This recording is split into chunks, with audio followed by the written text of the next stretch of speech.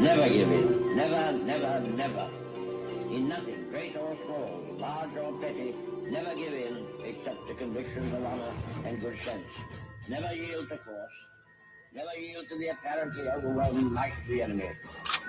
You're listening to the Outlaw Radio Network. OutlawRadioNetwork.com.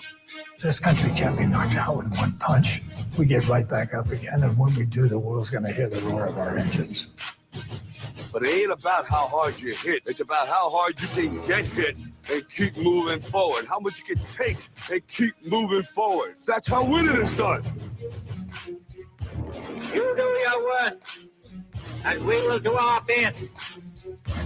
Republic. I like the sound of it. It means people can live free, talk free, go or come, buy or sell, be drunk or sober, however they choose. Are you ready to be who you are? No poetry, just a straight answer. The government has deliberately sought to deceive the United States by false statements and expressions of hope for continued peace. We are men of the hood. Matty, now at your expense. But there's no both sides anymore. They're just trying to wreck our goddamn country. It's time for you younger guys to take over it. You were meant to be here tonight. This is your time. Their time is done. It's over. Screw them. This is your time. Now go out there and take it. If you guys don't start thinking as men, we're gonna have a lousy country. For the crimes of incitement to cause unrest, I declare to be an outlaw!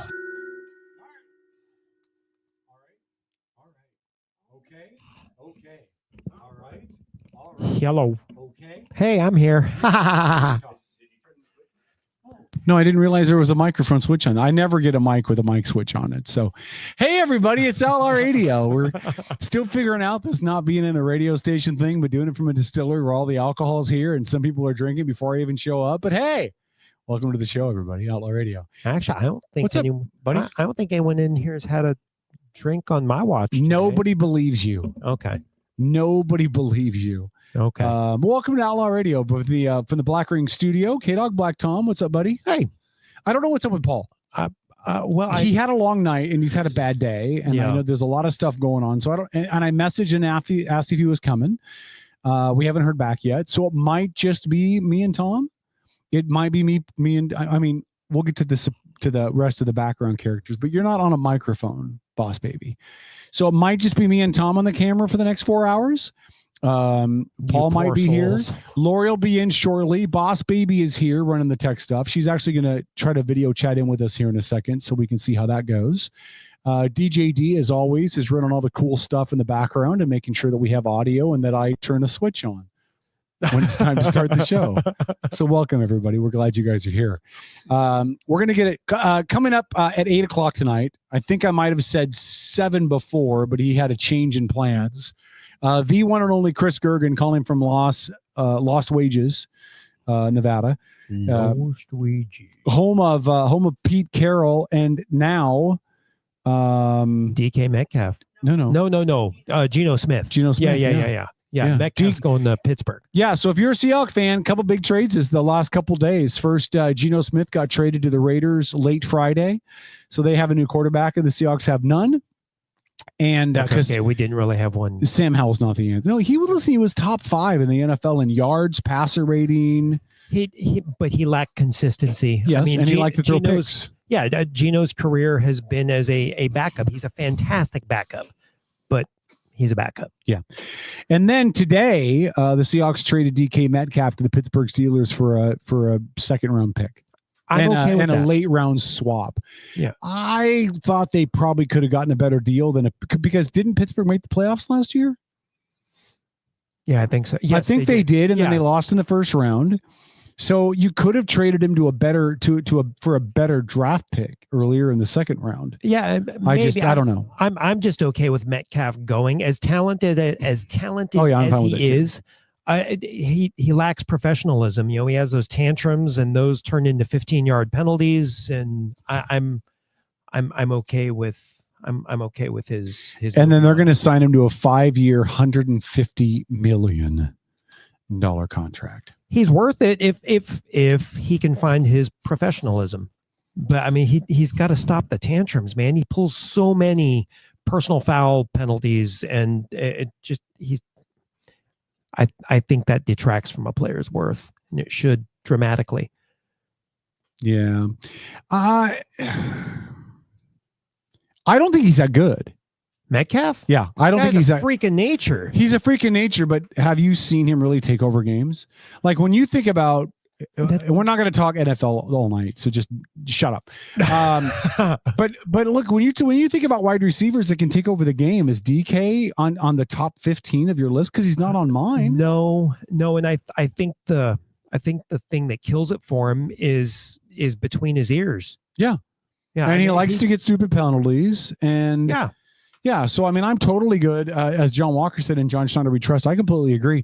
I didn't listen. JSN to me, Jackson Smith and Jigba, is a much better receiver. Yes, already. We need to Metcalf. find a good quarterback for him. Well, we need to find some other weapons because now we'd have suddenly one receiver. Yeah, well, we don't have a quarterback, receiver, but we have a good running back core. I don't know. I don't think so. Yeah, I think Charbonnet and Walker. I don't think so. Neither one of them can. I mean, Charbonnet is okay. And Walker can't stay healthy. Right, and Charbonnet's been great in Walker's absence. I wouldn't say great. I think you've been drinking the product again. No, I like them both. But we don't have any real tight ends to speak of. No. We don't have any other wide receivers to speak of. No. So it's going to be Jackson Smith and Jigba and his 11 friends or his 10 friends on offense. I mean, the offensive line is awful. Yeah, you know what I mean? Right, I'm just saying. Yeah, we have to build. Yeah. I would like to add, but you know what this all just means, right? What's that? That the Raiders still suck. Yeah. Well, look, that's why I don't understand trading for Geno Smith. I mean, you're trading for a guy who's only going to be good for 2 or 3 years. Right? Oh, he's definitely at the end of his career. And in the next 2 or 3 years, you have to deal with Pat Mahomes, you have to deal with Justin Herbert, and you have to deal with Bo Nix. By the way, I'm not a Bo Nix fan. He played at Oregon. He can F himself. But I'm just saying, I mean, if you're the Raiders, why wouldn't you screw getting a quarterback for now, keep the revolving door of stuffed trained monkeys that you've had, start using your draft picks on O-line and D-line, start building your team. And then when you have protection for a good quarterback, you draft somebody young who's going to be with the organization for the next 10 to 15 years. Instead, you're going to be starting all over again in 3 years if you're the Raiders. But thank you for taking Geno off my hands. That solved it. But I mean, the Raiders are still starting at 0. They've been starting at 0 for a couple of seasons now. But that's my point, though. They keep repeating the same mistakes. Oh, okay. That's the problem. They keep repeating the same mistake. I am a firm believer of doing what Washington did and what a few other teams have done, which is you accept sucky quarterback play. You build up your O-line and your D-line. Philly did this too. You build up your O-line and your D-line through the draft. You make sure that you've got protections in place, and then when the right guy falls in your lap, you draft him. And that's what DC did with Daniels. That's what Philly did when they were able to get. I don't like him at all. But who's the quarterback in Philly? Hurts, Jalen Hurts. I don't like Hurts at all. I don't like Hurts at all. Oh, I don't think he's a terrible quarterback. Yeah. So listen, a couple things. We're going to scatterbrain some national stuff here in the first hour because I don't think there's anything going on that we could talk about for a full hour. But I think there's a lot of itsy bitsy pieces that are going on that are certainly going to conglomerate together into a situation. And actually, before we do that, can we test the feed with you really quick, Boss Baby? Okay, I'm going to bring you on here. All right. So let's have Boss Baby say hello to us. No, you have to talk. No, I have to unmute my mic. I hear you. You can hear me? In the headphones. Dennis, high five. It's duplicate feeding. All right. So that's good to go for Chris Gergen at 8:00. All right. I'm a professional. Don't try this. Man, Don't try this You at home. are Fucking effing bored, amazing. That's all I've got to say, buddy. You're effing amazing. All right, so here's the first thing, and this is the big pressing news that came out. So a banker named Mark Carney, not to be confused with the people that work on the amusement park rides, Carneys. Mark Carney has been elected to take over for Justin Trudeau. He has vowed to defeat the U.S. President's tariff war. 1, 2, 3, 4. I declare a tariff war. And so he's basically vowed that Canada is going to beat Trump's tariffs. He's got an uphill battle. Then I hadn't heard that this Carney guy's Trudeau's replacement. Yeah. So he was elected to head up the Liberal Party, and the Liberal Party is going to be who puts the prime minister in. So it's going to be Canada's Liberal Party is going to put Mark Carney in there. But well, it's not official, but it's expected. He's got an uphill battle. Did you hear about China with regard to Canada? No. Did Canada did China just annex Canada as their 51st state? No. But China did just slap Canada with a big hefty set of tariffs to counteract the tariffs that the United States has enacted on China. So what, they bitch slapped Canada because the U.S. bitch slapped them? Yes. That's stupid. Yeah, but what it's doing is it's counteracting the tariffs of American goods, right? I mean, because we're billing China to send their goods to us. But did they put a tariff on our stuff, or did they already have one? Yeah, it was already there. Okay, so they were like, we can't tariff the U.S. anymore. Right. So we'll tariff their neighbor. By the way, their neighbor who just elected a guy who hates Trump, and that's going to make a difference. Okay. Yeah. More power to you, buddy. Yeah. Great. So I was that was my most recent, tariff consumption, I guess, as far as research goes. Look, here's the deal. Okay. Because I have a personal story on all this tariff bullshit. So okay, well, hold on. Let me give you my thought, and then you can tell me your Tara bullshit story. I dated a girl once named Tara. That was bullshit. Tariff, not Tara. Right. Tariff. So here's the deal. There's some things I agree with Trump about, and I'm not a Trumper, contrary to what Holly will tell us in chat. There's a lot of things I don't agree with him about. And I'm starkly divided on the tariffs. Okay. China, tariff the crap out of them. Sure. You are a major world economy. If you can't engage in free equal trade with us, then we don't need to trade with you. Right. And I know that everybody's crying, well, where's Walmart going to get their stuff at? Well, if we weren't idiots and we outsourced all of our manufacturing job and all of our product creation jobs and all of our making things and widgets jobs to other countries, we'd be just fine. Yeah. But we somehow became too good to do manual labor in this country. We're just going to outsource all the manufacturing stuff because we don't want to pay union wages out here to hire those people. And I'm not mad at businesses for doing it because it makes fiscal sense. Right. But you can't have a country where you're completely dependent upon other countries to supply you with all the stuff that you need. Because then you get into a situation where China's got. They've got us bent over a barrel. Sort of. Yeah. So I'm totally cool with that. Hi, Lori. Yeah, I'm totally cool with that. I'm pretty cool with Mexican tariffs.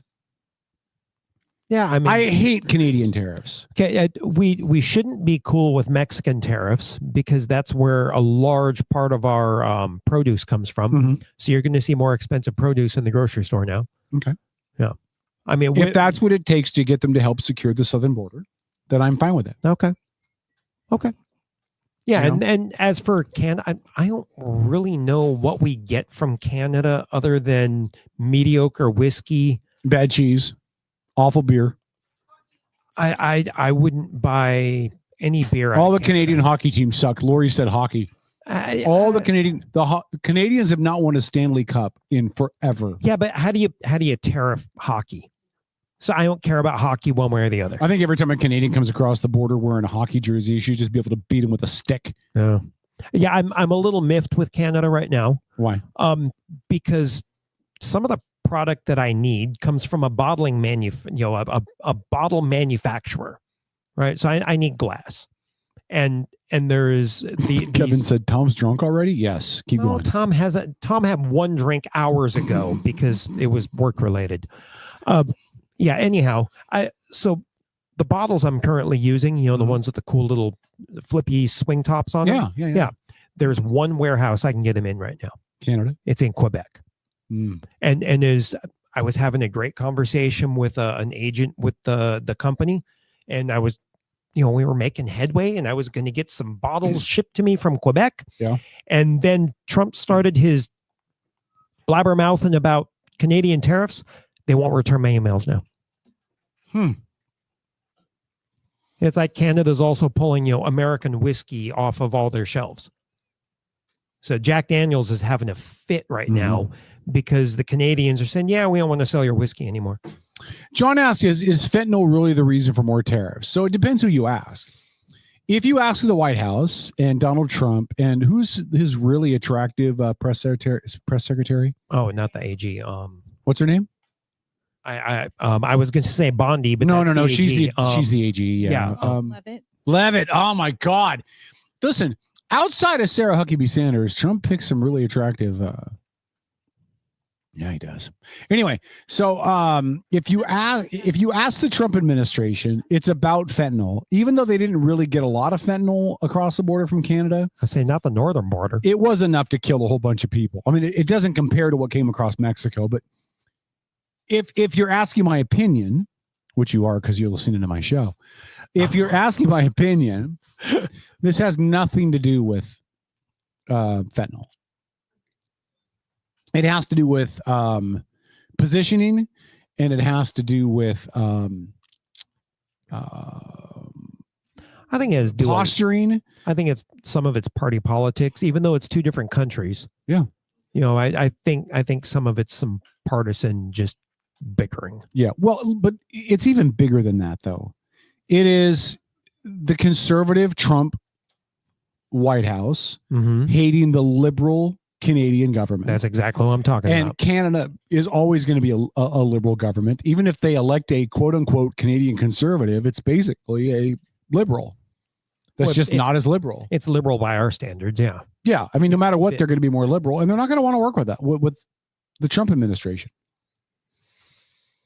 I don't know how many fights this dude can pick at one time. Who, Trump? That's my question. Like, I'm not saying that any one of his fights don't make sense to me. Like, I don't understand him, because I totally do understand him. I get what he's trying to do. He has to.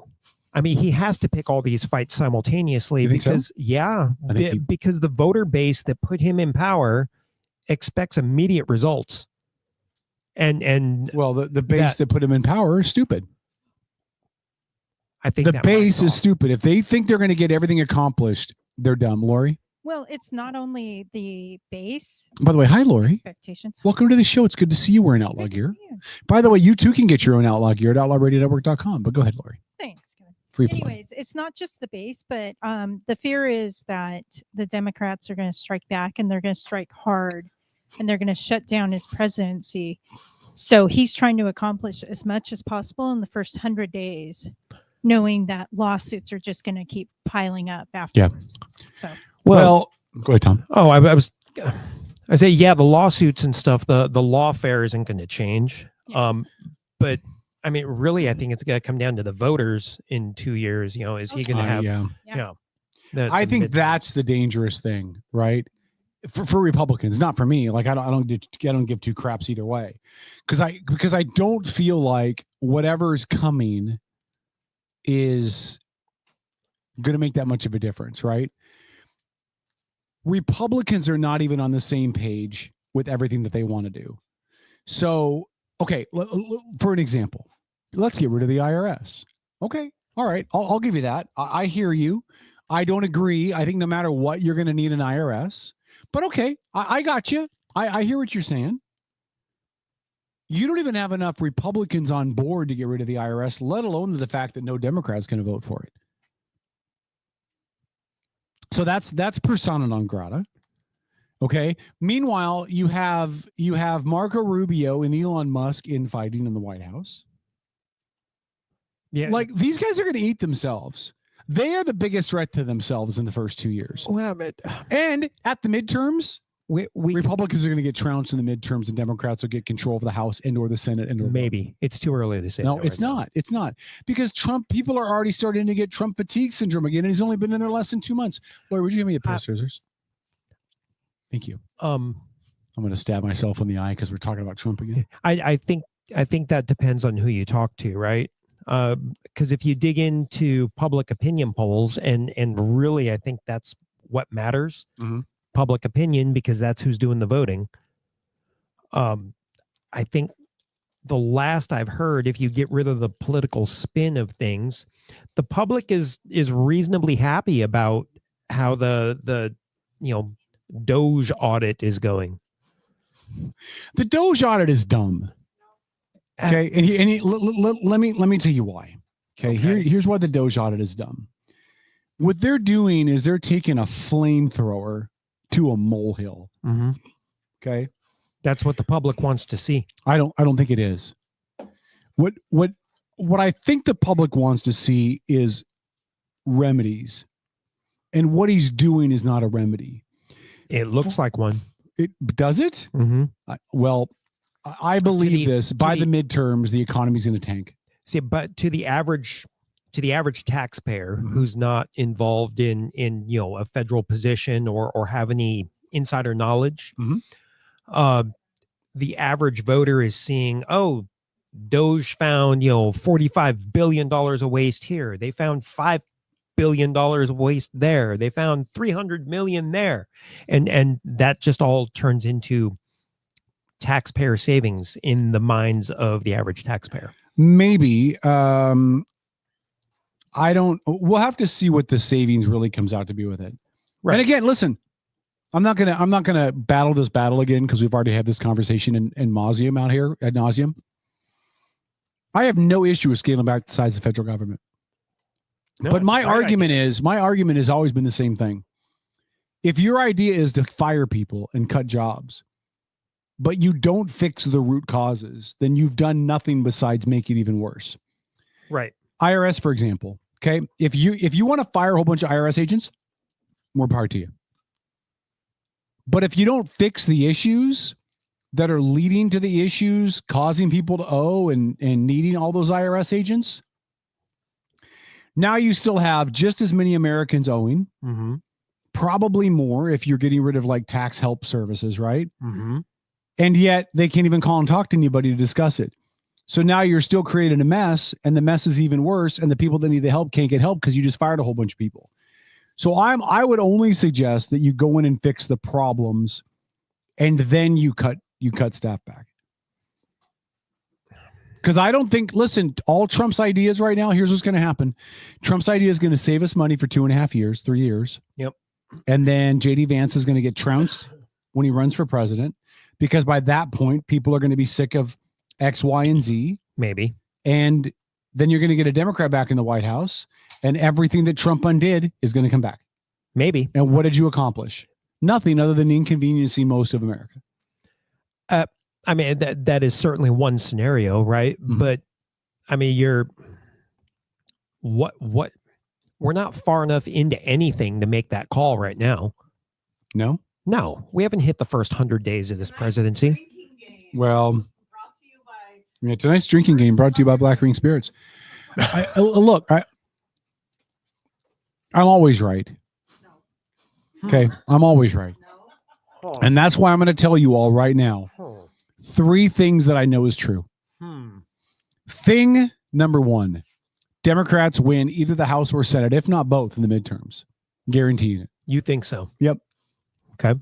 Thing number 3, the economy will tank and we'll have another housing crisis. Oh, sorry, thing number 2. I can't even count. Well, the economy will tank and we'll have another housing crisis pretty close to the midterm. You mean we're going to continue to have a housing crisis? I mean like a mortgage crisis, like we saw in 2008. Oh, you mean like the housing bubble? Yeah, because here's what's going to happen. Maybe you cannot. I know, Boss Baby's going to disagree. Let me explain why. You cannot dry up hundreds of thousands of jobs, of high-paying jobs, which is what those federal jobs are. Kick them all back into the workforce and then expect them to be able to make their mortgages. Okay, here's the thing. And you're going to have hundreds of thousands of people defaulting on their mortgages. You cannot say it's a housing. Talk right up in the mic because your mic's not very Can loud. you hear me now? Yeah.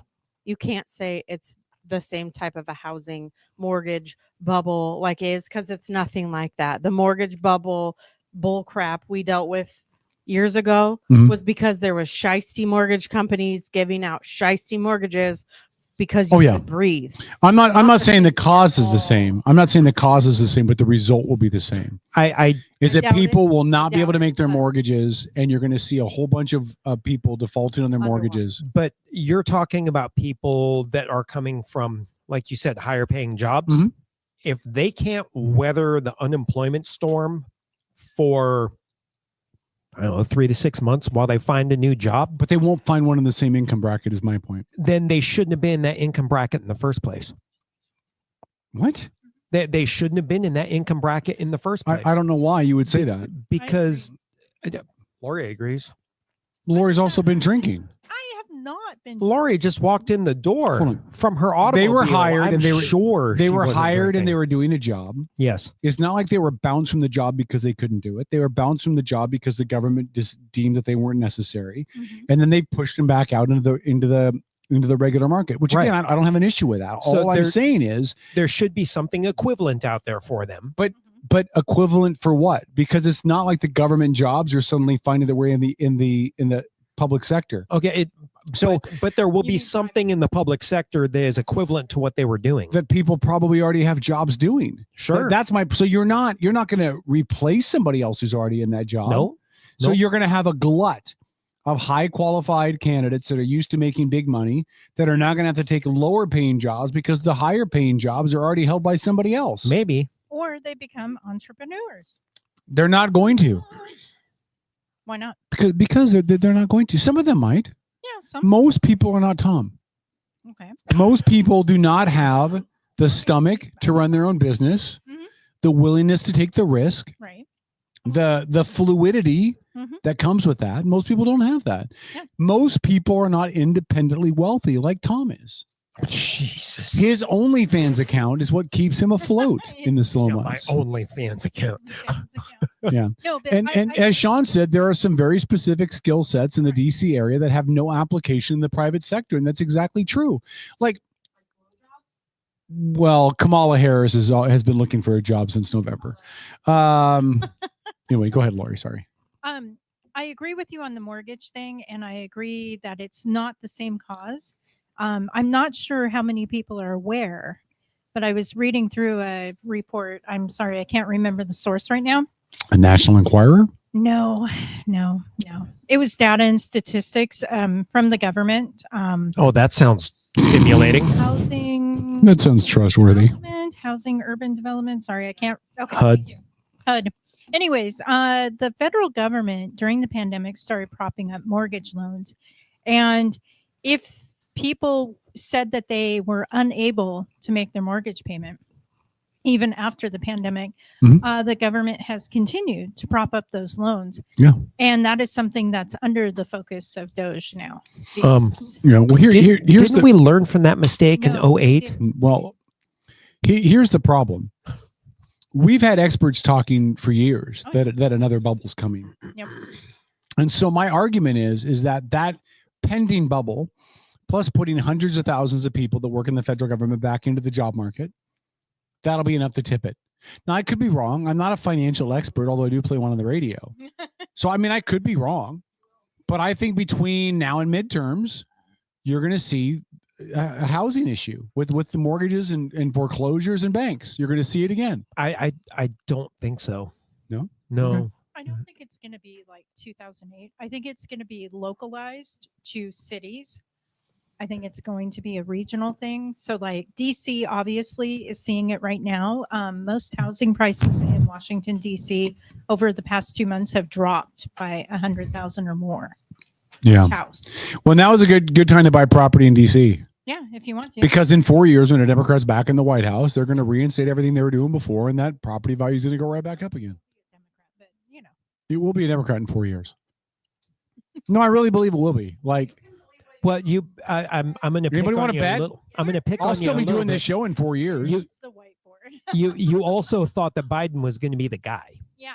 Remember? Well, hold on. Can you guys at least? And I know that Corey mentioned that in the chat too. Thanks, Corey. Jerk. Corey. I mean, well, when you said you were, right all the time, I was like, oh, hold it. Let's look at track record. You know as well as I do that had he not done that debate, he would have stayed in the election. No, he wouldn't have, because the American people want to hear from their candidate. The glaring buffoonery that was Joe Biden in that debate is what sealed his fate. But had he not done any debates, there is no way a candidate can go on the campaign trail and be insulated from the voting public. You cannot hide dementia. Only when you're a president can you. Yeah. I mean, they can hide you while you're in office after you get there, but to get the job again, you have to go back out and be examined by the American people. I'm not saying he would have won. He was still a better candidate than Harris.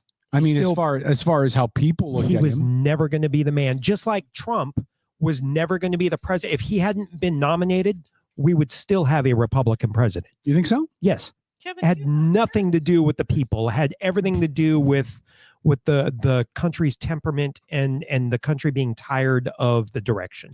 Lori, you have to be careful when you're talking, because if Tom talks over you, your mic is not loud at all. Okay. And you could be in the middle of a sentence and it can be, my name is Lori and I have Lori's beads. And my favorite ones are the ones that go up mine, and then Tom starts talking and then you lose everything. I'm sorry. That's it. No, and don't. I'm telling you not to apologize. I just want you to know that your mic is not very loud. Harris was the person you thought. You said if Biden wasn't going to be there, then Harris would win. Harris, yeah, I did think Harris was going to win. So you're not right. You're not right. I'm always right. Shut up. Just like you thought Semi Bird. There were. I did. What is this? Name all the times that Kevin's been wrong. How about all the times that Kevin's been right? Which one? Shut up. I don't know. I can't think of any right now. No, Nancy said, I think you're wrong. Dems wanted Biden out long before election season. Again, I didn't say they didn't. I said Biden would have made it to November because Biden didn't want to go anywhere. And there wasn't a lot of there wasn't a lot of pressure on Biden to get out until he pissed all over himself in the debate. That was the nail in his coffin. If he had not done that, he would have ignorantly feigned ignorance until election day. But he wouldn't have made it through the town halls and he wouldn't have done them. You can't hide a candidate and have them electable. It worked the first time. It worked the first time. They didn't run him out there the first time. Honestly, I think the first time he was more more lucid. coherent. He was more lucid. He was more coherent, but that's not the point. I'm just saying. I think had he not done that debate, or if he had done that debate and not done so poorly, he would have stayed until November. No matter how many questionable mental lapses of whatever he has, he just stayed in. That's okay. By the way, John Walker, Kevin, we love you, but your predictions suck. John, I'm just going to go with Kevin. We love you. Thank you, John. I appreciate that. By the way, back to the first 100 days, Trump's agenda and Biden. Yeah.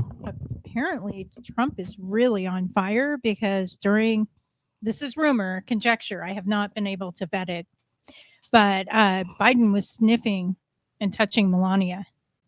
You know, the luncheon they have before the inauguration. Yeah.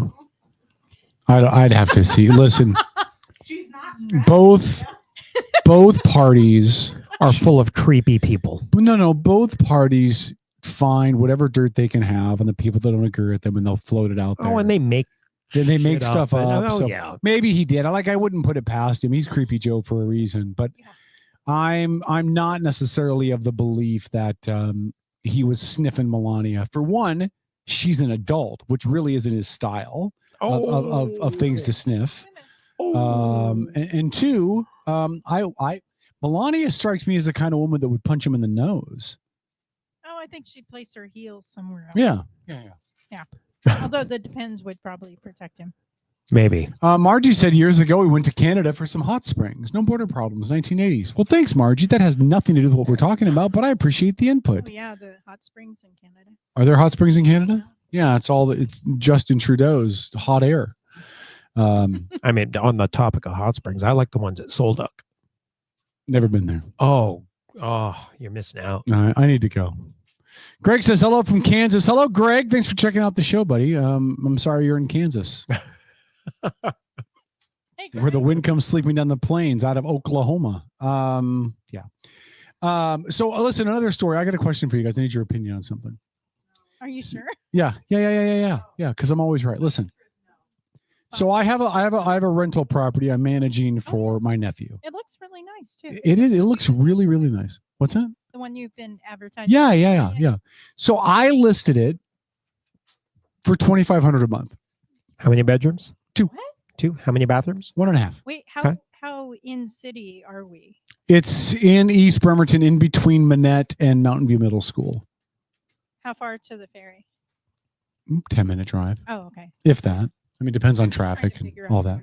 It's a great place. Mm-hmm. It's a really my brother did the remodel. It's on a huge corner lot, big ass front yard. Mm-hmm. Big, so it's living room, small like corner dining room, totally redone kitchen, new appliances, big family room, and enclosed garage. Anyway, 25. You said I listed it at 25. Okay. Now I know, and you know, and all of you know that this place is not worth $2,500. Correct. It's not. However, I was going to say that. given the market that we have, it is worth $2,500. Mm-hmm. And so I posted. Oh yeah. Oh yeah. So I posted it on Facebook, among other places. Yeah. Half the people, no, a third of the people ripped me up for you put the because I put it out there for $2,500. This isn't worth $2,500. The other 2/3. Take this moment and say thank you to my landlords and my property management company because, my house is much bigger and not much more. Yeah, this is like 1,280 something, 87 square foot, something like that. Square feet. Huh? I have 2,800 Do square you? feet. Yeah, we got to get your mic turned up. And so, oh yeah, you can take the middle mic. Let's see if that's any better. So anyway, I listed it at 25. So a third of the people ripped me. Is your switch on? Yeah. Oh, your mic's not on at all. All right, hand me that back. You have to go back to the other one. We're a trained outfit here. So a third of the people roasted me. Probably I don't have any idea. I don't know them in real life. You need to talk on a microphone if you're going to talk, because the people that are listening can't hear you. That was funny though. How many teeth do they have? Bruce, it's my nephew's home, but I'm managing his trust. It's a long story. I won't put his stuff out there. But anyway, I'm managing the home for him because it's in a trustee status, and I'm the executor of the trust. Mm-hmm. Anyway. Most of the people that did not rip me supported me for it and said, well, this is the going rate. Like, right. It sucks, but this is what it's going for now. Mm-hmm. And then a few people were just like, can I get some details? And then they messaged me, and I'm going to show a bunch of people the house tomorrow. Mm-hmm. But here's my question. Yep. If you're running property, now I'm going to say this, right? Whatever you guys answer is not going to change what I'm doing with this property, because I'm a trustee. Mm-hmm. I have to get going rate. Right. I can't give people discounts and breaks.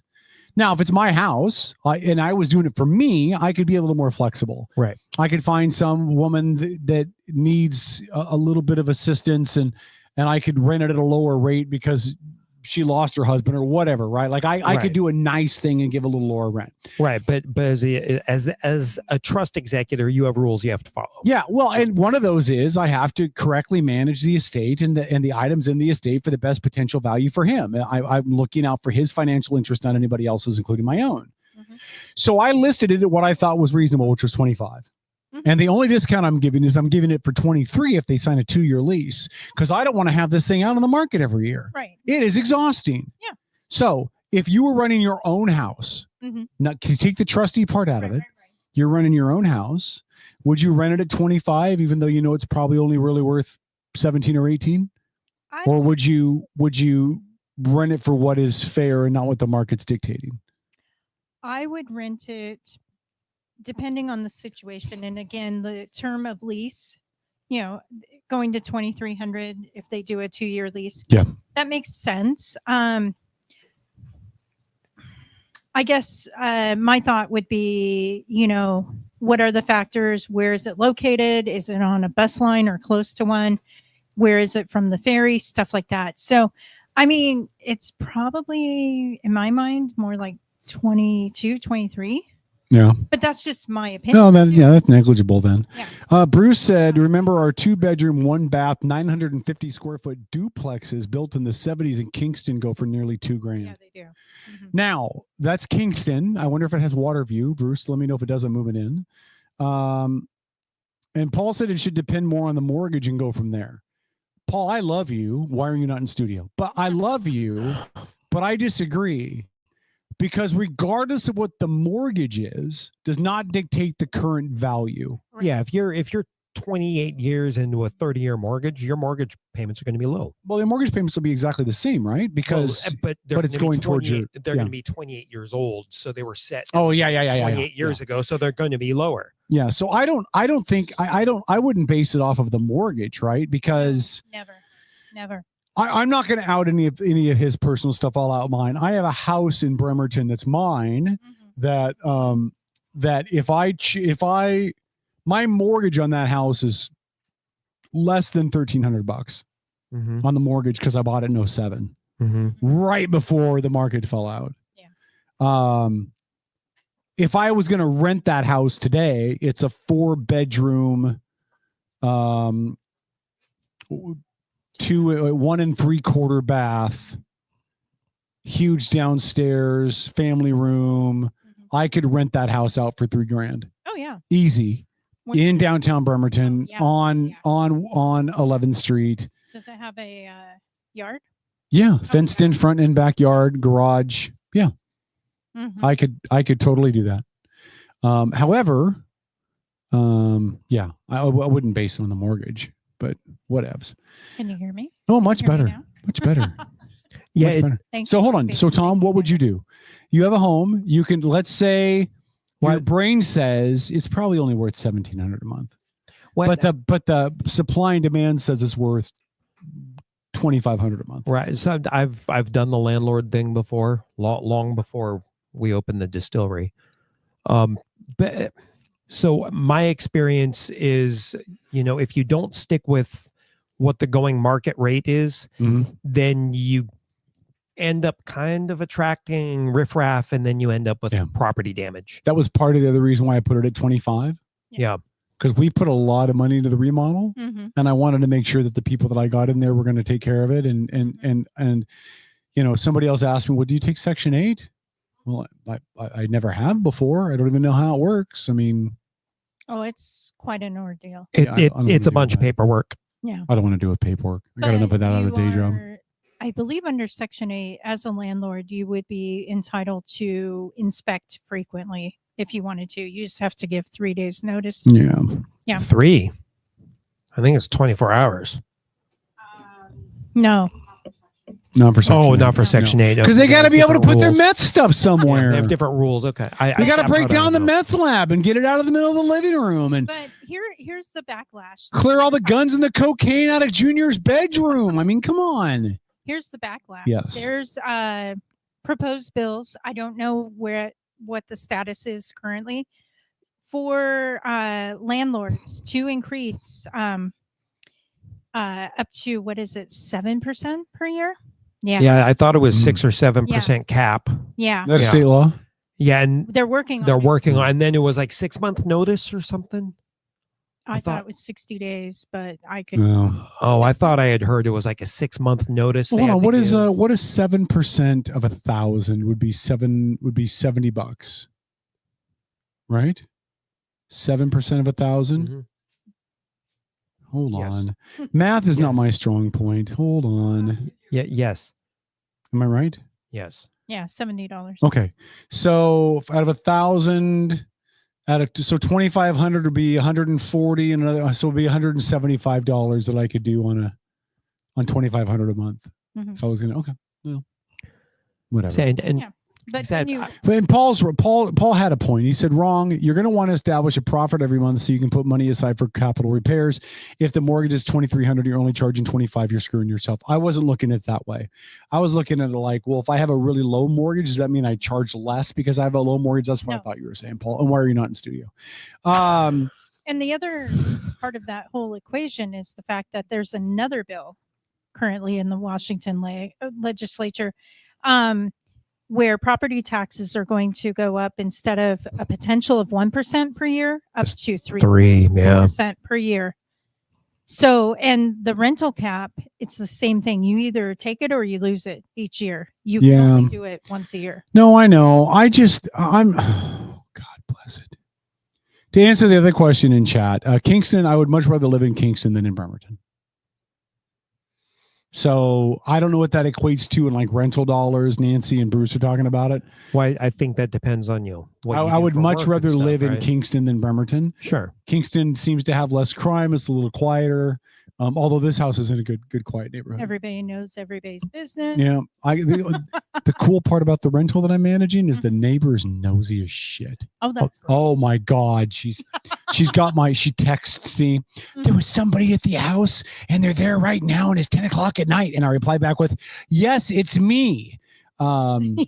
So that's actually really good. No, it is. It's really good. As a landlord. As And- a tenant, not so much, but Yeah. Anyway. Back to that Kingston Bremerton thing. Yes. I will point out that Kingston has the most recent murder. Just saying. Oh. Yeah, that's a sad story, dude. Oh, wait. It is a sad story, but Tacoma? T-Town. Oh. Well, I mean, listen, is Well, I it a was day that ends in Y? Of course somebody got murdered in Tacoma. yeah, it was Tacoma doesn't count. I was talking about between Bremerton and Kingston. Paul asked if I missed his post earlier in the week. Obviously, Paul, I did. Okay. I guess he's not coming in. So I'd rather live in Kingston. Sure. Than downtown Bremerton. I love where I live now. Although I'm a little too close to Lori for my own liking. Oh. What? The smell of bacon covered brownies waft down the hill. I live in the better part. No, you know what's great? I came home from work last week and I had to come through Tremont, kind of down my hill and all that. And there was a whole bunch of guys like forming a line up Anderson Hill. And I called Lori. I said, what the hell's good? Because right to her doorstep. What the hell's going on? She's like, well, I made milkshakes and they bring all the boys to the yard. So Exactly what yard? Lori doesn't have a yard.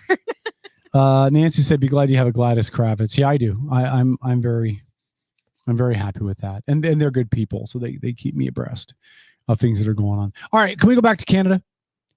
So we talked about this earlier, right? So new uber liberal dude, probably more liberal than Trudeau.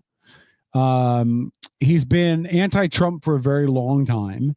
He's now going to be the leader of Canada. They're going to have an election between now and October. It has to happen by October. It could very well take place sooner. And they expect this guy will be the guy that takes over for Justin Trudeau. Okay. So right now, could we be at war with Canada? This is all supposition by next Tuesday. No, but I mean, it's the way Canadian politics works, right? Right. Like it's like saying, well, the Republicans won, so they're going to have the Speaker of the House. Oh, you know what I mean? Okay. It's a foregone conclusion, but there's still a process and a series of procedures that go into place. So it is supposition. Something could change. Something could change, but I could be married by next Sunday's show. Okay. Possible, not likely, but possible. But possible. Sure. Mandy Moore, if you're listening. So is it possible? Can we be at war with Canada by Tuesday? Unlikely. Unlikely. I don't know. I do wish Paul was here because I would ask him because he's a big Trump fan. Hard no. He likes Trump. Hard no. Hard no what? Canada doesn't have guns. They're citizenry. Oh, I know. It'd be a really Neither does easy. the It'd be a royal really easy war. Let's be honest. Yeah. It'd be easy. I mean, Donald Trump could probably hop in the back of one of those like the kids like Barbie. Humvee? No, but like the little Barbie, the electric Are you talking cars, like a pedal car? No, not a pedal car, but like a Power Wheels where you plug them in and you charge them. And okay. Little Susie gets to get in there and drive it for 8 minutes till the battery dies. You got So to a charge 21st century pedal car. Yeah, exactly. I think Trump could drive a Corvette, one of those across the border, and Canada would surrender. Bring some Jack Daniels. They'll be fine. And I'm being funny about the war thing, but this doesn't. He's going to kill the economy. What do we get from Canada?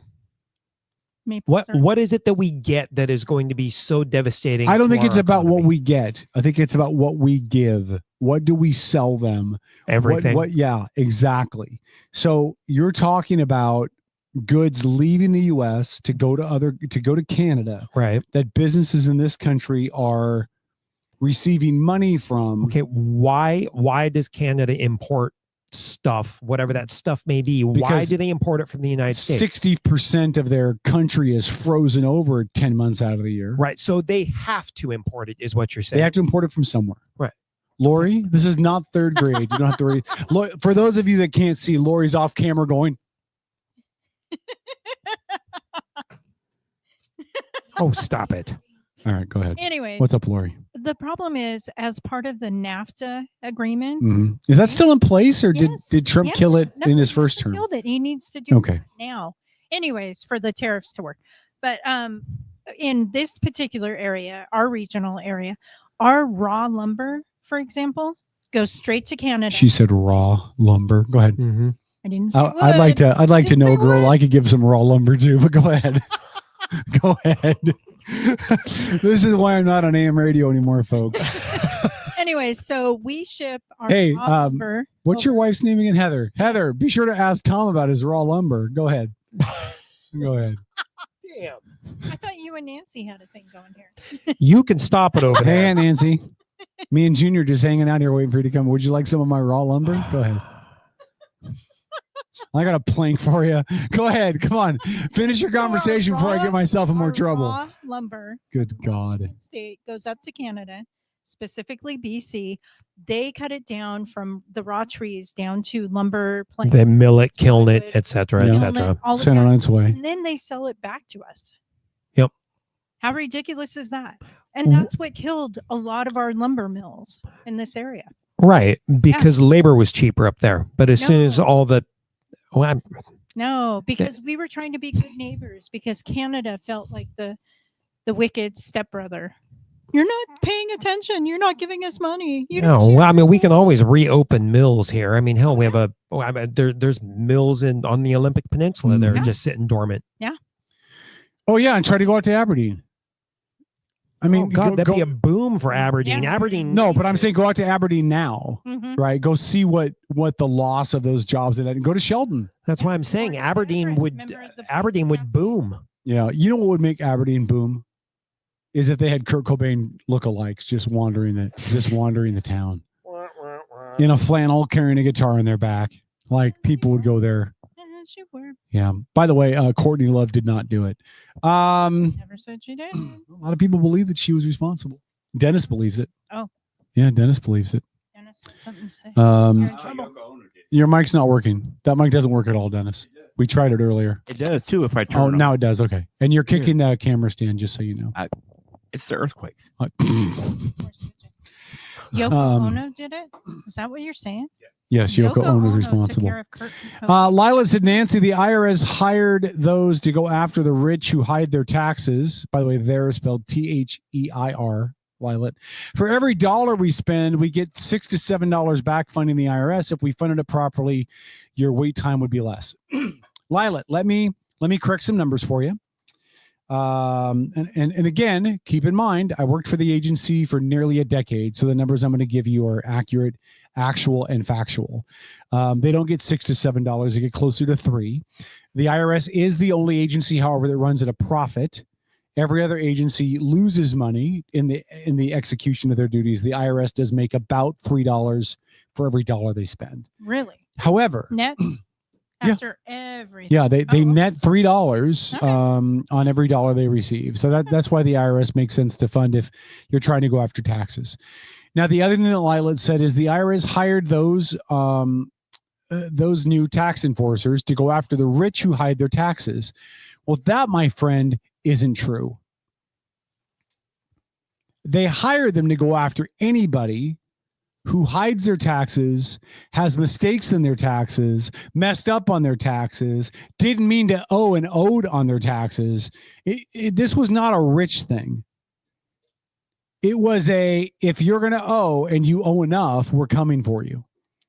And one of the most common things I hear is, well, only the rich people owe taxes. Well, that's crap. Because I know a lot of people that have owed because they did stuff like drive DoorDash or Uber Eats, because that's all 1099 income that's taxed at a higher rate. Yep. They don't withhold any taxes. So scary. These 18, 19, 20-year-old kids who, by the way, aren't allowed to be taught anything in school about taxes, so they don't know nothing about taxes. They get side jobs over the summer. They think it's great to drive the hoopty around town and deliver cheap fast food to all the people that order from them. They get money deposited directly in their bank account. They spend it as soon as they get it, and then they get a tax bill. Fast food's not cheap anymore. And it's cheaper. And then they get a tax bill at the end of the year when they file their taxes and realize they owe a whole bunch of money because they never accounted for the taxes. Yep. Well, didn't they hold that out of the check? No, because you're 1099. Well, what's that? Because nobody taught them. So don't make the mistake that all the extra IRS enforcement agents are only looking at rich folk. Nope. Because legally they aren't allowed to do that. Well, we don't have that many rich folk in this country anymore anyway. Well, I mean, it depends it depends what you define rich folk as. Anyone who's above middle class. But if you, because middle class is, but if you're making minimum wage, somebody making $30 an hour is rich to you. Sure. If you're fresh out of high school, somebody who's not making minimum wage is rich to you. Right. But I mean, now you're getting very specific examples for very large stereotypical statements. And so that doesn't work. And again, I'm not saying yay or nay to the enforcement officers that they hired.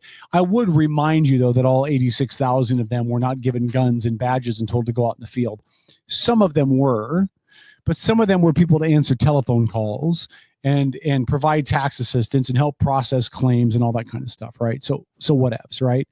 But don't pretend that they're only going after the rich folk, because legally, and this is important for you to know this, they can't. It is illegal federally for them to target one group of taxpayers over another. As a federal agency, again, this is how it's supposed to work. Or one class. As a federal agency, you have to apply tax law equally to everybody. As a federal agency, you have to apply laws equally to everyone, period. It doesn't matter if it's taxes. Well, I'm using the IRS because they follow tax. Okay, but let's take a look at FEMA and their response to disasters in the Southeast. Agreed.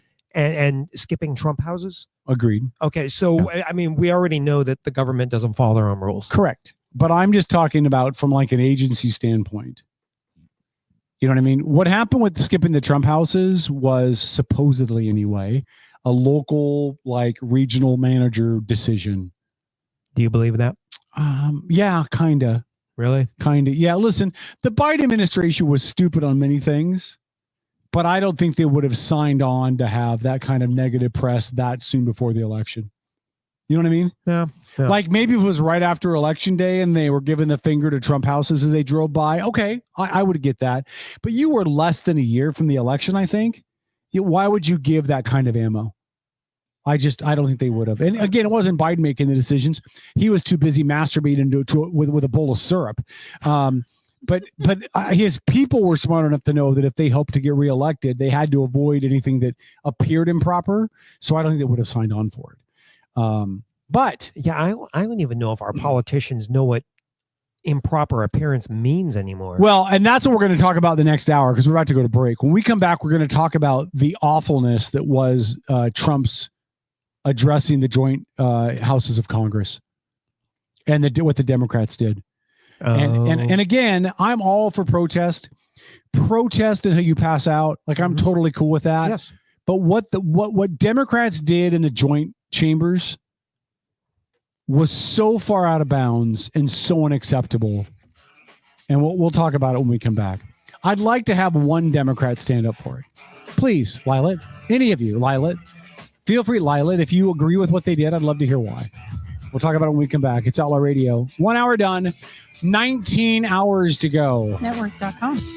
19 hours to go. Network.com. That's not even a thing. Yeah, it is. Cut Lori off. Last call for Lori. Back after this.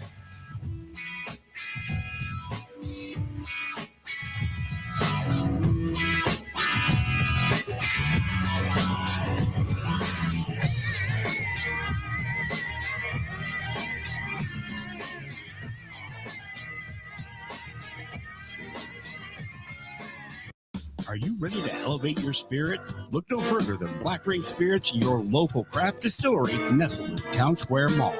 Indulge in the smooth richness of our handcrafted spirits, meticulously distilled to perfection.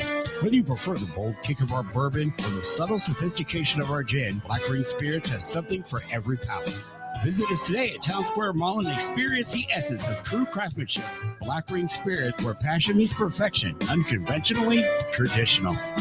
Admin a la carte are specialized local experts committed to helping you run your small business. From general admin and sales support to marketing, digital media and technology to real estate and compliance. Admin a la carte's only goal is to take your business to the next level. Find out how Admin a la carte can elevate your business. Visit admin-alacarte.com for more information. That's admin-alacarte.com. Admin a la carte. Your business doesn't fit into a box. Why should you have to?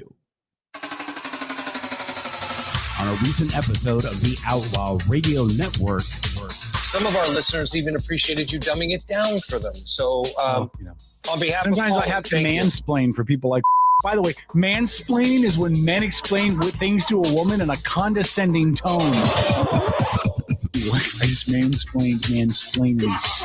That's the Outlaw Radio Network, Sunday nights at their new time from 6 to 10. The older people, I know you're getting a little edgy right now, but you better get into me because I don't want to bum you out, but I'm the future of America. This is the Outlaw Radio Network. Good evening, my fellow citizens. It's kind of stony, huh? It's a real thing. A radio signal from another world.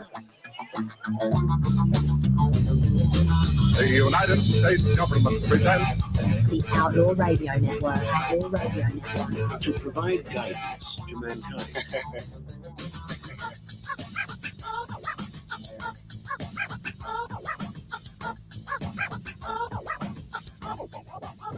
All right, it's Outlaw Radio, hour number 2. Thanks for checking out the show. K-Dog, Black Tom, Lori, Boss Baby, DJ D, bringing it for rear. That's what she said. Thanks for checking out the show. We appreciate it. Couple more comments before we move on from this. Kevin said, Kevin, by the way, great name. Only geniuses and sex gods are named Kevin. Kevin said America and states like Washington and Oregon closed land to logging. So if you can't log, you have to go somewhere else for timber, and that was Canada. Trump now wants to open more federal land to logging, which would be a boom for Washington. You also have groups that sue the government over any logging leases, preventing any logging resulting in more forest fires because of improper forestry management. Canada also subsidizes their logging industry. Okay, so let's break that down into a couple of things. One, yes, Washington, Oregon, and the federal government in general have placed restrictions on how much logging you can do, and some really strict regulations in regards to logging. I will say the federal government does one thing really, really, really well. What? In lands that they allow logging on, they're really good at forest management. Yeah. Like replanting and all that kind of stuff. They're really good at that. Okay. Most of that is done privately, though, isn't it? But they Warehouser.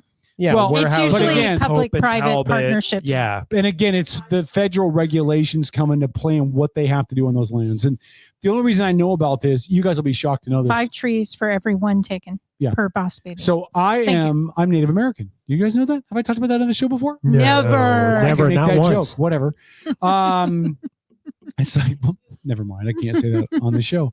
Actually, you can. We've been deregulated. We have been. Isn't libertarianism neat?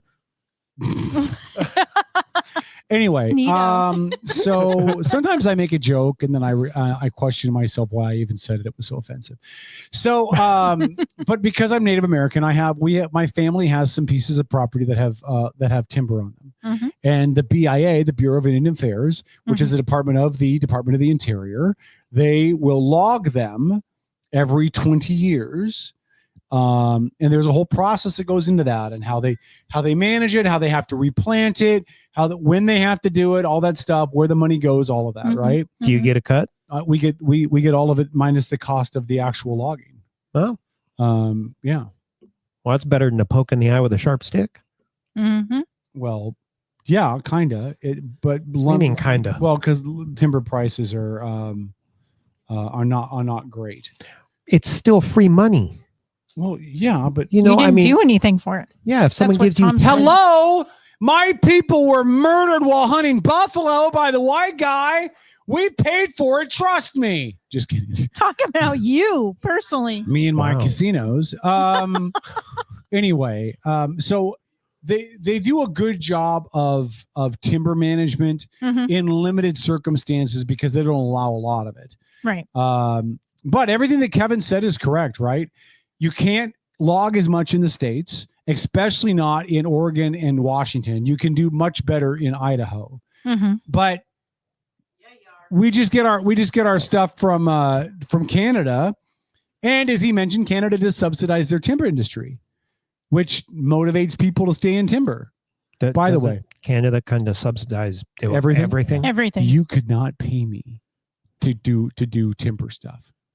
That is dangerous. Oh yeah. That looks awful. Like, I'm not a huge fan of manual labor to begin with, and that looks No, you're awful. not. Shut up.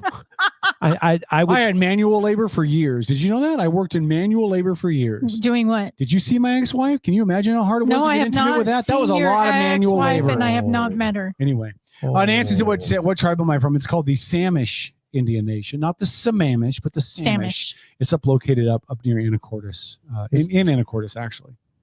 Is that where green eggs and ham come from? No. Oh. No, that's Dr. Seuss, you dipwad. Yeah. Oh. But, Sam I am. Sam I am. You got a point. Not to be confused with the Swinomish. The Swinomish was Swinomish are up there as well. Swinomish. Yeah, there's a lot of them up there. Yeah. Yeah, Lummi. Yeah, Lummy's huge up there. Up Oh, in yeah. McConnell, yeah. Yeah. All right. This is Indian talk. Okay. So listen, last week Donald Trump gave an address to the joint session of Congress. It was, by the way, the longest ever joint session of Congress. Yes, it was. And it was long. Well, Yes, it Trump was. is a How windbag. long is it? That's what she said. He is a windbag. Not long enough. It was nearly like 2 full hours. I mean, it was long. He talked a lot. Now, he's a windbag. A lot of what he said was pandering and political and self-aggrandizing and cheap victory claps. So you mean windbaggery? Yeah, a lot of windbaggery. Okay, so I was right. He's a windbag. But let me say, and let me see what some of these self-aggrandizing things were. Like when he had the little kid who beat cancer and he awarded them an honorary, like, you're now a member of this Secret Service thing. And his dad picked him up and the kid was happy. Great story, right? Sure. If Biden had done it, he'd be celebrated and he would have tried to sniff his hair. But because Trump did it, it'll be given a schmarmy spin. It'll be given a schmarmy spin. Yeah. But if you watch the Democrats, they couldn't even cheer the little kid for beating cancer. Oh, I heard about that. They couldn't even cheer the little kid that beat cancer. Was it Laken Riley, the girl that got murdered in Georgia by the illegal immigrant? Yes. Her family was there. Yes. They couldn't clap for her family over the law. Correct. Regardless of whether or not you want to talk about whether he was illegal or not, or whether or not Donald Trump has militarized it or politicized it. Like, you can be mad at Trump all you want to. But when you start ignoring actual victims' families in the room because it doesn't fit your political agenda, you're garbage. When you ignore a little boy who has beat cancer and you can tell he's not completely over the cancer treatments because his hair's still growing back in, and you can't clap for the little boy, something's wrong. Come on, man. That level of elitism is exactly why the pendulum swung this cycle. And that's why, it could be windbag Trump in office, or it could have been any of the other, GOP frontrunners. No, I know. This cycle was going to go Republican. Even John Fetterman came out and blasted Democrats that were there for failing to applaud and appreciate things that weren't political. The Democrats have a serious problem on their hands. Yeah, I thought it's called elitism. But it's worse than elitism. Well, I mean, this is just because I think Republicans are elitists. No, too. they're self-righteous. We talked about this last week. Oh yeah, Okay. yeah. Yeah, Republicans are very self-righteous, and Can do no Democrats wrong. are very elitist. Yeah, They don't care how much wrong they do. Yeah. They have a huge problem. And they have a finite amount of time to solve it before the midterms. And if you're a Democrat and you're looking at this thing play out for the American public to see, and I understand what they wanted, right? I understand what the Democrats were trying to do. They wanted to make a statement against Trump and all the stuff that Trump is doing. Trump's war on LGBTQ athletes, Trump's war with Ukraine, Trump's war with Canada, Trump's war with Mexico, Trump's war with federal employees. Like, don't forget China. Well, nobody cares about China. Trump does. I'm saying nobody really wants to support China. Well, Trump wants to tariff them. Yes. Yeah. Okay, at some point, they have to get out of their own way. Because right now they're reminding me of Republicans during Obama's terms, where Republicans were so entrenched in their issues. And one of them at the time, if you remember correctly, was fighting against gay and lesbian marriage. So was Obama the first term. He wasn't vocally opposed to it, though, like Republicans. Yeah, he was. In his first campaign and his first term, he was opposed. Right. He was not. And then the tide he was changed. in favor of civil unions, though. He was in favor of some levels of equality. Meanwhile, you had some mainstream Republicans completely ripping gay and lesbians apart. Like, it's not what God wants. It doesn't reflect our values. Blah, blah, blah, blah, blah, blah, blah. Talking about Huckabee. Half of them were being caught in bathrooms in an airport with a male escort. Who was the guy from Alaska that got busted for that? What? The airport's named after him. Oh, what's his name? Stevens comes to mind, but I don't think that's right. That's not who it is. Somebody in the chat. Hold it. There was a politician in an airport named after that politician. Yeah, the airport named after him. Yeah. And he was in a public bathroom with a male escort. Okay. Doing the thing. Hey, I did. Okay. Should have had Ted Stevens. I think it's Ted Stevens. It is Ted Stevens. Okay, that's what I was thinking it was. I had not heard about this. Okay. Yeah. I mean, he that's was getting funny. his Ken on next door. That's just funny. Yeah. He let's just say he earned that airport name, let me tell you. Anyway. I don't want to know. But no, all I'm saying is the Democrat, if they want to have a hope in the midterms, they've got to fix stuff now. And that means you start coming to the table in a way that shows that you're serious about working together. Because right now the Republicans look like freaking geniuses. How so? They at least appear like they're willing to talk. Oh yeah. Okay. Now they're not. I mean, I'm not stupid. Conciliatory, yes. I am stupid, but I'm not stupid. All right. Wasn't born yesterday. They don't really want to talk, but they pretend that they do. The Democrats don't even pretend anymore. Yeah. And in order for them to follow through on my predictions of 2028 and the next president of this country, Alexandria Ocasio-Cortez. No, she's not going to be there. She's going to be it. That is never going to happen. She'll be their nominee. She may not win, but she'll be their nominee. No. Yeah. No, it's Let's going place to be a wager. Gavin. It won't be Gavin. They don't want to run another old white guy out there. Oh. What are we betting? Oh, it's got to be on camera. What are we betting? Hold on. What are we betting? What are we betting? What are we betting? What do you want? Food. The or loser. beverage. The loser cooks the entire crew a full-on dinner for the show of their choice. If I lose, I get to cook what I want. You get to cook with the crew. You get to give the crew options, and the crew gets to vote on the options. Okay, you're in? All right. I'm in. That she's the nominee. Not that she wins, but that she's the nominee. Yeah. Okay, good. AOC is not going to be the nominee. Do you know why I know she'll be the nominee? She's too young. No, she's over 35. She's still too young. Doesn't the party's not ready for Doesn't her. matter. She'll be the nominee, and here's why. They're not going to run Newsom because they don't want to bankrupt the country like California. But they don't want to run another white dude. They are total identity politics over there. They also don't want to have the dude that bankrupted the 5th largest economy on the globe in charge of. Corey says Jasmine Crockett. Oh yeah, I've heard that. I think AOC's a good-looking girl. Amy Klobuchar. Hold on. It doesn't matter what she looks like. No, hold on. That's where you're wrong. It does matter because sometimes people look at people and they judge them based on their attractiveness level. Q matter. you No, do. I'm not the only one. Wait until people There's a start reason checking why out Vanna her White Instagram. there's a reason why Vanna White turns letters on Wheel of Fortune and not Roseanne Barr. Then why do we have Right. Donald Trump in office? Because he was running against two horrible candidates. Technically, Vanna White does not turn letters; she just touches them now. Oh, that's right. But there's a reason why. Thank you, Dennis. Listen, there's a reason why beautiful women grace the cover of magazines and not ugly ones. There's a reason why beautiful women are in movies and not ugly ones.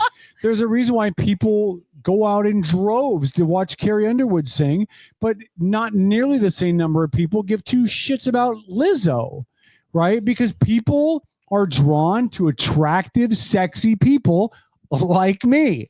So I understand how hard it is to be attractive in this country.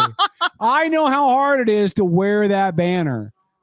Anyway, AOC. To quote Boss Baby, AOC looks like she was rode hard and put away wet. She's an attractive girl. Corey says She's not. Corey says, do you know how I know that you're a beta, Kevin? You think AOC is the future of the Democrat Party. It's not about what I think.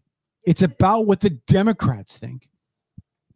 Do I think she'd be a good quarterback? A good president? That was God, first no. hour. God, no. Do I think she should be president? God, no. That's not the question. I didn't think Kamala Harris should have been running for the office. But Democrats have a skewed way of looking at who they want their candidates to be. And what they don't care about is policies and processes. They care about checking boxes. Is it a minority? Check. Is it a woman? Check. Do they have some experience? Check. Do they come from a Democrat stronghold? Check. She checks every box. That has been their strategy, but I mean that strategy has to change. It obviously didn't work this last election cycle. So things change. I mean, yes, that's what they did do. That was their previous. You think they're going to learn from their mistakes? Not yet. No, I don't that's think why AOC. They won't learn by this midterm. They might learn by the end of Trump's term. Yeah. But they won't learn in the next 2 years. Corey says dumber than a box of rocks. Check. I agree with you. Like, I don't want you guys to misunderstand me. This is not me saying I think AOC is going to be great. But evaluate the list. Who do the Democrats have to draw from for the next presidential election? Amy Klobuchar, Gavin Newsom, AOC, maybe Pete Buttigieg. Maybe Hakeem Jeffries. Yeah. Hakeem Jeffries. Okay. So are you telling me that any of them are a better candidate if you're a Democrat? None of them are electable. Hold on. That's not my question. Can you honestly tell me that any of those other ones are a better candidate than AOC? And I would argue no, because she checks two boxes and they're so identity focused. Hakeem Jeffries is black, but he's a man. Amy Klobuchar is a woman, but she's white. Gavin Newsom is a double strike. Pete Buttigieg is a double strike, but at least he's gay. AOC checks the boxes that matter to Democrats. But she's straight. Well, but then it would bring like Pramila Jayapal into the conversation. Oh, God. No. I know. Oh, God. Pramila Jayapal. Well, again, that's just another name on a list of very unelectable people. Did you see her sit in the galley? Yeah. With her little sign that said resist or whatever it said. They were holding up little signs or whatever. Holy cow, man. Come on. So fake. That's okay. Did you see Bill Maher? No, what did Bill Maher do? What did he do, Lori? You got to say it. She's not on a microphone. Boss Baby said he's an idiot. But he was bringing out, he was pointing out somebody and he was like, don't be like this person from Washington State. Nobody knows her. And it was a picture of Patty Murray. Patty Murray. Oh, I was Nobody just going knew to who say, she was. The fact that she's still in office is 30 years later. Befuddling to me. Wearing her tennis shoes. Come on now. She really is the epitome of what happens when you get power and nobody checks you. And stock tips. Oh, yeah. Pelosi. And remember when she ran? I've talked about this on the show before. Remember when she ran and she was the soccer mom next door? Oh, yeah. Yeah. Soccer mom in tennis shoes is what she called herself. And people bought into that. And you see her now with her manicured suit and her really expensive haircut. There's nothing soccer mom about her. Her expensive helmet haircut. She has expensive tennis shoes. John Walker, our state has the ugliest reps. That's not. Maria Cantwell's not ugly. I mean, she's not attractive, but I don't look at Maria Cantwell and want to Ralph in my lap like I do when I see Patty Murray. Yeah. Damn. Maria Cantwell's really intelligent. It's just unfortunate that she's a Democrat. Yeah, she's really smart. Yeah. Who's the one on the other side of the mountains? She has a hyphenated last name. Who is that? Someone in the chat will know who it is. What position? Are you talking about Congress. Representative? Herrera Butler. She was from the other side of the mountain. No, Southwest Washington. Oh, was she Southwest? Mm-hmm. Okay. Herrera Butler. And she's not in there now, but yeah. But she was. Yeah. She was actually out of Marysville the first time. Was she? And then she moved to Southwest Washington for a better voting profile. Nancy said Murray's still unattractive. Murray's been unattractive her entire life. Yeah. Just so we're clear. Somebody's going to get mad at me. Why are you talking about what women look like? Because women do that about men all the time. Shut up. They do. Yeah. That's a phone combo or text. Dave McMullen, she needs to sue her hairstylist. I really, I think she needs to go with the bangs that actually hang over her face. Oh, like who was it? Huh? No. The famous Mr. Ed. Chandelier. Sia. Oh, Sia, yeah. Yeah. No. Okay. Anyway, She's so kind of cool with the black and the white. But listen, Democrats do have a problem. And part of it is what you guys talked about, right? Mm-hmm. Like there is no heir apparent. Like when Donald Trump lost, a lot of people believed he was going to run again. Just that his ego would not allow him to go out with a loss. So a lot of people expected it. Now, maybe they didn't think he'd actually get it a second time, but a lot of people expected it. Yeah. There's nobody on the Democrat side, with the exception of Newsom, I think, that you would say is a foregone conclusion to run. You don't think Harris will run again? No. No. Going for governor. No. Yeah. California. Yeah. Now, if Harris, if Newsom won the presidency, I could see Harris going for governor. Oh yeah. She's making that. the circuit talking about she could smell the burnt ground in California. Oh God. Yeah, that was okay. It was about a minute of her talking about the burnt ground and the smells and how horrible it is to smell it. What is it with her and her nose? It goes from green grass and lawn care to burnt grass and lack of lawn care. What? Who's that? Harris. Oh, Harris. I don't know. I can't. She cackles and I black out, and I can't remember what happened for 15 minutes before that. One day she cackled and I woke up naked next to Tom. I don't know what happened or how I got there. Whoa. But it did.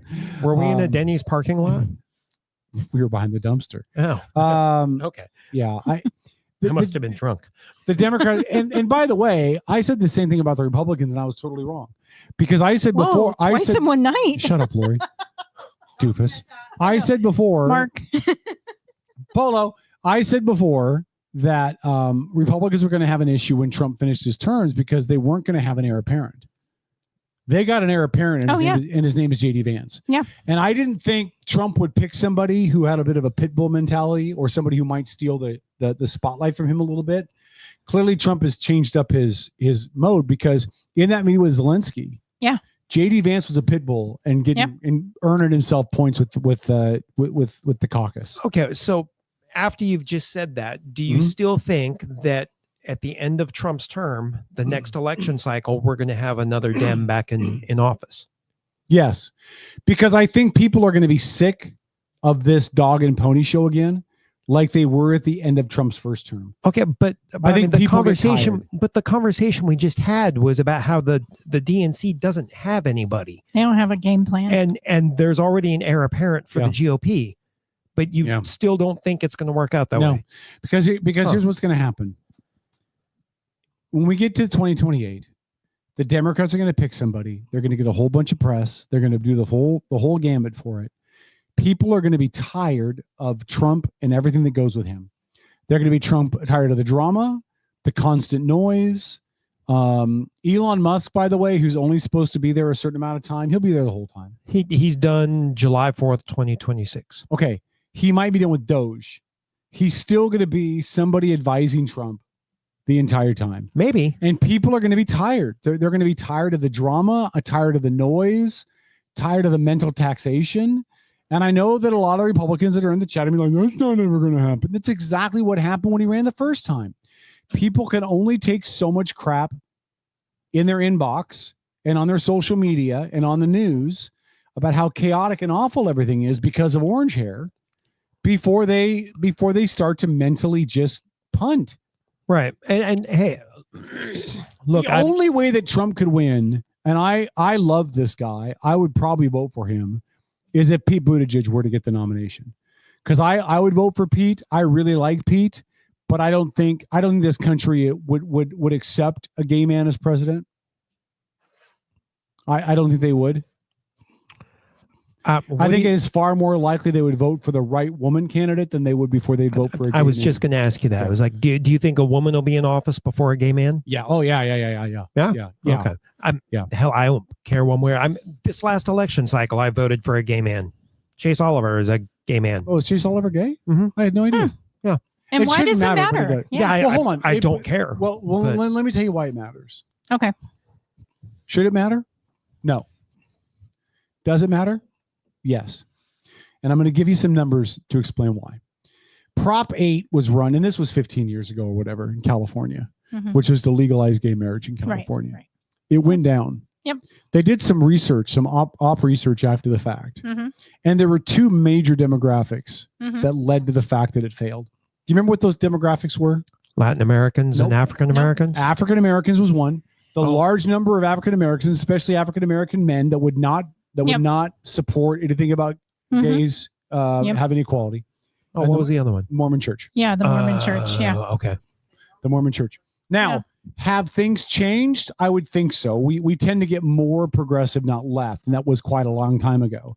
But there are underwriting currents in this country, especially in certain demographics that tend to be a little more traditional religiously. Whether that be Hispanics and Latinos and their affiliation with the Catholic Church, whether that be African Americans and some of their affiliations with the evangelical faith, Mormons not so much. There's not a lot of Mormons left in this country. I think a lot of there's not Go a to lot of Utah. Mormons. Yeah, there are. No, Go to there's not a Utah. lot. Have you been in the military? Yeah, I've been in the military. Huge amounts 80s in and the 90s, Army. I was in the military. Yeah, go to Utah. Hold on. I'm going to Google how many. I think the Mormon Church still runs the state of Mormons Utah.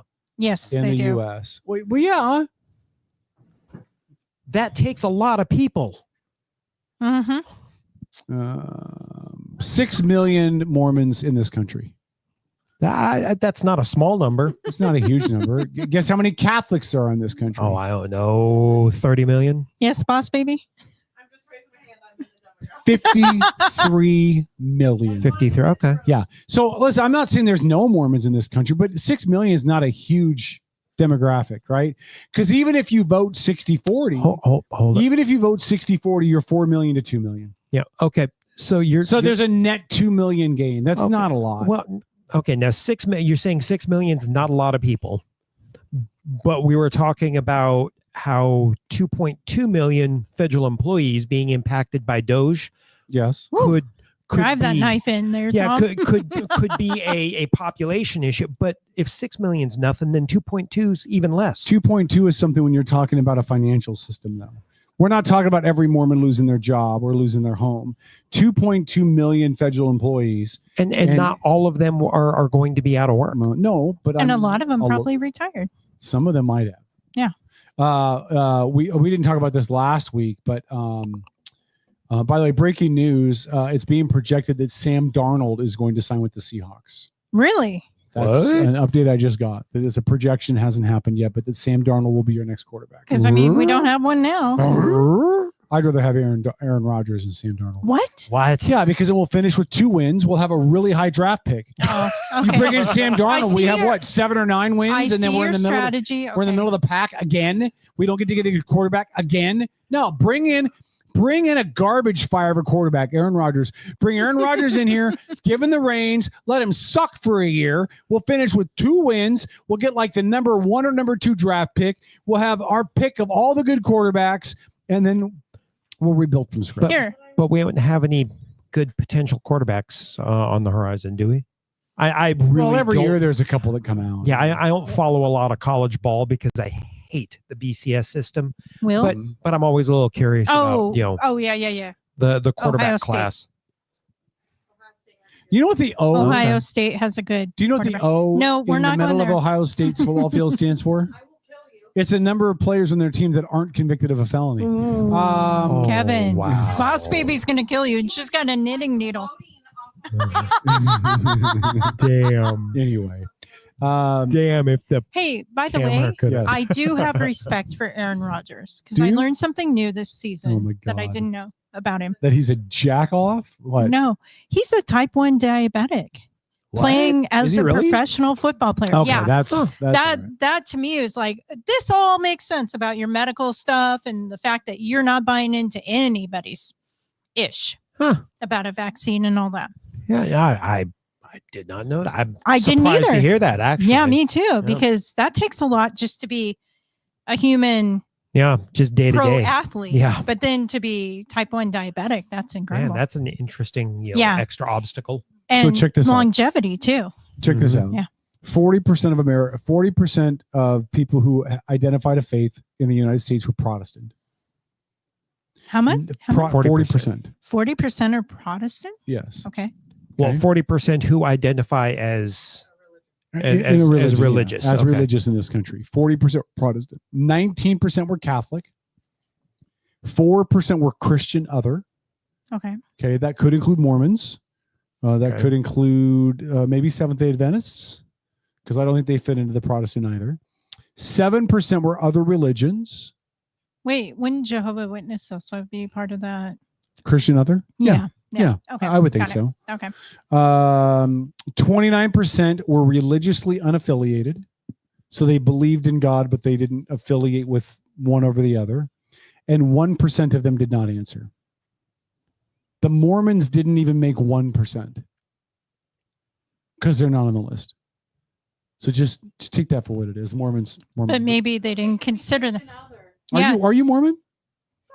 No, she's not. I don't know. You're just fighting really hard for the Mormons, man. Other. They could be Christian other, but I'm they saying could be Mormons by under a themselves different weren't title. enough to be by themselves. But they What? could be under a different heading. A lot of people do not believe that. Yeah, it would depend on who the Mormons statistician are was. Church Christian. of Jesus Christ of Latter-day Saints. They believe it's an occult. So Um, depending on who wrote the study and how the questions were worded, it could What- be a whole nother heading. Now, I mean, you can also take the other approach. I mean, Mhm. do you know what the definition of a cult is? It's like a religion, but the dude, air quotes, is still Mhm. alive. Yeah. Yeah. So I mean, you can say, okay, Scientology. Well, I mean, Oh, he's yeah, dead, that's- so it's yeah. a religion. Yeah. I don't know. All right. So we have questions and comments in the chat. So I want to go through some of these. Bruce says, "I'm sorry, but I've got bad teeth. Murray with millions has no excuse." Okay, there's that. Nancy Harris is copying Waltz's wife. Burnt tires. What does that mean? Huh? I don't know. Okay. Corey says JD Vance is a man. He's done a really good job establishing himself, and I kind of like him actually. I mean, I don't agree with everything, but I like him as a person. Paul says, "Tell your listeners what about Pete you like so much." Okay, I like that he's a little bit more of a moderate Democrat. He's not so far tipped to the left. He's served formerly in the military, which I think is way, way underrated for our president. I want a president who has served in the military, who knows what it's like to be watching your buddies and you get shipped out into a combat zone. And Pete was in Afghanistan. I think he's more moderate. I think he's more relatable. I think he would be a far better candidate than most of the folks the Democrats could put out there. Again, is he my ideal candidate? No. But listen, liking Pete over the rest of what the Democrats have to offer is like liking bologna over the rest of the meat that's on the garbage tray that's growing green stuff. I mean, the bar's not very high. So Pete is. Oh wow! By the way, That was funny. if you're buying Bar S lunch meat, you need to reevaluate your life decisions. Do you, or do you just need to make more money. Yeah. John says, I like him and Vivek Ramaswamy. He's running for something in Ohio. Ramaswamy's running for Ohio governor. Governor, Ohio yeah. that's right. Mhm. Corey says, do you know how you're a beta, Kevin? You like Pete Buttigieg. I'm sorry, Corey. I know that you're threatened by Buttigieg, but I think you're safe. Paul says, I train with the 19th Special Forces Group in Utah at Camp Williams. Never seen so many teenage girls pushing baby carriages. Well, that is Mormon Central. Bruce says, the defense is we are currently pissed at Democrat politicians. I don't care what preferences or religion you are, simply support common sense. Agreed. Neither party is completely supporting common sense. No, that's true. But that's how the American voter voted this cycle, right? I mean, they defaulted to the direction they thought had the most common sense. And I agree that I don't think either party is really exercising any common sense. I'm going to vote for a third party next time around. Yeah. Are you really? Well, I don't know. I mean, we got to see who the candidates are, but it depends. Libertarians Hell is freezing over right now. I don't know. Like I said, I don't dislike bands. The libertarians put up some really good candidates. When? I would say the last 2 election cycles, I've been pretty impressed. Can we get Spike on again? We need to talk to Spike. Spike. Yeah. Would you reach out to Spike? Yeah, I'll see what I can do. Love to have Spike on again by video. That'd be great. Yeah. God bless it. I'll see what I can arrange. John says libs around here would freak if Seattle got Aaron Rodgers. Paul says that Darnold's only 27. He rocked last year. Yeah, he rocked last year. He sucked every year before that. And in the 2 games that mattered for his team, he completely shat the bed. Whoa. I mean, he shat the bed. The last game of the regular season and then the one game they got in the playoffs. Is he coming from the Bengals? Darnold? No, he's Yeah, coming from the Vikings. He took over. Oh, that's right. When McCarthy. Yeah. What's his other? JJ McCarthy got hurt. Yeah. Mm-hmm. So Paul clearly is a big fan of Darnold. I think Darnold's a horrible hire. I would get the worst possible quarterback. Get Gardner Minshew. He's a Coug. They suck. Hey. Get Aaron He's Rodgers. got a great stash, though. Man, he's got a great stash. Get Joe Montana to come out of retirement with his walker. Make him your quarterback. Wow. I'd be totally fine with that. I'd be totally fine with that. And then lose a whole bunch of games, get the really high draft pick. That'd be great. I don't think Joe Montana could take a hit. Yeah, I don't no. think he could either. No. That's Break a kind of hip. the point. That's kind of the point. You'd have a 1-play quarterback.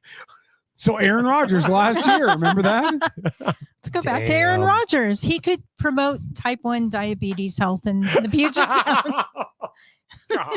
Hey, another story that came out. They always have a charity, remember? Yeah. Another story that came out. We're just Yeah. kind of jumping around. We'll talk with Chris in just I don't know. Mere minutes. Yeah, 22 minutes or so. An adult armed man was shot by U.S. Secret Service on Sunday earlier today in D.C. outside the White House. Mm-hmm. Trump wasn't there, of course. Mm-hmm. He was golfing. But I'm according sure. to the Secret Service Chief of Communications, the Secret Service received information about a suicidal individual who was traveling to D.C. from Indiana. By the way, that's not a short drive. No. Nope. The Secret Service members saw a person matching the description of the individual near the White House. They found their parked car. As officers approached, the individual took out a firearm. Oh. And an armed confrontation began, during which they shot the dude. His condition, as of right now, at least through what I'm looking at, is unknown. I only bring this up to say, one, if you're driving from Indiana to DC and you haven't rethought your plan, you're not very bright. There's that plenty is of a time. long drive. There's plenty of time in that drive to ask yourself, is this really the best use of my time? Is this really going to be beneficial for me? Do I really think I can survive this? Or is it possible, bear with me, that they'll have enough security to keep me from getting to the White House? I've been to the White House. You can't get to the White House. There's a big ass gate. Have you guys seen what was that movie with Independence Day? No, with Jamie Foxx as the president. Oh, yeah, White House Down. White House Down. Yeah. All that's true. There's snipers on the roof. There's rocket missile launchers up there. Yeah. Probably really big pea shooters. Like, Even if you could get over the gate, which you can't. Wasn't it during Obama's administration? There was a crazy guy that like made it 3/4 of the way across the White House lawn or something without getting shot. Can you imagine the look on the Secret Service guys' face? Out of the corner of their eye, they see some random dude running across the grass, and just for a moment, they have to double take and be like, "What the fuck?" So the only reason I remember that, where is he going? I thought it was Trevor Noah. They had a joke about that during one of his stand-up routines. And you know, it was of course it was a joke about how Obama had one of the first female Secret Service agents look at, you know, on his detail, and then this dude makes it like most of the way across the White House lawn or whatever, and his whole bit was around that. I don't remember all the details, but it was kind of funny. Trevor Noah is also the guy who didn't know there was a list. Your hall pass list. He had no idea. It's a hilarious. Oh, no, few minutes when Anna Kendrick is like, yeah, everybody has a list. Yeah, of course, there's a list. Yeah. Oh, don't even bring up Anna Kendrick to me. Why? Because my attention is shot. You mentioned Anna Kendrick, and I'm just, oh God, she can sing. Just the singing. Well, listen, the bar is high. If she's like 4'11". If you're gonna, I don't care. Listen, the advantage of dating a short girl is I feel far more manly. Oh, Shut up, Corey. Anyway. Oh wow. Go, Corey, go. Provided fodder. Yeah. God, Anna Kendrick. Oh wow. If it's somebody who's gonna beat out Boss Baby, it's got to be like Andrew Kendrick, Mandy Moore. What? Yeah, and it's got to be somebody who can sing and be everything else. Because Boss Baby is everything else but a singer. So if you're gonna beat out Boss Baby, do you not sing Boss Baby? Oh, okay. No, she does not sing. Yeah, you and I I've can tried. hang out in the corner and no, I won't do that either. Yeah, you had to dance during your days as a lifeguard.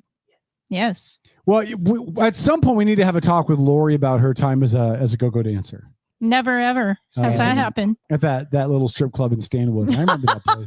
Excuse me? The Farmette. Yeah, the Farmette. With the white boots. The Farmette. Yeah, the Farmette. Farmette was a dinner place.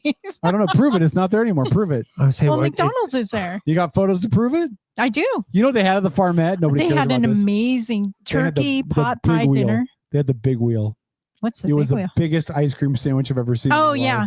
But of course, I was 6 at the time, so anything bigger than my face was huge. You know. I worked at the Farmette between my freshman and sophomore years. Yeah. Yeah. We didn't go there That very summer. often. We were broke. Yeah, so were we. Yeah. But man, the food was good. And you got a free dinner while you were on shift. Huh? Oh, holy cow! Can I get breaking news music? Would you guys give me some breaking news? Just some. Oh, Dennis has got it. Beep, beep, beep. I got breaking news about Paul.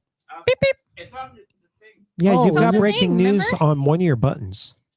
Hold on. Spike Cohen, this is Jesse. Nope, that's not it. The older people, I know you're getting a little edgy right now. You better Spike get- Cohen. Now he's just randomly red button button. mashing. Okay, I'll try the red button. for those The who- volume's turned down.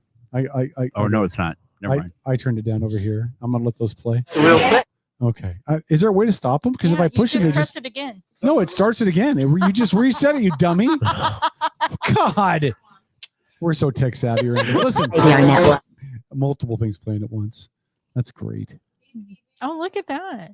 Oh. That's fancy, But Dennis. now you're playing 3 things at once. You see, it's all 3. No, don't hit it again because it restarts again. God darn it. I don't know how to stop them. Anyway, would you guys just give me some... Beep, beep, beep, beep, beep, beep, beep, beep, beep, beep. Oh, there we go. Okay, this one here. No, this one here. Which one? Are you ready to No, elevate your Black Ring spirits? Spirits promo. Good job, Dennis. Still going. Okay, try it again. Nope, that's it. Oh, breaking news! 3 hours in the making. Breaking news brought to you by Black Ring Spirits. Not drunk enough yet? It's Tom's fault. Black Ring Spirits. Wow. Paul just sent a message, and I quote, I would thoroughly endorse Barack Obama for a 3rd term. He would have my vote, and he should have yours. Breaking What? news from St. Paul, the voice of Barack Obama. So there you go. Somebody's delirious. Does Paul have a fever? No, I think it's Kevin. Or does Kevin have a fever? Paul is, listen, I have photos of Paul hanging up Barack Obama campaign signs. I know I do, really. I I believe think they're that. memes, but okay. No, I believe they exist, just like I believe there's a Trump for president picture, sign, or Trump for president sign. Oh, yeah. Picture of a Trump for president sign in your yard. That's what Al I'm trying to Green. get out. Al Green in the cane with the gold tip. Yeah, I Need to know. he needed to shut up. Like, I mean, I know that he wanted to protest and cause a scene and disrupt it, but that wasn't his role. I mean, the president isn't. And by the way, I wish Republicans would take their own advice, because when Biden, how many times did Margie Taylor Greene interrupt Biden when he was talking? You guys make excuses for that. That's okay. But when it happens to Trump, you need to respect the office. And you really have to have it both ways. Boss Baby wants to say something, but she's not. Chris, just a reminder, Chris. Oh, Chris is here. So we're going to bring Chris on in 14 minutes. Hello, Chris. We're waving at you. I can see you. He's waving back at us. Right now, Quick question. He's wearing a mankini, though, Chris. I need you to change your clothes and get something presentable for the show. Thanks. We'll bring Chris on. Back to Margie Taylor Greene or whatever, MTG. Well, she was wearing a baseball cap, and people on the left were having a problem with that. I guess that's against decorum. Is that true? Do you know? I don't think you're supposed to wear hats in Not there. I mean, any hats. I don't think you're supposed to. Okay, no. but you can wear like a headscarf or a hijab. Well, I think that's religious, right? Yeah. I mean, I think or if you I was can wear a wig or whatever. if I was part of a religion where baseball caps Yeah. are part of it, I would convert. By the way, because I don't like going out of the house without a hat on, because it's bald. But wrong with bald? But I'm just saying, I always wear a hat everywhere I go. You got to embrace it. I've been shamed into not wearing my hat when I'm on the praise and worship team at church, though. So you got to I still don't embrace understand it. what's wrong with bald. nothing's wrong with bald. I'm just sensitive about it. I But wish I wasn't why? bald. Because we're not talking about that. So if you could claim that a baseball cap was part of your religion, I guess you could wear that in the house. Okay, but it was a Trump hat. Yeah. She shouldn't have been wearing a hat. Okay. She shouldn't have been. I mean, but again, Republicans. I'm just curious. Look, Republicans care about, and Chris is going to rip me up for this when we bring him on in 13 minutes. Republicans care about formalities and respect and due diligence and acting appropriately in public when it suits their cause. But when it doesn't suit their cause, they're all about chaos and creating problems and standing up for yourselves and causing a disturbance. Because Margie Taylor Greene, whom I'm not a fan of at all, was all over Biden in his State of the Union addresses, and a whole bunch of things were called out to him.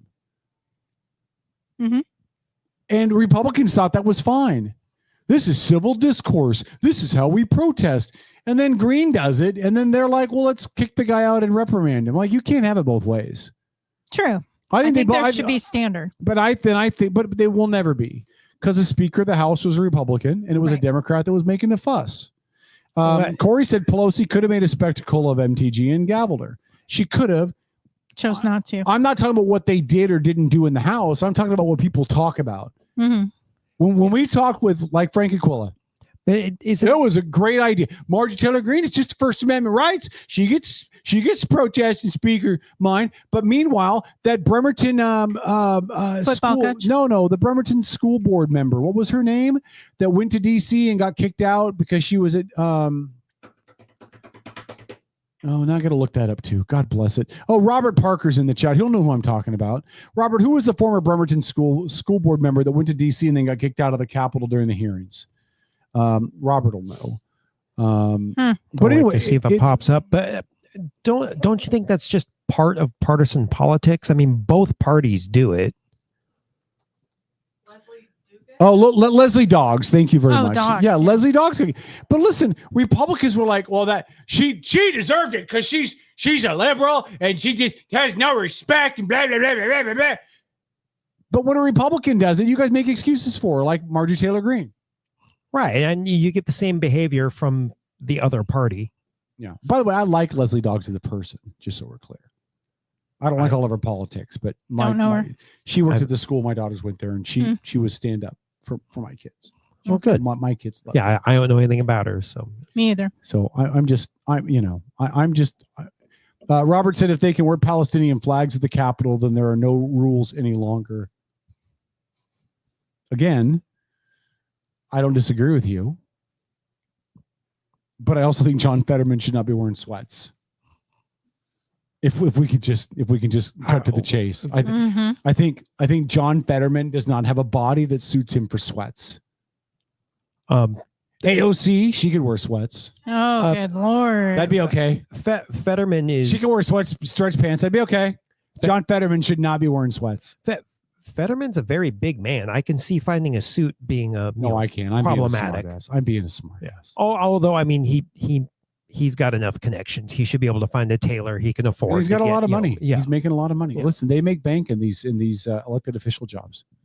Yeah, especially with those stock tips. They make bank. They make bank. Yeah, those tips. Insider trading without the problem that Martha Stewart had. Yeah. Robert says Leslie Dogs big didn't. pharma contributions to their lives. Yeah. Robert says Leslie Dogs didn't get locked in jail for years after obstructing Congress either. Well, she didn't really obstruct Congress. She caused a momentary bit of chaos. It's not. All right. Corey said he wore a suit for BB. Yeah, he could wear suits if he wanted to. Fetterman. I don't believe for a minute that Fetterman is not wearing suits because he can't find any. Fetterman's got to. If Fetterman's not wearing suits because he doesn't want to. Oh, at this point in his career, I completely agree with you. He's not wearing suits because he doesn't want to. Yeah, no, and by the way, could he be the next Democrat to migrate to the Republican side? Yeah, I think so. You think so, or is he going to stay center? I don't know. I don't think it's possible to stay center of the Democrat Party. Mm-hmm. Yeah, you can't. If you stay center of the Democrat Party, you're persona non grata. That's why Tulsi Gabbard left. Mm-hmm. Right. I mean that's why I left. Well, are you just coming out of the closet now? You're saying you've left? Well, I'm not a Democrat as Democrats are defined. Wait, I'm have an you old walked school. away? I'm an old school Democrat, but there's no home for me. There's no home for me in the Democrat Party. I'm sorry, can we mark this moment? If I went to 7:52 p.m. Yeah, if I went to shut up. If I went to a Democrat Party meeting, I would jump out of a third story window. Well, there's nothing about the party now that is the party that I believe in. Kevin, I believed. We in. need a commercial. I get what you're saying. I mean, the state of politics now make me sound conservative when I jump up and down and push back. Oh, yeah. The number of people that hear you say you're a libertarian and assume that just means conservative light. No, but that's not. No, that's but I'm not saying accurate at all. I'm saying the number of people who hear that and think that, not that it's true. Right. Yeah, no. At that point, I think people just don't understand what the Libertarian Party is. But I mean, I am. So let me ask you, conservative fiscally. Robert said Fetterman stays reasonable. He can wear anything he wants to me. Okay. You're entitled to your opinion. I disagree. I think if you're in the Capitol, you should be wearing appropriate clothes. Business casual. Tegan said I'd be kicked out. Yeah, I'd be kicked out, Tegan. Thank you. If I went to a Democrat Party meeting, I'd be kicked out. And if I went to a Michelle Caldeer meeting, I'd be kicked out of that as well. I wonder why. I'm a man without a party. Can we form our own party? Yeah, we could. Sure. The Outlaw Party. Okay. Yeah, I personally endorse Lori to run for state representative again. Yeah, Lori's not going to, but thanks. You got more votes than Ace Haynes. I got more votes than the independent in the race as well. Yeah. Also, I did what I needed to do. I keep reaching out to Ace to see if he wants to do an interview. He doesn't respond to me now. I wonder why. So sad. Can you imagine the interview if he came on the show? Can you imagine what would happen? It'd be great. Go, boss baby. Robert said to file with the PDC within 15 days. All right, we'll do that, Robert. Thank you. Robert is the master of PDC filings. PDC filings and complaints. All right, coming up in about 5 minutes, Chris Gergen's going to join us. We're gonna get into a whole hour-long conversation with Chris, unless he hangs up on us in the meantime, which is possible. I mean, he's in Vegas. He's got other things to do. He could be, spending some of that dark horse political campaign on the roulette wheel. He's shaking his head no at me. It's great that I can see him and nobody else can. I can see him too. He just gave me the finger. He didn't. I'm kidding. I'm kidding. From everything I've heard, the people who live in Las Vegas avoid the Strip. Yep. No, so Chris is not here to defend himself, but I'm going to tell you what I heard. So the last time I was in Vegas was after we had interviewed Chris a couple times, and I was on the Strip. I stayed at the Flamingo. And I was just popping around downtown, and I dropped Chris Gergen's name. And the lady at the front desk said, "Stay right there." And she left. And then the main dude running the Flamingo came down and said, "Did you say Chris Gergen?" I said, "Yeah, is that okay?" He said, "God, yes, it's okay. We're going to upgrade you to a suite. We're going to comp your stay. We're going to give you free buffet tickets." Like Chris Gergen's this is his quote. Wait, you didn't get the escort girls? This is a quote. Chris Gergen's a big fucking deal in this town. That's what he told me. He didn't offer me the escort. He said he would have offered me the escort, but Chris Gergen's married now, so that's off the table. So, do they do that in Vegas anymore? Escorts? Oh, no, yeah. just the comps and for the whales, yeah. upgrades. For whales, Yeah, yeah. for whales. I Okay. watched a guy walk up to a high limit roulette table Okay. and clunk 25 grand down on one spin. 25 grand on one spin. And I said, "Are you nuts?" And he said, "I'm Chris Gergen, bitch." So there you go. That's what he said to me. Chris Gergen's big money. And he's not here to defend. He's not here to defend himself. So you guys just have to take everything I said as gospel. For now. It's the Chris Gergen Radio Network. Bruce said Ace's history. I don't know if Ace Haynes' history. The last thing I heard about Ace Haynes is he had gotten arrested and was in jail, and then he got out. And I don't know I don't think he's ever going to go away, is he? I don't know. He's like herpes. Wow. It might clear up for a little bit, but it always comes back, and it's more irritating every time that it does. Wow. In fact, that should be Ace Haynes' new campaign motto. I'm Ace Haynes. Damn. I'm like herpes. I think Herpes it's or perfect. hemorrhoids? No, I'm thinking herpes. Oh, okay. You Yeah. said hemorrhoids. Did I say Really? hemorrhoids? Hemorrhoids would work too, though, because What's that? you ever have that burning, itching sensation I- that just won't go away? I think Preparation eats, herpes. people. I think herpes is better because in addition to him being irritating, he's a dick. And So, you keep it I forever think- like luggage. I think, yeah. By the way, the By the views way- expressed on this show are mine. By the way, Just mine. I don't speak for Tom or Lori or Boss Baby or Dennis or Paul when he comes in. I do speak for Chris Gergen. by the way, hold on. Pro Yes. tip: Preparation H. If you have bags under your eyes, put them on. Are Put you some serious? Yeah. Oh yeah. Put a hemorrhoid cream on your Yeah. eyes. Yeah. And then it reduces the swelling. It yeah. Kevin's mine. Does that mean we could put hemorrhoid cream on Ace Haynes and he would go away? Yeah. I think we should try that. Ace, could you come into the show? I'll bring $50 worth of Preparation H. We'll see how that goes. All right, we're coming up on our top of the hour break, just so we can get a buffer in there to start the new hour. When we come back, Chris Gergen with Dark Horse Political is going to join us live from Lost Wages, Nevada. We're going to talk with Chris about the important things, about, for example, why would you put 25 grand down on a roulette wheel? Like, I don't understand, but we'll ask him about that and a whole bunch of other stuff as well. Paul hasn't commented in chat for a while, so he might be taking a nap. It's what happens when you get old. You know, you need frequent naps. And no, he's got a lot of stuff going on at the ranch. So yeah. Tom, were you going to say something? Nope. Oh, I thought you were raising your hand because you wanted to say something. All right. Nope. All right, we'll take a break. When we come back, more of the show. Chris Gergen joins us. I've got two really cool guests lined up for next week. We'll talk about that right before we bring Chris on as well. Okay. Great guests. And two diametrically opposed guests. I'll tell you why in a second. What is this, a 60-second, Dennis? No? All right. Whatever Dennis decides. Not 60 anymore. Okay. Outlaw Radio. We're back after this. Chris Gergen around the corner on the Outlaw Radio Network. .com. Stay tuned.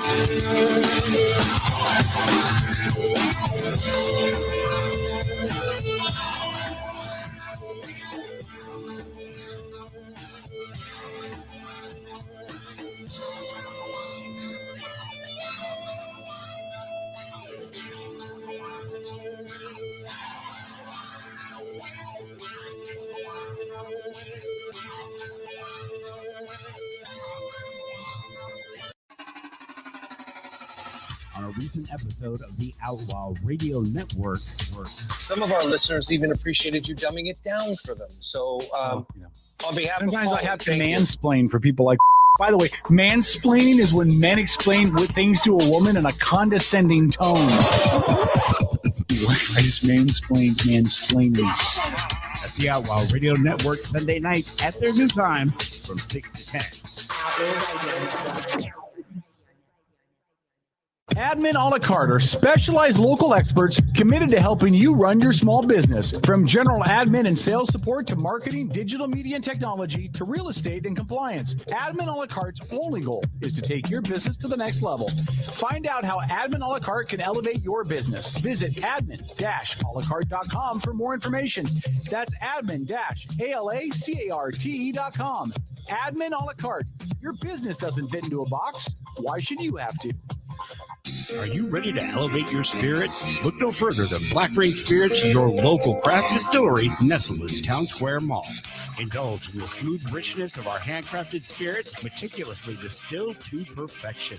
Whether you prefer the bold kick of our bourbon or the subtle sophistication of our gin, Black Rain Spirits has something for every palate. Visit us today at Town Square Mall and experience the essence of true craftsmanship. Black Rain Spirits, where passion meets perfection, unconventionally traditional. This is Spike Cohen. This is Jesse Young. I'm Brandy Cruz, host of the Undivided podcast. And you're listening to my friends on the Outlaw Radio Network.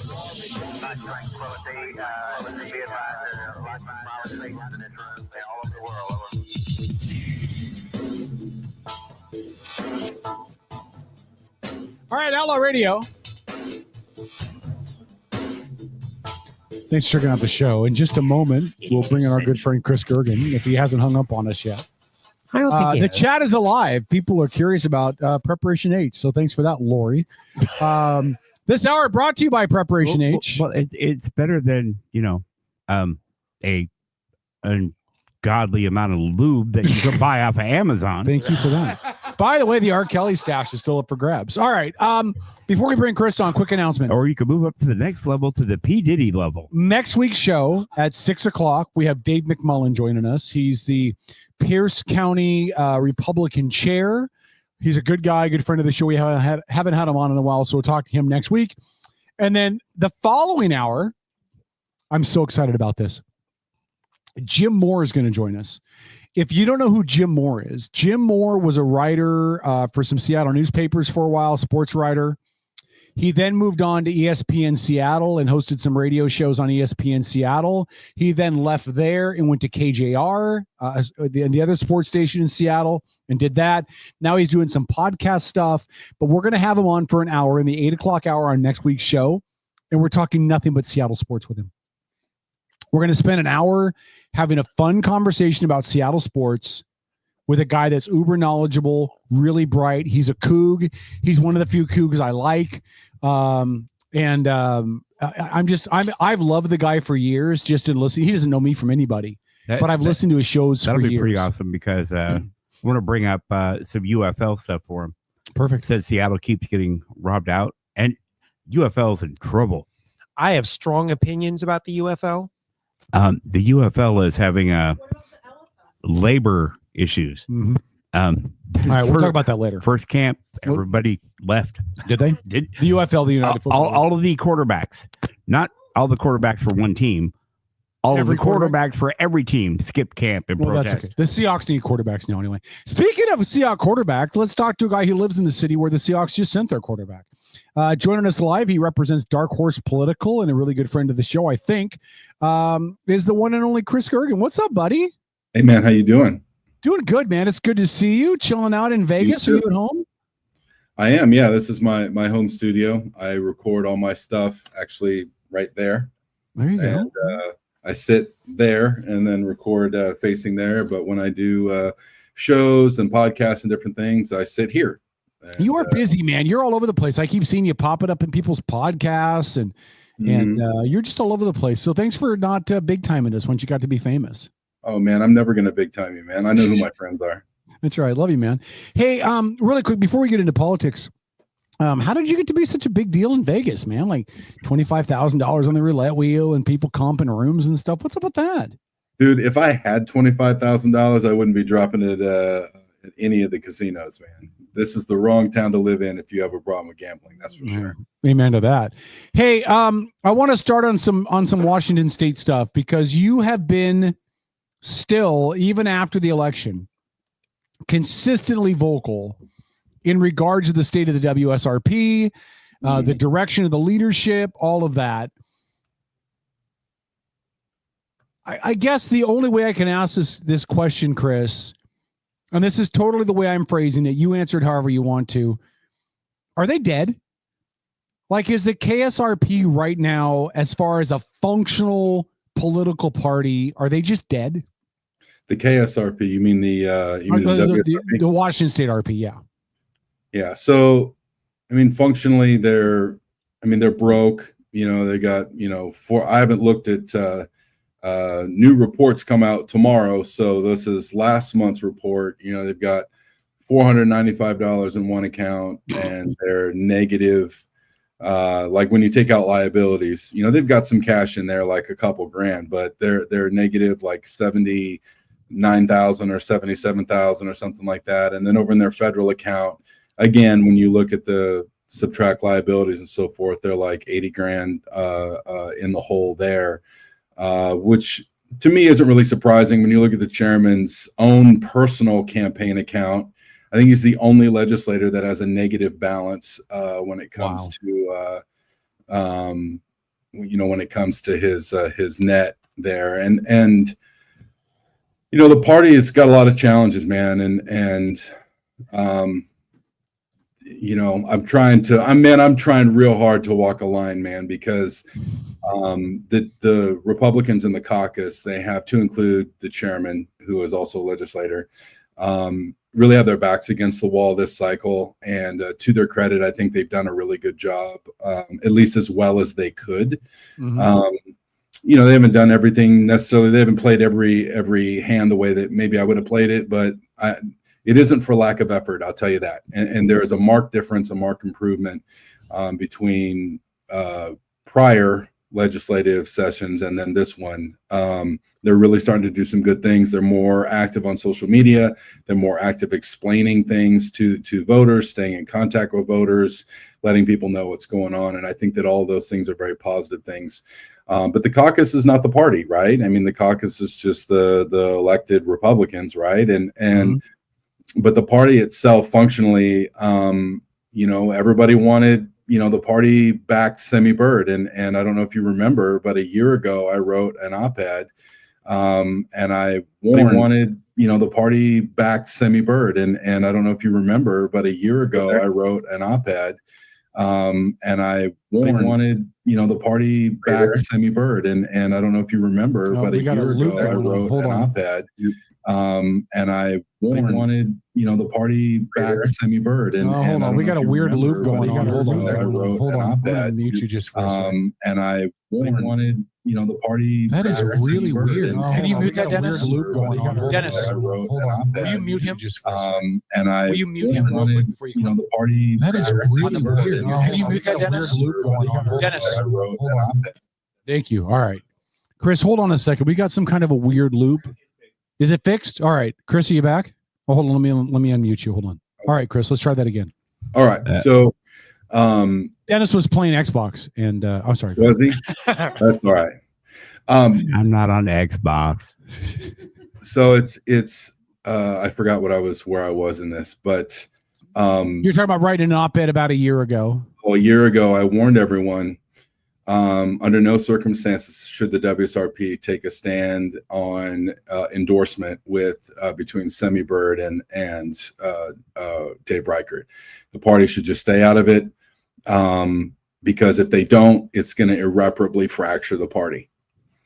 Well, what happened? The party was irreparably fractured, and now you had a bunch of people. A lot of the people that were funding the party operations have now left.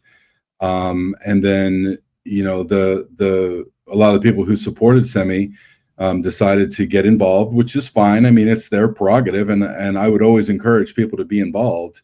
But a lot of the parties across the county parties across the state have now are now under the leadership of people that frankly don't know what they're doing. And this is an issue. This isn't, I agree with these people probably on 80-90% issues, right? If we were to sit down and actually talk about them, but being right on the issues and actually knowing how to run a show aren't the same thing. And they're not even remotely the same thing. They're two entirely different things.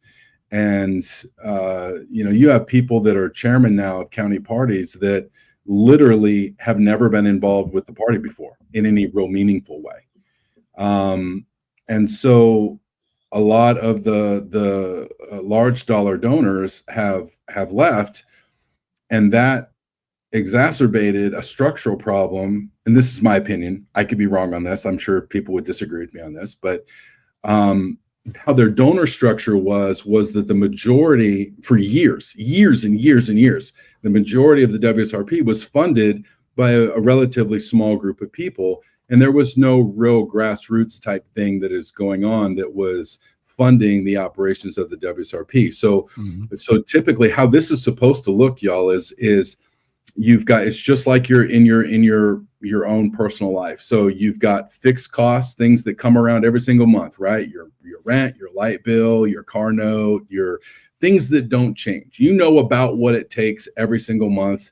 Say it's $2,500. Well, you need to have fixed income, i.e. salary, to cover fixed costs, because if you have variable income and fixed costs, what happens is that if you end up with less income because it's variable than you have fixed costs, then you're going to have problems unless you have a surplus. And so what happened was you had a lot of these large dollar donors that walked, and they didn't have the grassroots fixed income, fixed revenue that they knew that they could count on from individual donors. They just never developed it over time. And, and so now the chairman is telling everybody, don't worry, everything's fine, blah, blah, blah. But the reality is that, he had to borrow $40,000. Well, he took $40,000 from the RNC, just to cover, payroll last month. So where are we going to be this month, right? And so we're talking about keeping the doors open, and we're not even talking about mounting an attack, right? We're not even talking about the 5 or 6 districts in the state that are remotely winnable, right? We're not talking about that. We're talking about, are we solvent? Can we keep the executive director on staff? Can we, because the chairman's going to get his $100,000. He's never going to take a pay cut. Oh yeah, of course. He wants his legislative salary, plus he wants his chairman's salary. So the chairman's salary is never going to go away. He'll fund that. He'll be the last guy to shut the lights out. But everybody else is going to take a haircut. That's just the reality of it. That's what happens when your business doesn't drive revenue.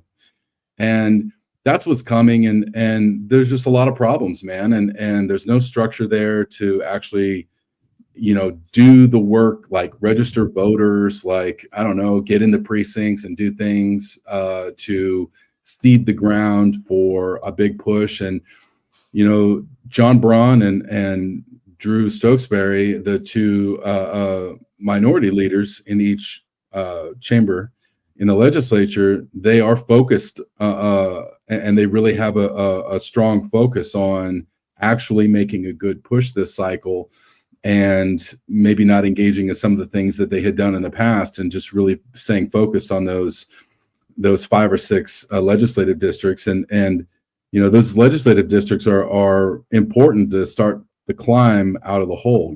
You've got 10, you've got 14, which we have to defend. We've got 17, we've got 18, we've got 26, and then there's kind of a long shot in 42. So that's it. Everything else is not within reach. So one of the concerns, you mentioned the 26, and we've talked about that a lot before when you were working with Jesse Young, as he ran to try to get that seat back. Obviously, Michelle Caldier, huh? Isn't the 35th a pretty solid place in Washington too? Well, he's not talking about solid. He's talking about the ones that are viable to get red seats. Right. Back, yeah. Not holding red seats currently, because I thought the 35th was all red. No, 35th. Oh, no. I'm talking about actually making a difference, and either seats that are close, right? Like the 18th, John Lee, barely won that seat, right? And so you know the Dems are going to come hard and deep after that seat, so we got to defend there, right? So 14, okay, I see what you're saying. like LD 14, Debman Harris, she won that seat. She actually won it handily, but how it is districted, it's there's a lot of Latinos, and the Dems, when they did the redistricting, they misread that district and they thought that it was going to lean blue, but it didn't. It leaned red. But the Dems are still going to, you don't think the Dems are going to come hard after the Latinos in that district, talking about how Trump is going to send their grandma away? You know what I mean? So we're going to have to play defense in those districts. And so, you know, like 10, we have to pick those up. Those are both blue. You know, 42, those are blue. You know, only one of those two seats is really it's a tier 2 race, right? So it would take like downhill with the wind at your back, you know, running a clean race to get there with the right amount of money. But yeah, so that's what I meant on that. Yeah, the 26 is interesting though, because a couple of years ago, everybody in the 26 was red. You had a senator that was a Republican. You had both the seats for the House were held by Republicans. Now you have a Democrat in the Senate seat, and Emily Randall, and then you have a new Democrat in Jesse's old seat, and you have Michelle Caldier running for Senate to replace the one that Emily Randall had. You theoretically could have all blue in that seat. Is it two-part question, just from your knowledge? Does Caldier have a shot for state Senate out of that seat? And what's better for again, from a numbers thing? Because all I want is a little more balance in Olympia, right? Like, I don't want the Democrats to have complete control of everything, because we'll get a state income tax. We'll get more taxes. They'll increase gas tax. They'll make us get rid of our gas cars, all of that kind of stuff, right? Yep. What is the best option if I want to avoid that stuff? Is it for her to win the Senate seat and then to get some Republicans to keep her seat and take the other seat over? Or does it make more sense for us to leave her where she's at so we don't have to try to win it again? Well, no, she goes to Senate, and so she does have a shot if she runs a clean race. You know, that's yet to be seen. The consultant that she hired is not known for winning. That's just straight up. And I've known him for years. And I've had friends of mine who were clients of his that got screwed over by him. So I'm not a fan. And, you know, so, I mean, hopefully he's, you know, I hear he's trying to retire. So hopefully he wants to go out with a bang and win one for the Gipper, right? I'm trying to be positive here. If she wins, she does have a chance at that seat. If she does win that seat, then the Republicans will backfill, right? And so then that'll become a defend. But who they backfill with has to be right. Like, it's got to be the right candidate. And this is why, because the demographics in 26 have changed. They've shifted. There are people that have moved out of King County and moved out of some of the more liberal areas because, you know, God, who knew that you didn't like to have your freaking car stolen and, like, you know, homeless people living in your front yard. I mean, gosh, imagine that. So what they've done is they've moved out to Kitsap, right? They've moved out to North Pierce. Some of Pierce itself has changed a little bit. We see that even in Tacoma, like some of the redistricting, how they did, has changed certain precincts to favor the Democrats. And so there has been some change. So it's got to be the right candidate. And I know that conservatives don't want to hear this, but the reality is that if you run a staunch constitutional conservative, blah, blah, blah, and you run on the Trump, you run the Trump train, come hell or high water in every single district, you're going to lose. Like, the candidate's got to match the district. And that's even true for Democrats, right? I mean, like, you look at Senator, or not Senator, but Congresswoman Perez down in CD3, right? Congressional District 3. So she's a moderate Dem. Or at least that's the way she's played it. And she fits that district, and she's been playing her votes and playing everything really, really right so far. Doesn't mean I agree with them, right? I mean, she wants to have boys play sports with girls, right? And boys in girls' bathrooms. I mean, I don't agree with that. But as far, like, she voted to censure Al Green. You know what I mean? So, I mean, so she's playing, so she's right for that district, which means beating her is going to A, take the right candidate, and B, she'll probably raise 12 to 15 million, which means the Republican will have to raise 9 to 11 to be competitive, 12 to 13 to really secure it, right? And that's running it clean. Like no unforced errors, not any sort of problems, the right strategy, the right tone, the right candidate, right? So Washington State is really, it's changing. There's a lot of discouragement with voters, especially swing voters.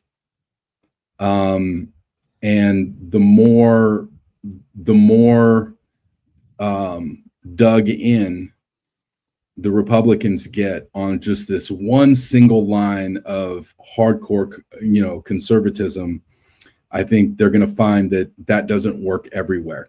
Because just because it works on the east side doesn't mean it's going to work on the west side. And just because it works on the west side doesn't mean it's going to work on the east side, right? And so the right candidate, the right strategy in the right race, that stuff's got to make sense.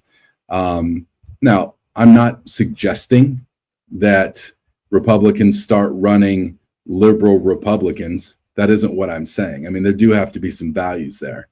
But how you message that, right? And how you position your person, that's important. And unfortunately, a lot of the people that are involved in the WSRP now, and just the party as a whole, they want to hear their talking points. And if they don't hear their talking points, then you're a rhino. I've there's a whole bunch of people in Washington State now that consider me a rhino. And I'm as conservative as you can possibly be, to borderline anarchist. I dislike government in almost every way. Well, that's kind of what led to the issues between the Reichert and Byrd camps, right? Like Reichert didn't parrot the specific talking points, so he was labeled as purple. And God bless it, we're not going to back anybody who might be a little purple. So we're going to throw our weight behind a guy like Byrd who had no shot. He didn't have the money. He didn't have the support. He didn't have the experience.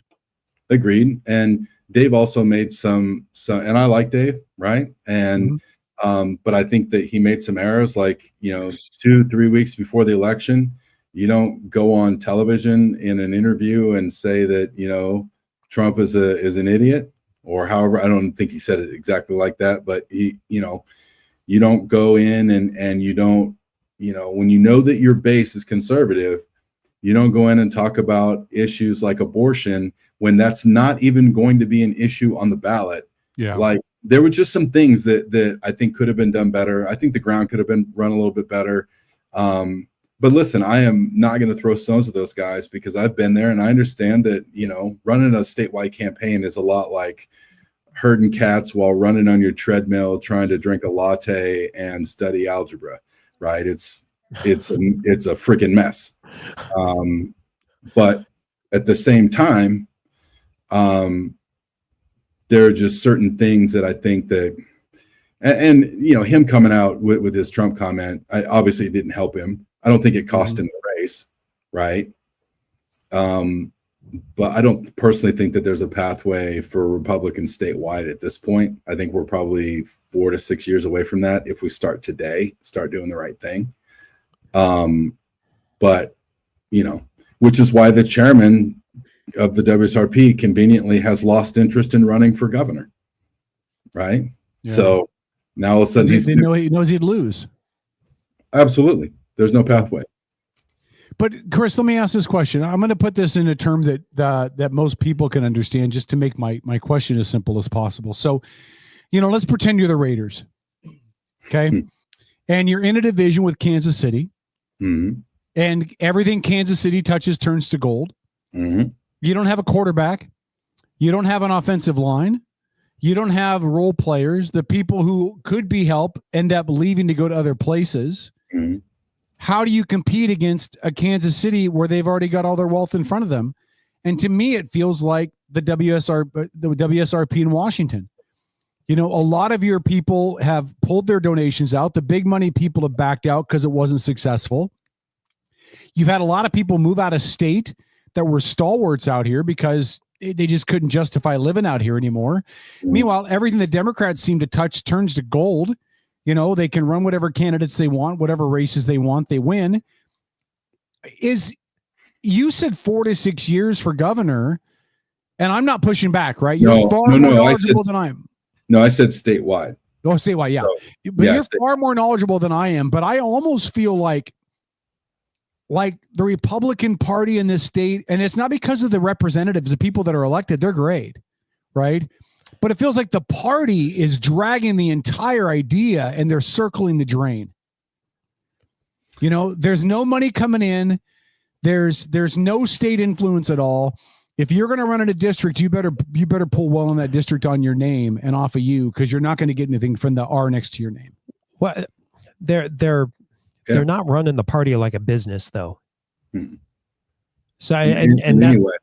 Yeah, and I mean the first thing they have to do is get some operating capital, because you can't talk to anyone if you don't have a voice, and you don't have a voice without a little bit of money.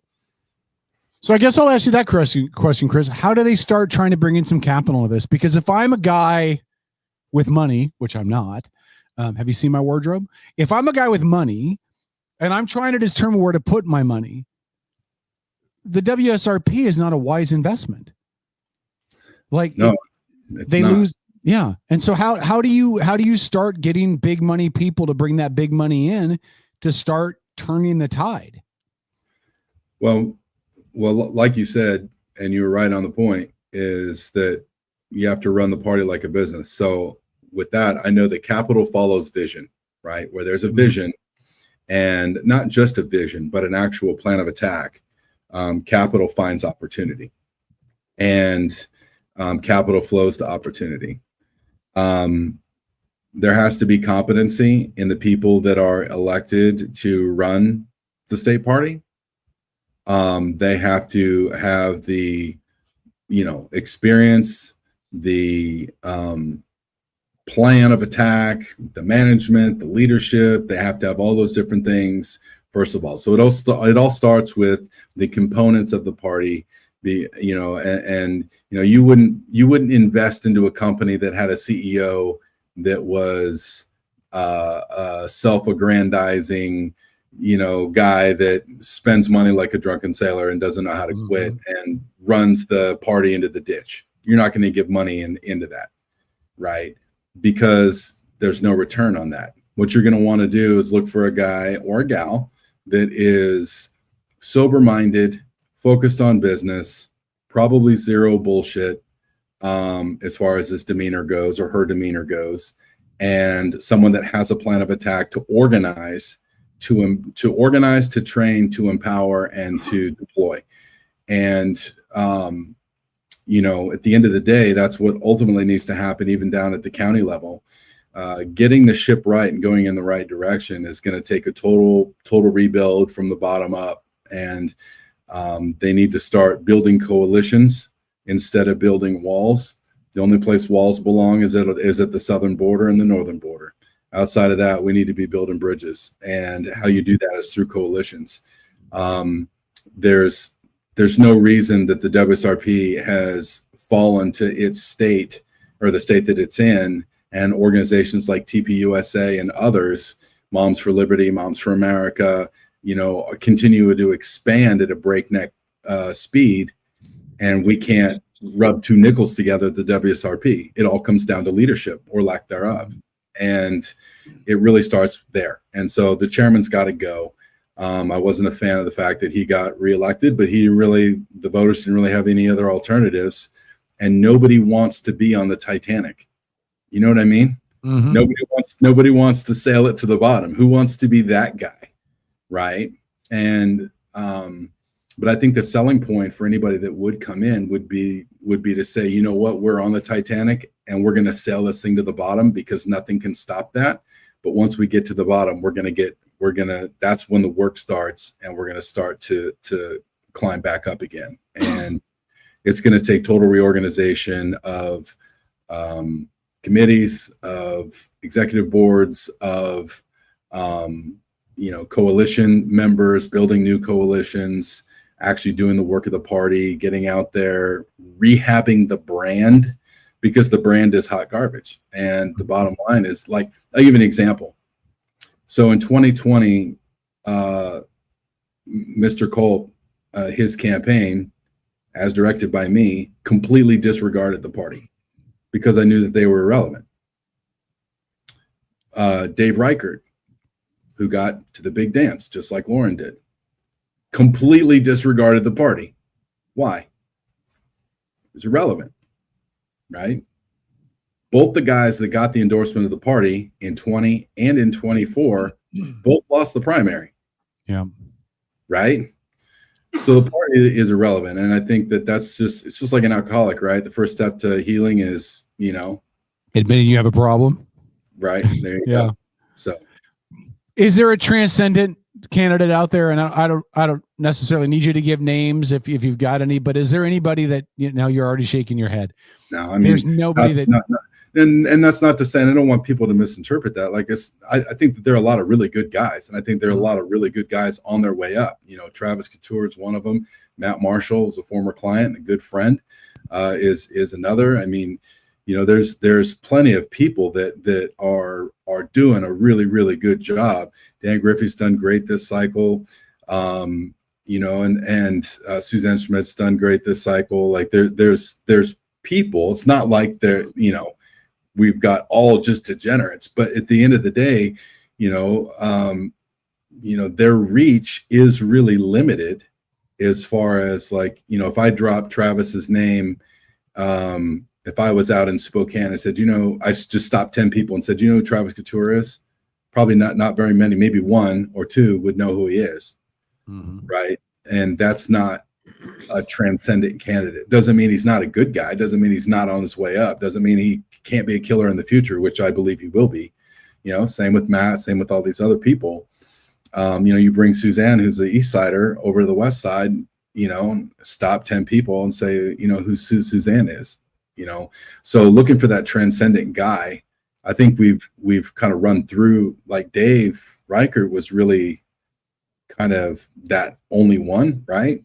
Because we don't have any, Dan Newhouse, he's a congressman, but he's retiring probably. Mm-hmm. Maybe Kathy McMorris Rogers. I mean, she's kind of a transcendent type person. Like, she's generally well liked. I don't know a whole lot of people that don't like her. But I don't think she wants to be involved. Right. I mean, right. She's retiring. And she's an East Sider, which I don't know how that would work on the West Side. Mm-hmm. But that's just kind of the way that the situation that it's at. We're kind of at that place where we have to begin to build. We have to begin to build, and I don't see very many people with shovels. Lori? So, question for you, Chris. You brought up Travis Couture, which I totally agree with you. I think he would be great as a governor. How do we build that bench of supporters for him? How do we get that going now? I mean, obviously we need to ask him if he wants to do that. But if he were wanting to do that and move forward, how do we get that bench built out? I mean, I have plenty of network contacts throughout Washington state. So Eastern Washington, I don't know everybody, obviously, but I know a lot of key people that I could introduce Travis to. Well, I don't think that, and I'm not suggesting to Travis that or to you or to anybody else, that Travis should run for governor. I'm not suggesting he should do that. Right. I don't think he's there yet. Right. Mm-hmm. He's on his way up. He just needs, what's the saying that's going around now? Let him cook. Right. Let's let him cook. Right. Let's let him cook a little bit. And I think he would probably tell you that, but the key to that is building that bench is we've got to focus on local races, right? Just do. And, we had a shot at lands commissioner, but the WSRP screwed it up. There's no reason that either Jamie or Sue Peterson should have been a top two. WSRP screwed it up. So we shot ourselves in the foot there. Wasn't a whole lot of support there for Dan or Dave Dan, I think the guy that ran for OSPI. I can't remember his so we got to start focusing on city council, school board, water board, all the races that aren't sexy. That's where you start, because the ones that really affect your life are your county commissions, your city councils, your school boards. Like, that's where we need to start, and that's where your bench starts to build. And that's where, like, you look at Matt Marshall. A lot of people don't realize Matt was on the Eatonville School Board during COVID. Like, that's where he started in politics. He didn't start just by going to the legislature. He ran against JT Wilcox kind of as a protest vote, but it wasn't like a super serious run. But he ran for school board seriously and won, and did a fantastic job, and then ran for state house and won, did a fantastic job. So again, he's building the base, or he's building his base. And if you get enough people doing it, pretty soon you end up building a bench. A lot of people don't realize in America, there are between 450,000 and 500,000 elections over every cycle, like over 2 years. Really, really quick. I got to give just a piece of breaking news that came out. It's a pretty substantial fire in downtown Silverdale, across the street from the mall. If you guys know where M&T Cafe is, it was a whole bunch of different stuff. I'm getting some photos trickled into me that shows a pretty significant fire down there. That is I think it's in the Ross Plaza parking lot. Yeah, it is. Yeah. So there's a lot of other businesses close to that. So if you're going in the area or going to the area, steer clear of that part of Silverdale Way. And we'll see what it looks like in the morning when the sun comes up. But everything we're getting into is a pretty substantial fire at that M&T Cafe, and they have really good pho, by the way. Yeah, they had. Well, we don't know how bad the fire is, right? So I don't want to give them an obit, but everything I'm getting, a pretty substantial fire going on right now in downtown Silverdale. So stay clear of that if you can. Tom, go ahead. Oh heck, I don't even remember what I was going to ask now. Good job. Well, listen, we're talking about building a bench. Yeah. Yeah, yeah. You were talking about the number of races nationwide, and somebody brought up in our chat that there are about 4,000 races just in the state of Washington. Mm-hmm. So absolutely, that's a lot of opportunities. Can I throw another name out to you, Chris, just to give, if you can kind of give a statewide thought of them, because they've been in office for a long time. They've been a state representative holding down their district pretty well. They've won by really comfortable numbers. Nobody seems to care that K-Dog's not a big fan of her, but does Michelle Caldier have name recognition, drivable force power within the state?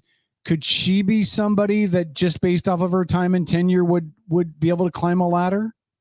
No, she's just my opinion, right? If I were to gauge her, and this isn't because, this is just my genuine assessment of her is she fits the district, right? And she's going to do well in her district because the people in the district know her. But she doesn't tend to do well under pressure. And when you're on the spot, on the stump, like out there running a statewide campaign, and you get stopped by reporters and you get asked gotcha questions and you get people that are hostile to you, just hammering you, and you can't control all the variables, and you've got to go out there and you've got to be likable. Likability is really huge. And that's something that traditionally she's struggled with. Oh yeah, she has. And I don't say that as a dig on her. I mean, I don't even know. You don't. I've never met her, but I'm just saying, word on the street is likability has been a problem for her. And but like I said, she fits the district, right? And so she knows what to say and when to say it. So she's okay there. And she does enough in the district that people keep her around.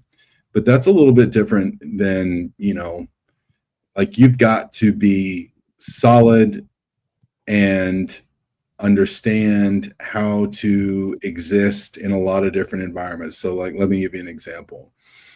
So, like, you can't feel one way about a policy when you're in Eastern Washington and then magically feel another way when you're in Western Washington. That is the quickest way to kill your campaign. So you have to plant your flag, but how you communicate where the flag is planted might vary. Does that make sense? Yeah. The conversation might be a little bit different in Spokane or Tri-Cities or Yakima or Ellensburg than it is in, Bellingham or Vancouver or Puyallup, or you know what I mean? Mm-hmm. So I don't think she has that skill set. I don't think she knows how to do that. At least that's been my observation of her. I'm going to keep my personal opinion to myself, but thank you, Chris. Because my personal opinion just gets me in trouble with Republicans out here. It's a strong one. It's strong. And it'll take over the rest of the hour. I'll share it later when Chris isn't here. I don't want to put Chris in the spot. I think everyone listening knows how you feel. I think everybody knows. Yeah. If you don't know, aware. feel free to ask. I'll tell you. Some national stuff, Chris. I just want to get your thoughts nationally, right? We've witnessed just a complete left-hand turn of agenda from the federal government since Trump took over. A reprioritization of things, downsizing of the federal government, releasing of a lot of federal workers. So far, I haven't made the list, but yeah, that could change tomorrow.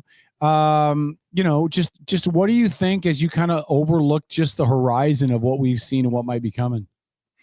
Well, first of all, I think it's a right-hand turn, not a left-hand turn. Okay, all right.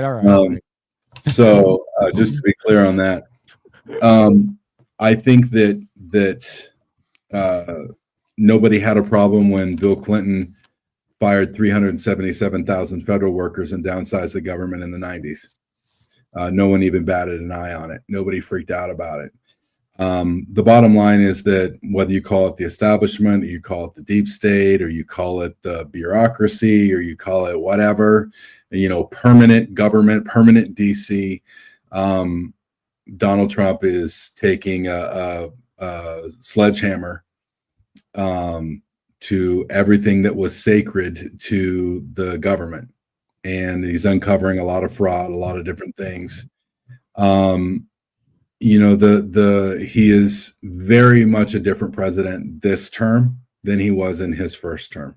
Yeah, that's for sure. I think in his first term, he didn't know what he didn't know, right? And that's not a dig on him. It's just, he wasn't a government guy. He didn't know how deep the swamp is. He didn't know what kind of monsters are down there.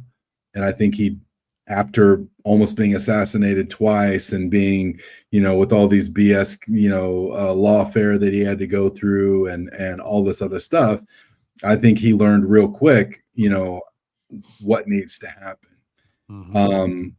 I like most of his cabinet picks. And I think that we've got to give him, again, I'm going to use this term, we got to give him time to cook. I see a lot of things online and they're like, oh my God, they haven't arrested anybody yet. It's like, well, dude, we're only like 45 days into this, player. Like we got 4 years. Like, can we just let things, can we let things cook a little bit? Let's see what comes up, right? I mean, if you're going to put a case together against somebody, then it's got to be clean. And if you're going to get a conviction, and you have to actually put somebody on trial who actually committed a crime. And so that takes time for evidence and these different things. So I would just tell people, just be patient. I mean, the change that has happened with the plummet. I don't know if you've noticed the numbers of illegal immigration has plummeted to 25-year lows, which is less fentanyl, less human trafficking. That is the immigration issue for me, is drugs, human trafficking, especially human trafficking, because I know what goes on there because my wife's a human rights activist. So I know intimately what happens to these people. And the U.S. government was facilitating it for decades.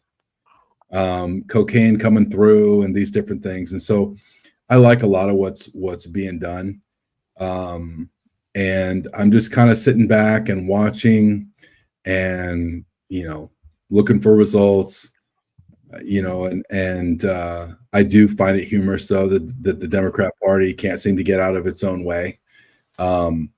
And did you guys see that dumb video that they put out that said choose your fighter? And then you had all these female congresswomen jumping and like doing that bob up and down thing like you did at the beginning of the video. No, I did not. Yeah, I saw that. Oh my God, it is super cringe. Like, yes. I cannot wait. As a consultant, I cannot wait to run one of those races so I can clip that and use it in an ad. Okay, I couldn't finish watching it. It was bad. Pull it up. Like whoever's there in the background, pull it up and look at it. It's so Kevin's cringe. working on that as we speak. It is so cringe. Yeah, it kind of reminded me of what was that horrible movie? Napoleon Dynamite. Oh yeah. I have sat down to watch that movie like 4 or 5 times and have never gotten through the entire thing. I've never made it past the like 5 or 6 minute mark. I can't do it. I want to commit suicide. I don't even know the reference to Uncle Rico. Come on, that's Gardner Minshew. Yeah. Anyways. Yeah. Chris, while Kevin's looking that up, did you see the other TikTok video that came out shortly after, like right after the Democrats walked out of the Trump address to both houses or both parts of Congress? Well, there were several videos. Which one are you specifically? I'm trying to remember exactly what the hashtag was, but it was like blank, shit that he does or something like that, and it was the same talking points, word for word, verbatim, and it's like 20 different Democrats. And yes, I did see that. I was watching that, and then I was watching Undivided Pod, and then Brandy Cruz brought it up, and there, just like 20 of them all at the same time, same talking points and everything. Yeah. The DNC needs to get a better social media manager. DOC. Yeah. Well, that's the thing is that you've got Gen Z, not digging on Gen Z, but I'm just saying they have their own, they've lived in this social media world their entire life virtually. Right. And so they don't really understand how Gen X looks at things and how the even millennials look at things like we don't think that's like, we look at that and we're just like, really? Like, who the hell thought that was a good idea? Right. You know what I mean? And I think I tweeted something or put out a Facebook post on this. And basically what I said was that the thing that is most funny to me about that is that someone pitched the idea. Someone planned the idea. They rounded up all these Congress people, elected people to Congress. They rounded them all up. They actually jumped and bobbed up and down like idiots. Hold on. I think I got a clip. Can I share it? Hold on. Let me watch this. Because we are technologically advanced over here. People want to see your face on this, Kevin. Do we have to cringe over this? Hold on. Oh yeah, let's do it. Okay, so this split the screen because people want to see your reaction. I'm just going to play part of this. So here we go. Let me turn the volume up. Here we go. It's quick. You can play it all. Choose your character. So bad.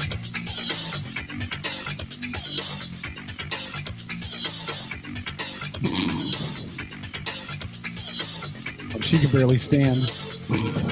It's great. All right. It's my girl in Nevada right there. Oh, good Lord. So the funny thing about that to me is that they pitched that shit. Pardon my French. Can I cuss on this show? Yeah, we're just on internet now, man. The radio station is no longer. So they pitched this shit, and somebody was like, "Yeah, that's a fucking great idea." and they actually put that shit out on like they actually put it out like that right I there. gotta take this moment here again. Isn't deregulation so wonderful? Said the libertarian.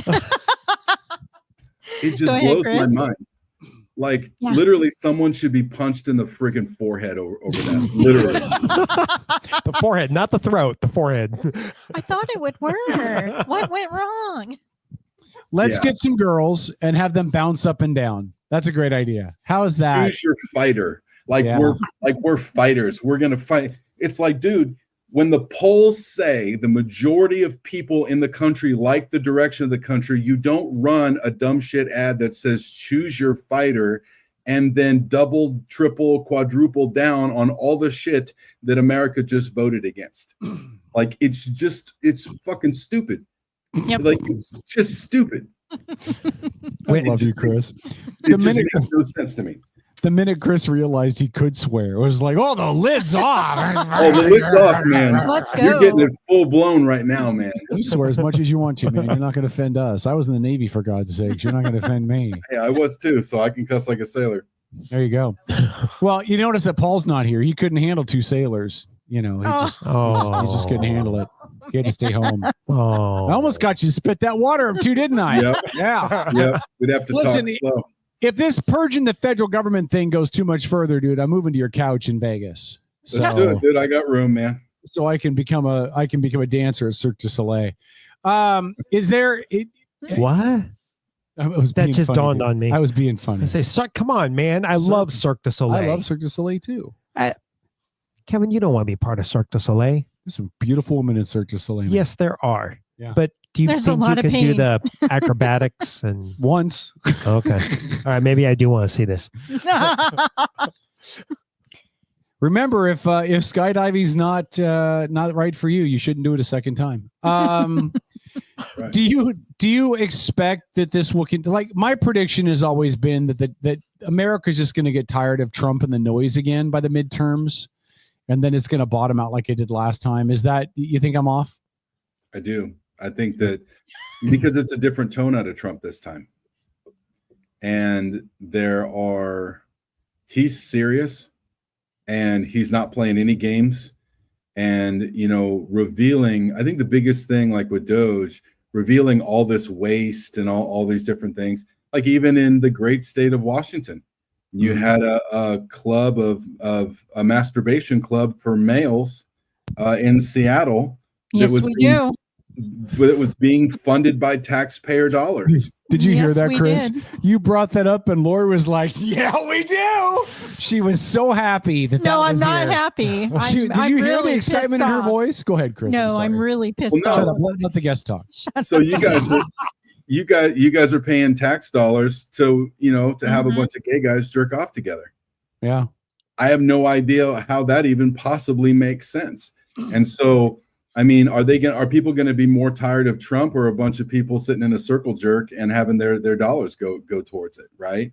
Or studying, gay frogs in Uganda, or putting money towards, transgenders in Palestine, like, you know what I mean? So like the American public isn't stupid. And one of the biggest things, like they see the corruption now, and it's on both sides. Like, Dan Crenshaw is a complete dope out of Texas, and he makes all kinds of excuses. The guy's a piece of shit. He's gaming the system, and he's using insider trading to enrich himself. Right? He's a Republican. Nancy Pelosi does the same thing. Right. And they all have for years. In fact, it used to be illegal, and Congress made a retroactive rule back in the late 90s to make it okay that they can do insider trading and not have any sort of penalty. Right. So Amazing I think how that works, huh? Yeah. And I just think people are just really sick of that shit. And I think that's what Trump represents. He's doing a lot of right things, like no taxes on tips, no taxes on Social Security. Right. That's real popular with people that are in the service industry, and there are a lot of people earning or getting Social Security. They don't want to be taxed on that. Yeah. So there are a lot of real positive things, and there are a lot of things that Republicans can run on, and Democrats are just running on transgender issues and issues that no one gives a shit about, things that they're absolutely wrong on, defending Venezuelan gangs and these different things over illegal immigration. Like, and they have no leadership. Pelosi's like 453 years old. Chuck Schumer is a snoozer. AOC, is not real bright. She's definitely not a strategist. Yeah, you should tell Chris. Be careful, Chris. That's Chris, his I have girlfriend. a prediction. No. I have a prediction for you, Chris. Oh, yeah? I think your next Democrat nominee for president is going to be AOC. Yeah, wait on that water first. So historically, there has never been ever a candidate come out of the House of Representatives to make it past the primary. Okay. I just think, again, I'm not advocating for her, but I feel like the Democratic Party. No, I'm not. I feel like the Democratic Party is such a checklist party. Like, what boxes does this check for us to run as a candidate? Oh, she's a woman. There's a check. Oh, exactly. She's a minority. There's a check. She's she's from a blue stronghold. There's a check. She's she's attractive, which again shouldn't matter, but it does. It does.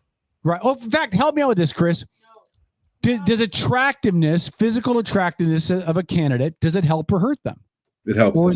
It helps them. Thank you, Lori. Proven fact. We argued about that earlier. They said I was dumb.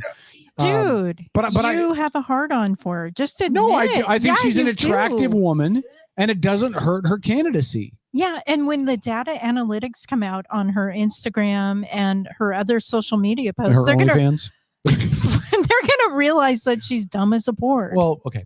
I think, again, I'm not advocating for her. I just think if you're the Democrat Party, she checks all the boxes that are important to you.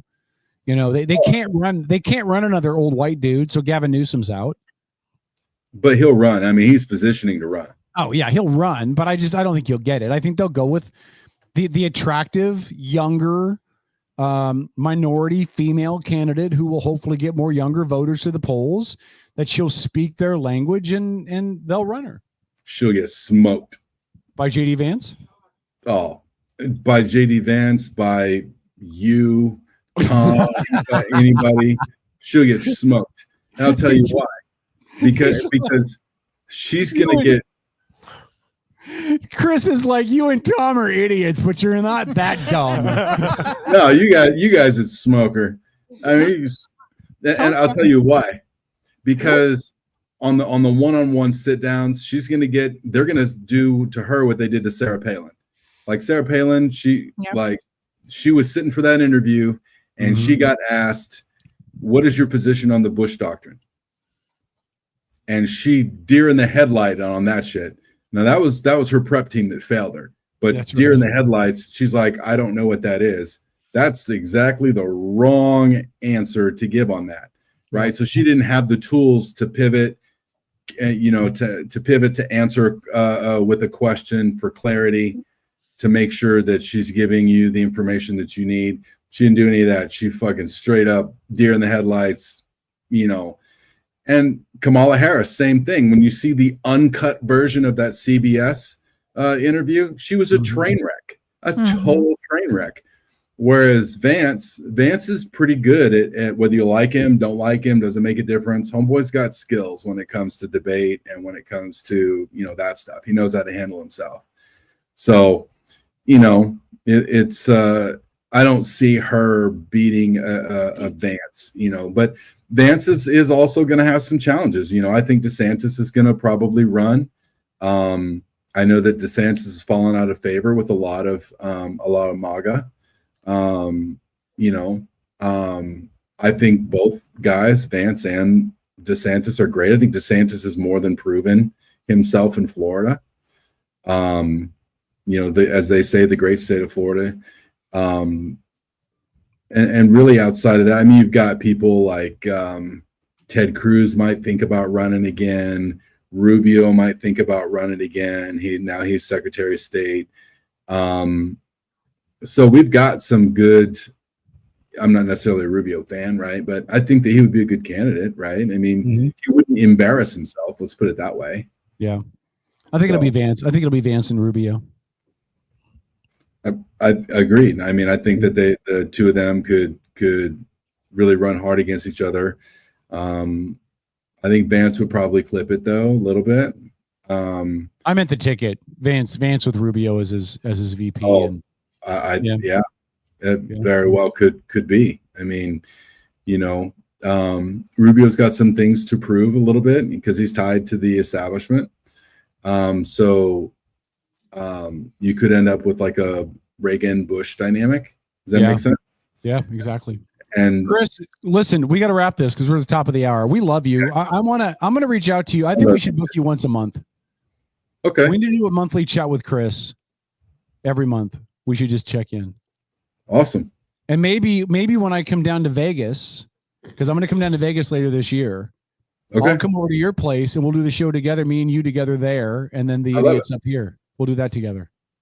I love it. Let's do it. I've got a studio here. And you'll hit the strip with me too. We'll go hit the strip and all right, man. Yes. Yeah. No, you can say it. You're not on AM radio anymore, Chris. You say whatever you want. Whatever I want, boy. You don't want me to go there. Oh, I do. That'll be in the outtakes. There is no FCC oversight here. Chris Kurgan, Dark Horse Political, good friend of the show. Man, it's been great to chat with you. We got to do this more often. Awesome. I love you guys. Thank you for having me on. Good to see you, man. Give our best to your wife, who we still need to have as a guest on the show, and take care of yourself. We'll talk soon. I will do it. All right, buddy. There he goes. Chris Kurgan. He is off to the races, man. It's so good to talk to him. Like, the dude is knowledgeable. Throwing us under the bus. And no, because I called you guys idiots. Yeah. Well, I meant Paul. Paul's an idiot. I should have asked him what he thought about Gabbard. Hold on. Oh, he left. I should have asked him what he thought about Gabbard. Yeah, you should have. All right, we'll take our last break. Come up, 1 more hour to go before we get into overtime. Don't forget, we have our mystery food thing. Oh, I forgot about that. Hold on, Outlaw Radio. We're back after this quick top of the hour bumper break. We're back on Outlaw Radio. Network.com.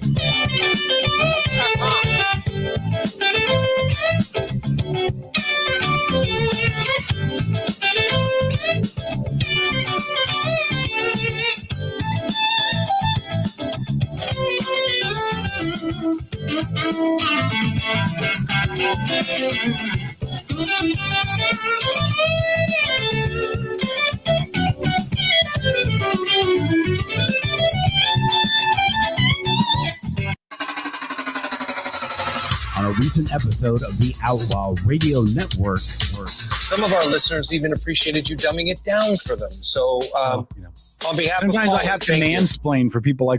By the way, mansplaining is when men explain things to a woman in a condescending tone. I just mansplaining. That's the Outlaw Radio Network Sunday nights at their new time from 6 to 10.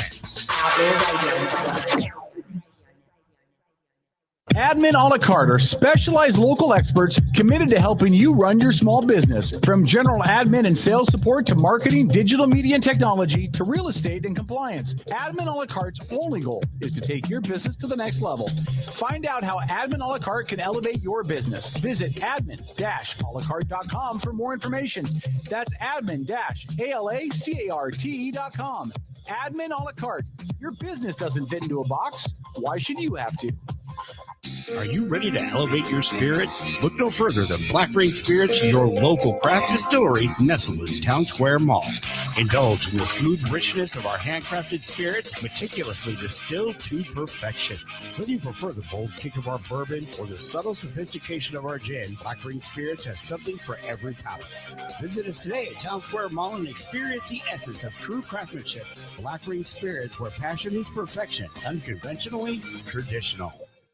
This is the Outlaw Radio Network. This is Chicken Banana. Outlaw Chicken Banana. Outlaw Chicken Banana. Outlaw Radio Network. Chicken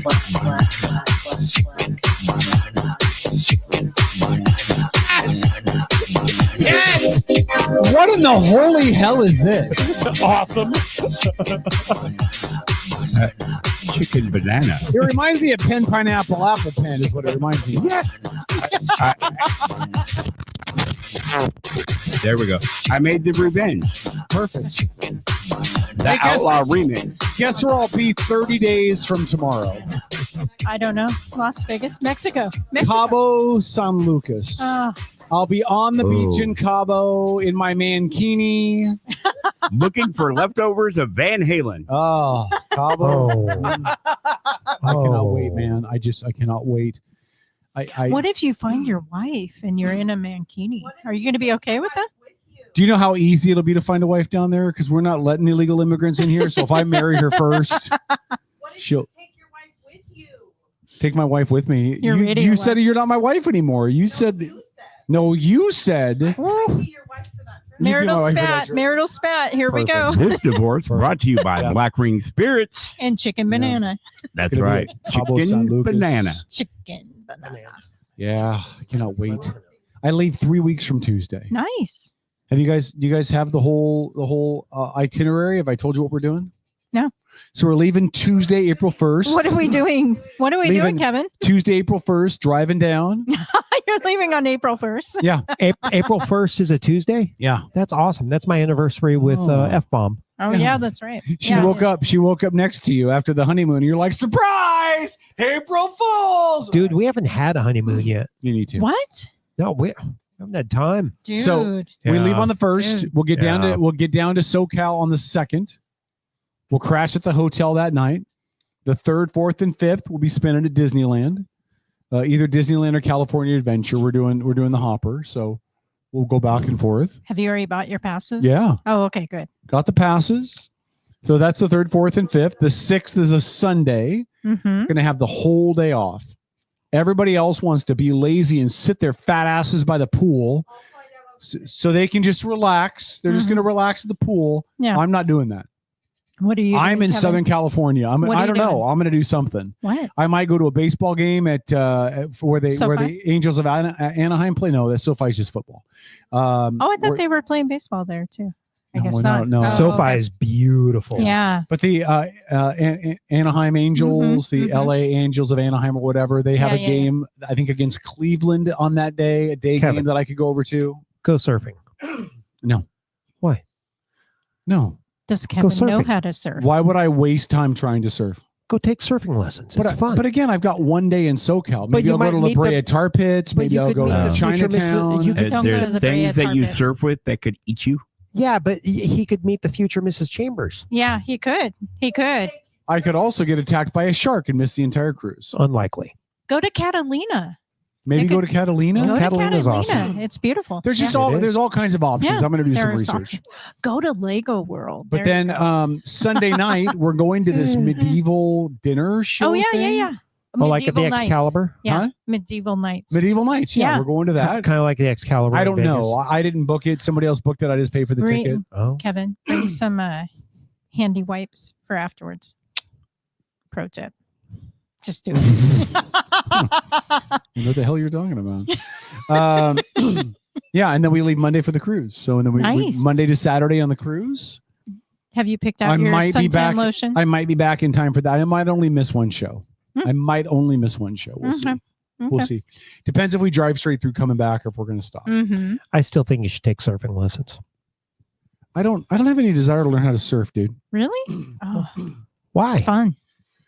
Because I got one day in SoCal with nothing planned. Yeah, but it's beautiful and peaceful. But I don't want to spend one day at SoCal at the beach trying to get my fat ass up on a surfboard.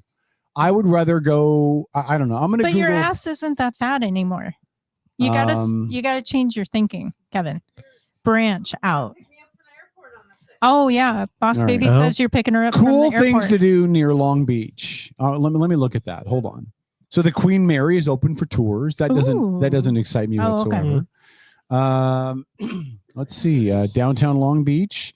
The USS Iowa Museum is there. I've seen the Missouri, so that doesn't count. Yeah, there's stuff to do. There's ideas. So Universal Studios Hollywood, I could go to that. Yeah, you could. Yeah, it's only $100 to get in. Yeah, remember driving in Southern California. I'm not going to drive. I'm going to Uber. Oh, you should probably check out your Uber prices first. There's an escape room down there. We could do an escape room. Where are you staying at? We're staying at a hotel like right across the street from Disneyland. Oh, okay. Yeah. You're in a safe place. Yeah, I think so. How far is that from Universal? From Universal Studios? Like probably 2 hours in traffic. No way. I'm sorry. I live down No, there I'm for- saying no way. Like, hold on, price estimates. Let me find out. You guys talk about something for a second. I'm gonna. You guys make a guess. For what? Uber or time? Disneyland to Uber, from Disneyland to Universal Studios. Make a guess. $100 after tax and tip. You think $100? Yep. Tom? I don't know. I mean, last time I took an Uber was over in Seattle. It wasn't very far. That $100 is probably not far off. All right, hold on. I have to log into this account to find out. I'm a Barbie girl. In a Barbie world. And Corey was saying in the chat, don't forget your fanny pack. I have a fanny pack. Seriously? My cousin from New Zealand, I guess fanny packs are all the rage in New Zealand. He brought me a fanny pack. And the Gen Z crowd. Are you wearing a fanny pack around your fanny? No, I'm going to use it as a crossbody if I use it. Thank as you. anything. Yeah. Thank you. Thank you. I went to school with a guy who wore his fanny pack in front, so we called it the penis pouch. Yep. That's a great idea. Like Dwayne the Rock Johnson. Have you seen his photo from when he was 18? He looks like he's 36 and he's got a fanny pack and a gold chain and a black turtleneck. No, I haven't seen that one. Oh, no, you guys were way low, man. $60. No, we were high. We were high. You guys are way high. Yeah, $60 to Uber to $60. $60. Okay. I would do that. During traffic? Well, it's right now. If I took it right now. Well, it's evening time right now. So it's gonna be peak. So the $100 will get you, like an upgraded Uber. All right, so hold on. I'm gonna do a pickup on insurance. Hold on. April 6th. And I'm gonna say 9 a.m. Oh, okay. We'll say 9 a.m. But it's on a Sunday.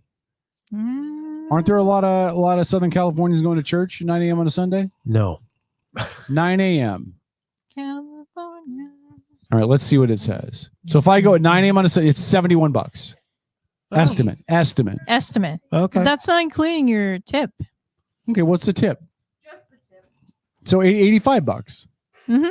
If I tip them 20%, that's the amount. Oh. So I assume that's the amount. Yeah. Not far off. No, see, not bad at all. I would do that though. I wouldn't. I would do that in a heartbeat. You wouldn't do $70? No.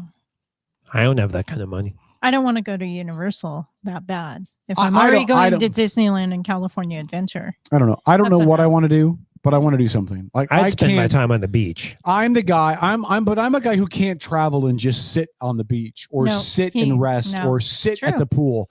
If I'm going places I haven't been or haven't been a lot, or Vegas where I go all the time, but I still don't do it. I have to go see something. I need to experience something, look at something, take photos of something, do something. Sure. I cannot just rest in a lawn chair next to the pool. That would kill me, huh?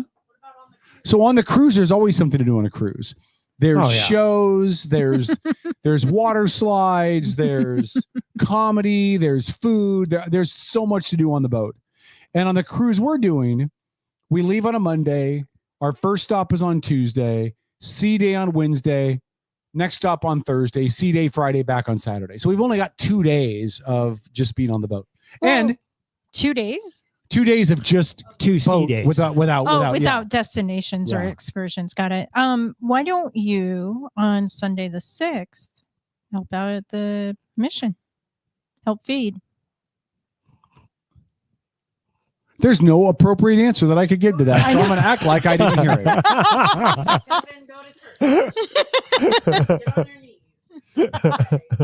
No.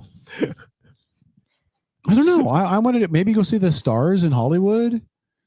You know? Well, you're getting close because you're really close to Skid Row in that area. Yeah. I don't know. Yeah. I don't know. Yeah. I do want to take a shot at the Kitsap Sun really quick. Vanderpump So rules. I went to the Kitsap Sun's website because I wanted to see if they had anything about the fire in Silverdale. In Silverdale, yeah. So here's what's on their Facebook page. Mm-hmm. I'm going to tell you the stories they posted today. 1, a 4.1 magnitude earthquake struck Malibu. What? Okay. Malibu, California. Yeah. 2, The Bachelor brings back 15 women for a woman tell-all update. This is on the Kitsap Sun's Facebook page. Hold it. I have a response to this one. Yeah. Ooh. Okay. Carry on. Bremerton won the 2A state basketball title. The boys basketball team did. So that's viable. Right, that's local. Good job, okay. guys. The Powerball jackpot rose to $320 million. Let's do it. The lunar eclipse is coming back. Another thing about the Bremerton basketball team. When is the reunion episode of Love is Blind season 8? Oh. It's next week. Science supporters rally across the U.S. to protest Trump research cuts. Social Security Administration overpays billions in benefits annually. India and New Zealand will face off in the match of champions in Say what sport? Cricket. Who cares? I don't even understand that game. A vet in Dallas Fort Worth Zoo is certified to provide acupuncture to geriatric animals. The only thing that they run locally is about how the Bremerton football team won the state boys AA title. Basketball. Basketball, sorry. Well, and as That's well, it. As well, they should, but it'd be interesting to know a little more about Kitsap County. Yeah. Hmm. That's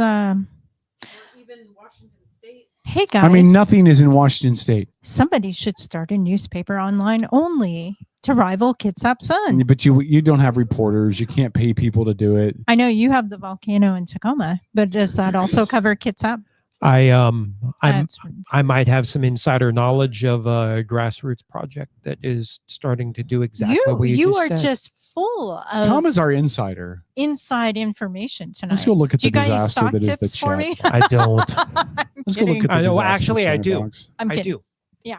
Short-term investment, invest in crypto because XRP was just approved for crypto with the Trump administration. Yeah, I saw that. And you will see a very short bump in that. You throw $100 in it now, and it might be 5,000 in 3 weeks, and cash it out and be good. Because that's about all crypto's worth. Corey Collins says alpha males don't go to theme park stag. Well, Corey, I'm stag. I'm sorry. Like whatever I do, I'm doing by myself. So what would an alpha male do in SoCal with a day to himself? Look at the next chat. Well, See the sights, no theme parks, do something real, eat food, enjoy yourself. Okay. Yeah. You mean go surfing? I'm not going to go surfing, dude. And then Robert with the best comment of the night. You actually can't expect the Kitsap Sun to work on a Sunday. They only show up at their desks at the blog Monday through Fridays, and today's news will post sometime later next week. Yeah. It's not wrong at all. Oh, there is a good suggestion in the chat for you, Kevin. What's that? Surfing lessons from Corey? Yeah, Corey thinks he should take surfing lessons. Yeah, I'm not taking surfing lessons. No, do you know why? Why? Because I feel like I'd be out there, and I'd be out there for 4 or 5 hours. I would finally get up on the surfboard, and then that would be the end of my day. Like I finally got up there to ride like half a wave, like for 5 feet, and I was so proud of myself. And then that was it. Yeah, surfing lessons don't take that long. You're looking at maybe an hour. And then you go out and spend about an hour or so in the water and try to do it. It's a kick in the pants. I have the physical dexterity of a sloth. Okay. I am about as athletic as Trump. Yeah, I think that. Yeah, Go kayaking. Corey says do something out of your comfort zone. I've been kayaking once. That's it. Out in Gig Harbor, yeah. My buddy and his wife owned some kayaks, and me and somebody else went out with him one day. We kayaked out in the harbor. We went out into the open water past the lighthouse, and then a boat drove by me too quick and too fast, and it flipped me upside down. Oh, you hoolied. Yeah, so I had to grab the kayak and head back and swim back to shore, towing it behind me because I couldn't get up in it. Oh, okay. It's back when I was way heavier than I am now. I could probably get back into it now. Follow the Weekly Volcano and tell them you want more info involving Kitsap County. What's the Weekly Volcano? Oh my gosh, are you serious? Yeah, what's the Weekly Volcano? Boss Baby? What is it? Boss Baby is, are you editor as well? Editor, advertiser, directing. Could Outlaw advertiser, Radio director? Network contribute articles for free? In Yeah, exchange to the for promotion? volcano. Yeah, it's a weekly newspaper. Oh God, I will totally do that. Go get a tattoo. I have 2. I do want another tattoo. I just haven't decided what I'm going to get or where I'm going to get it. Ooh, try I the thought about ribs. getting a Bible verse right here on the backs of my Oh my hands. gosh. Yeah, try the ribs. J. Andrew Kennedy is on fire. Sit on a beach in a Speedo. Don't care. We know the presentation is small. Don't care. It's about you. Go get a massage. Do a spa day for yourself. Spa days and massage days I could do here. Like I could do them up here. No. Like I would go see the La Brea special. Tar Pits. That'd be kind of cool. No. No. Actually, I think the La Brea Tar Pits would be kind of cool, just because I like that prehistory stuff. Yeah. I would dig that. But I mean, you could get a massage. You could do a salt float. You could, get a facial. J. Andrew Kennedy heard facial and got excited. Oh, Jane Kennedy heard What? facial. Did you say a sperm? Oh, give a facial. Stop it. Stop well, it. Sandra Bullock Stop did it. admit that she likes a sperm facial. Stop that. You guys are On gross. Ellen. You guys Oh, are boy. really, really gross. I don't know why you guys are the way you are. The But way you we are? But you are the way you are. I am who I am. I okay, Popeye. You like it or you wouldn't beg for us. Good. Oh no. So here's the question, right? I can't say that. So you have your mystery food? I do. You ready? Tom, you ready? Bring it. All right, let's do it. Is it hot? Is it going to be spicy? Do I need a soda? No spice, Okay. except for salt and pepper. Okay. Oh, see, that's our rule with Weird Meat Wednesdays. Mhm. Not allowed to season it with anything other than salt and pepper. So you actually get to experience. And you guys Yeah. have to close your eyes. Okay. Unless, Tom, you happen to have extra fabric. I already showed it to you, didn't I? What kind of fabric? Oh, I didn't? You Oh, can try this it. is going to be bad. What kind of fabric do you need? Just She wants something to be able put over your blindfold eyes. us. I'm surprised the girl that owns a Oh. bead shop didn't bring her own bondage stuff. But go ahead and get your stuff. Yeah, I don't know that I have any Hey, appropriate the blindfolds. bondage is silky items. So, I wanted to keep them fresh. Okay. Hey. Let I me think we go should get- all get tattoos, by the way. I can't. Why not? I'm allergic to ink. Oh, okay. Yeah. At least me, Paul, Tom, and Dennis should. I don't know if Andy would, but I think we should get the Outlaw logo on our shoulder. I think we should get the Outlaw logo tattooed. I've got a little bit of ink. I don't think a little more is going to. Do you have room on your shoulder for it? Like, where would you put it? Your shoulders are all tatted up, aren't they? Yeah. Yeah. My left arm is from my elbow up, and my right arm will be complete when I finally get it complete. Okay. If I paid for it, would you put it on your forehead? No. Okay, just checking. No tattoos on my face. No. Okay. No. Every time I see a girl with tattoos on her face, I think, who hurt you? Yeah. I'm. If you're going to do face tattoos, I mean, I think you've got to be in a pretty. I think there's a pretty narrow scope of industries that are good for heavily tattooed faces. All right. Are we doing this weekly, monthly? What are we doing? The mystery meat challenge. What are we doing? The mystery food challenge. You said weekly. Is it weekly? Okay. Oh boy. Okay. Can no. Can I bring weird meat too, or weird food? Keep your pants on, Tom. Settle down. Well, I was going to keep my pants on. That doesn't mean I wouldn't bring some weird food. When you go over there, would you grab me another one of my root beers, though? I'm sorry. Would you please go over? This is how I train Kevin. I just look at him and go, I'm sorry. Train me. Hold it. Did Lori, did you coordinate with Dennis? Does tonight's mystery food have something to do with chickens and bananas? No. Okay. Then I'd be allergic. Okay. All right. You're taking your time. Like, I'm not trying to bring up another topic, but you're taking your Okay. time. All right. Are we ready? I think we're ready. Okay. All right. Anybody in the chat, why don't you guess what? Lori, you want to give a hint? So the people in the chat can guess. It's a lot of one particular food group. Okay. Food group like fats and oils. Category of like food fats group. and oils or protein or Sure, you could go that way. or is that too macro? She's No, not gonna tell that us. would probably Huh. be Okay. right around the same categories. Okay. All right. So Outlaw Radio, this is enthralling radio. Let's see what this is. Oh, Rick says snake meat. I've had rattlesnake. I think rattlesnake happens to be delicious. Okay, Kevin, you're going to put your hand over and in. Oh, it feels awful. Oh my God. Oh, see, I can't see what's going on because there's a computer screen in the way. So this fine? That's kind of funny. Don't look. I'm not looking. Is this fine? Like, Yeah. I have something in my hand, but I'm not looking. All right, I'm covering it so that I can open my eyes. Okay, hold but on. But Lori can see it's covered under my hands Yeah. and my napkin, so I Okay. can't see. Next victim. Okay. No, is this going to be gross? Do you know what it is? Oh, you don't know either? Okay. Oh, this is different. I Oh, I swear to God, if this is pig testicles, I'm quitting this show. I'm super curious. What's that? Okay, you're Is your mic's on? you got it covered. My mic is on. Can you turn your Because mic? I'm playing. Oh, we're getting an echo. Can you turn your mic off? Now is it better? Yeah, it's echoing really bad. Can you mute your mic? Leave your camera on. Okay. And you can use my mic. Yeah. Okay. Put your hands in.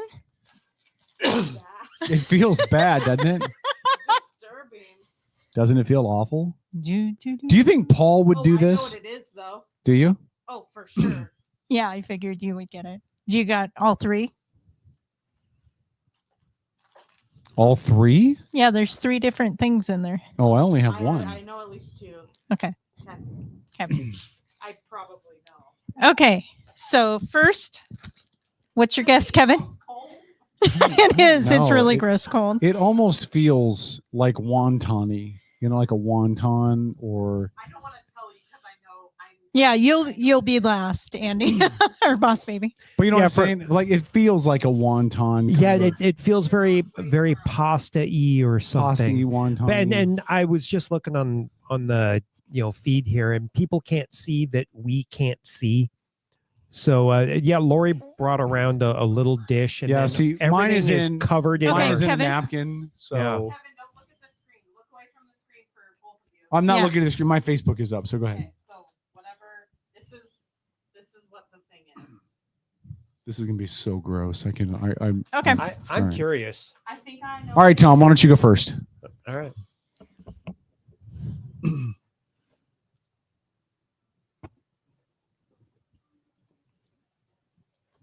Oh. There's pasta. Oh, Lori. Okay, I got to do mine now. So And then there's. oh, God help me. Okay, I know. Is that turkey? Is there turkey in there? Tortellini with cheese sauce. Yeah, but I'm getting like turkey or chicken or something, like a turkey didn't stock have- or a chicken stock. I didn't have a third flavor. I only had 2 flavors. No, it does have some kind of a meat flavor to it, like a base. Mm-hmm. So I'm guessing. I do I'm agree with the close. tortellini and cheese, but it's got something else. Yeah, and I didn't get much cheese, but I did get like some chicken stock or some turkey stock or Oh, something. Margie, Okay. tuna casserole. All right. What is it? Cold What is it? So it's 3 cheese tortellini. Okay. Mhm. Okay. And then it's cottage cheese to kind of throw you off. And then my God. I and then I threw in the white sauce that I made last night, but Yeah. I put too much cornstarch, so it's like glue. Oh, I'm glad I got the noodles. That's not really weird food, though. Like honestly, like It- 3 but cheese it was- tortellini is normal. But it was strange texture. It was Right. strange It was That was the textures. point. And you put on the parameters that you didn't want any spicy stuff, and you just wanted weird food stuff. Yeah. And by the way, To touch. can I make one amendment to the food list of what's not allowed? Sure. No raw fish. Oh, I would no never do sushi, that. raw fish. What none is of wrong that. with raw fish? I wouldn't do that. No, no sushi, man. No. Sushi Sashimi is is awful. delicious. Anyways, Sushi's awful. People in the So wasn't that gross to again, feel? the delicious coming from the man who would live every day off Survivor food and not care. Who's that? Oh, Tom would? the man to your left He would eat Survivor food. all day long. Tom, Yep. have you ever He had would- MREs? Yes. oh yeah, Oh, love MREs, man. I loved them. And no, he When I would wants go an motorcycle MRE riding? that he gets out of the backyard. The deer in I- your backyard, I'll or the eat- rabbits. Yeah, I love deer.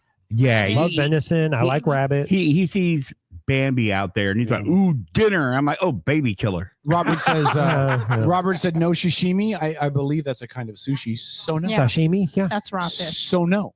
You guys can have Sashimi's all the delicious. sushi you want, but no. Little wasabi, little soy sauce. I love soy sauce. Huh? Not even on a date. No sashimi for me. Why would that matter on a date? What? No, I would not take a date to sushi.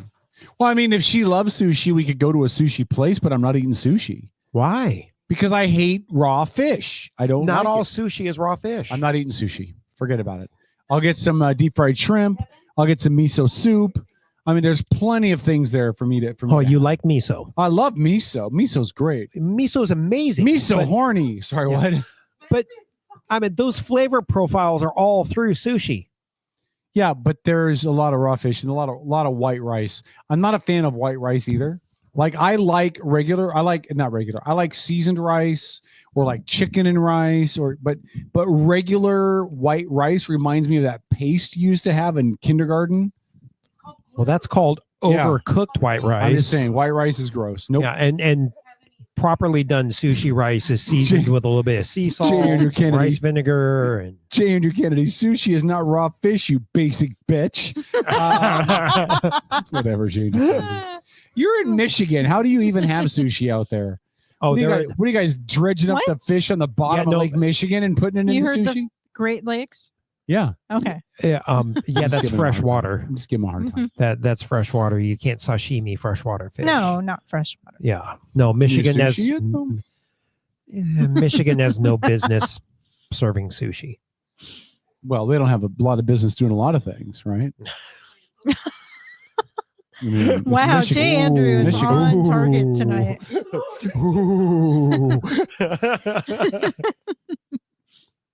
No one else heard you, Boss Baby, but I thought that was funny. Oh, I didn't hear you. Oh, what did Boss Baby say? Oh, I said, well, when I said Michigan has no business serving sushi, she said, yeah, they don't have any business playing football either. I think they beat your team this year, didn't they? I don't know. I just know it was some good smack talk. National championship. I'm just saying they beat your team. That's all I'm saying. I'm just being factually accurate. By the way, sushi translates to the word sour rice. Yes. I don't know if you did that or not. Yes. Oh my God. Have you guys been reading all these comments? Holy No, I haven't been. I'm afraid to read them. My comments are way lagged. Wow. I'm not going to read what Tom was eating. Tom is tasting the I wasn't going to say CUM that. for sure. And then somebody else said it wasn't made at Rain City, was it? What is Rain City? Rain City Jacks. Oh, is okay. All right. Yeah. I didn't know the name of the place.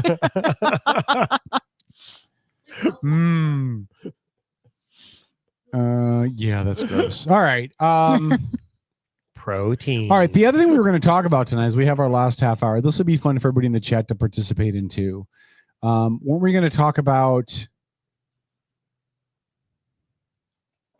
something music? I brought up last week. We're going to talk about something music. Oh yeah. Your three most disliked songs. Songs or bands? Was it songs or was it bands? We'll pick one. What do you guys want to do? Songs or bands? Or singers? Like songs or singers / Never bands? gonna give you. Don't pick on Rick Astley. Never gonna go around and desert you. Oh, here you go, Rick rolling everyone. Rick roll is not a sushi. Andrew Kennedy said, Michigan has good sushi. Kevin is basic. Tom, please don't make me concentrate on you. Well, it's funny, Andrew Kennedy, because before you tuned in tonight, Tom was calling you out for not being on the show. And I believe Tom's exact quote was, Andrew Kennedy's a chicken shit bitch for not being on the show on time, is what Tom said about you. All right. So are we doing three most overrated songs or bands / singers? Oh, overrated. Or not just disliked, but overrated. Either one. Okay. God, I'm gonna have to brainstorm on that now. Okay, let's do bands / singers. Okay. The three bands / singers that make your skin crawl. Ooh, make my skin crawl. What do I turn off? That you will turn off the radio if you hear it come on. That's if you hear them come on, you'll turn it off. I'm gonna have to think I'm on ready. that for a second. Lori's ready? Yep. Lori, go ahead. Milli Vanilli. Okay. Yes. Rick said that stupid Owl City song. Is that the I'd like to make the world believe the planet Earth moves slowly. Oh, that song is dumb. Yeah. Okay. Okay, so Milli Vanilli. I forgot the name of the person, but it became popular again with Stranger Things last year or 2 years ago. Running up that hill. I hate that song. The original one or the remake? The original. I hate it. By the girl? Yeah. Okay, that's Patty. Is that Patty Smythe? No, I don't think it was Patty Smythe. I thought it was Laura something. I'm gonna look it up. Who said Laura Brannigan? Was it Laura Brannigan? I wasn't sure. I'm not Kate sure. Bush. Kate Bush. Oh, Kate Bush. But I did find and Samuel Kim did a version of it for Stranger Things. Okay. But there is another version that I've listened to that I actually really like of a version of that song. I don't like the song. It doesn't matter. If I only could make a deal with God. Yeah, that one. Yeah. I'd get him to swap our places. So, it's a deep song, really. Yeah, it is. Yeah, somebody's dead, and he's basically saying, "I would switch places." Right, Yeah. I get that. I'm just Spoiler telling you. alert, Just but telling you. yeah, but to put it into a pop song, let's Okay. think about it. Tone. Anyway, What's your third one? Read the room.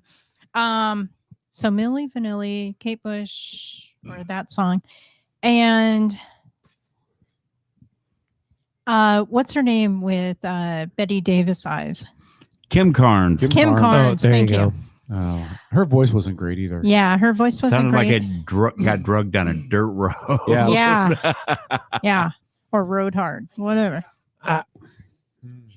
You need a few more minutes? Yeah, I need a couple more moments because actually bringing up Betty Davis eyes reminded me of this damn CD my ex-wife used to play. It was like Billboard hits of 1979 or some crap like that. Nope. And I cannot remember which song it was on there that drove me bananas, but it was a 1979 Billboard hit. Okay. It'll come to me in a second. I mean, it's one that I've like trauma blocked or something. Yeah. Hold on, I'm looking at Billboard hits CD. Let's see if we can find From it. 70. That's the one. It's got The Devil Went Down to Georgia by Charlie Daniels. I wasn't Joy to the World, Maggie May, One Bad Apple, Knock 3 Times, Family Affair. By the way, everybody, your BMI or BGMI or whatever dues are, due now. Or what are? Or like the Columbia House. Yeah, Columbia House, BMI, BGI. Yeah, Doge is going after all those people that never paid. They need the Columbia money. House, yeah. All right, go ahead, boss baby. What are your 3? Michael Jackson. Really? Okay. Not stand Michael Jackson. Okay. All right. Shit. ADHD.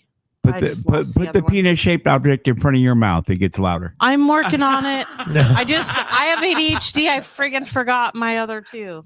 I just had them. But yeah, I can't stand Michael Jackson. Oh, yes. Okay, who's the one that the Luke Combs just redid her song? Fast Car. Tracy Chapman cannot fucking stand that stupid bitch. Whoa, I love Tracy Chapman. So have you heard my impersonation? You get Tracy on Chapman? with your bad self. Hold on. If you got a fast car. Yeah, it's worse than that. Way worse than that. Never have been able to stand. Did you like the Luke Combs version though? No. No. Because I hate the song because I hate Tracy Chapman's voice. Yeah. And I had a third one. I'll think of my third one again in a minute. Okay. I'll do mine real quick. So Cosby, Stills, Nash, and Young. Anything by any of those 4 or the conglomeration thereof or subdivisions thereof. Wow, that's kind of deep. Neil Young is horrible. Crosby, Stills, and Nash. Neil Young, I give him a lot of credit though, because that was that guy that would go out in the woods with a guitar and come back with an album. Yeah, it was and called that would Drugs. make him millions. It was called Drugs. I bet I know your second one. Well, the drugs work for him. Second one is Luke Bryan. Yeah. Yeah. Ding ding. I mean, it has to be Luke Bryan. If a Luke Bryan song comes on the radio while I'm driving my car, I will drive into a freeway overpass. Then Kevin calls my niece. Yeah. I blame your niece. Wait, hold on. Her and I are not Facebook friends, by the way. Now or not? We are now Oh, Facebook friends. that's yeah. good. Hold on. Is J. Andrews Kennedy saying he loves WAP or he hates WAP? I think he wants you to say WAP or he's going to give up on you. I Hold know, on. but I like that song. My third one. Macaroni in a pot. My third one. My third one is Fleetwood Mac. Wow. Really? My Yeah. mom officially hates you. Man, and that was Fleetwood after Mac is awful. That's going to make it really uncomfortable on Meet the Parents Day. Like I'm not a big, like there's bands that I don't like I don't like Nirvana, I don't like Led Zeppelin, but there's songs of theirs that I like. There is not one Fleetwood Mac song that I've ever heard in my life that did not make me want to slip my wrists. Wow. Because not one. Last week after our guilty pleasure conversation, I was listening to just Spotify while I was here in the distillery working, and a Fleetwood Mac tune came on. I was like, oh man, I forgot. I dig this one. And I threw And it then in you our realized you had a vagina. No, I threw it in our chat going, oh yeah, here's another guilty pleasure, Fleetwood Mac. God. That really makes me think of something here. That's awesome. You never read mine from last week. The good ins. Oh, I didn't see it till later. Yeah, I know. Hey, Kevin, you know something we haven't done on this show? Hold on. Wait, Dennis, before you do that, do you have 3? I've got a couple, 2 or 3. But I mean, just real quick, since you want to talk about vaginas and Hey, it's K-Dog, and now back to tonight's Outlaw Radio Network with myself and St. Paul, the Mangina, right here on Megatalk. Wow. Can you please start working those into intros, please? Yeah. Can you please, the Mangina? Wow. I mean, if it fits. There's no way he's listening to this show right now. But if he is, he'll be in the car on the way. He'll be like, I'm gonna be there 5 minutes. The man. Do we have more of those? That was one that you made. Just I never. We never used it. I never got to where. St. Paul, the Mangina. That's great. Damn. That was one of those nights where you were like, "Hey, I want you to record something real quick and then use it in a promo." Wow. Or an intro. We need to use that. Poor Paul. He's not here to defend himself. When he's here, he's not able to defend himself. What are you talking about? Oh. That was all right. So it's like fighting a one-legged kid in an ass-kicking contest. It's not. Come on. Artists or groups that I despise. That you have to feel turn they're it off when they overrated. come on. Yeah. Anything by Cardi B. Okay. She's the most phony piece of shit stripper, hug a pole, hug a dick, whatever, tramp. I sucked my way to the top and had somebody else write my lyrics for me. Dennis. WAP is literally. Oh, I do. My wet ass pussy. Shut up. You know what's great, Dennis? Dennis, I was in the dugout before they closed this karaoke bar I used to go to, and I sang a Christian song in there, one of my praise and worship songs. Right. And somebody said to me, "We didn't come in here to listen to God music." She had just sang a Cardi B song. So what I'm hearing you say is I can listen to you rap about your wet ass pussy, but if I sing a Christian song, you're going to lose your mind. And being that it was a karaoke bar in Bremerton, you probably didn't want to see that wet ass pussy. I did not want to see it. It was cobwebby and dusty. You want to hear a good joke? You want to hear a good joke? I got a good joke for you, right? 2 little kids standing on the corner. They see this girl across the street. She got a really short skirt on. And the dude's like, I think that's her. That's got to be underwear, right? I was like, no, I think it's her pubic hair. No, that's got to be underwear. I think it's pubic hair. This other little kid's walking by. Hey, we'll give you $5 if you go over there and tell us what it is. Kid's like, okay. So the kid runs over there, comes back, and the guy goes, it was her pubic hair, wasn't it? He said, nope. He says, see, I told her underwear, huh? Nope. Well, what was it? Flies. Oh,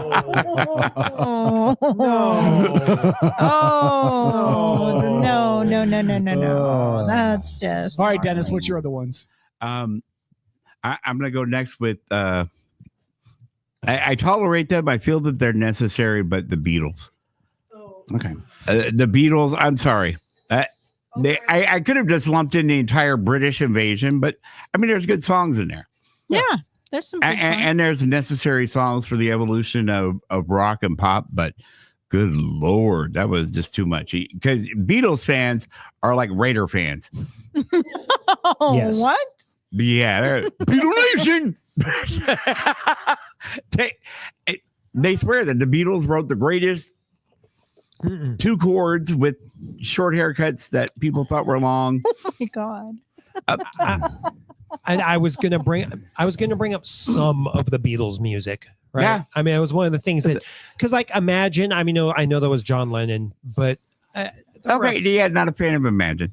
Yeah, but John it was and Yoko. digestible, right? I mean, John and Yoko, no, he let her get close to the microphone. Yeah, but I mean, Imagine was She's digestible. Weird. But okay, yeah, let me put her on my third. Can't digest. Oh yeah, Yoko. I would rather masturbate with sandpaper gloves on than listen to her music. Well, that's a visual. Ow. You know, there are things. Ow. What grit?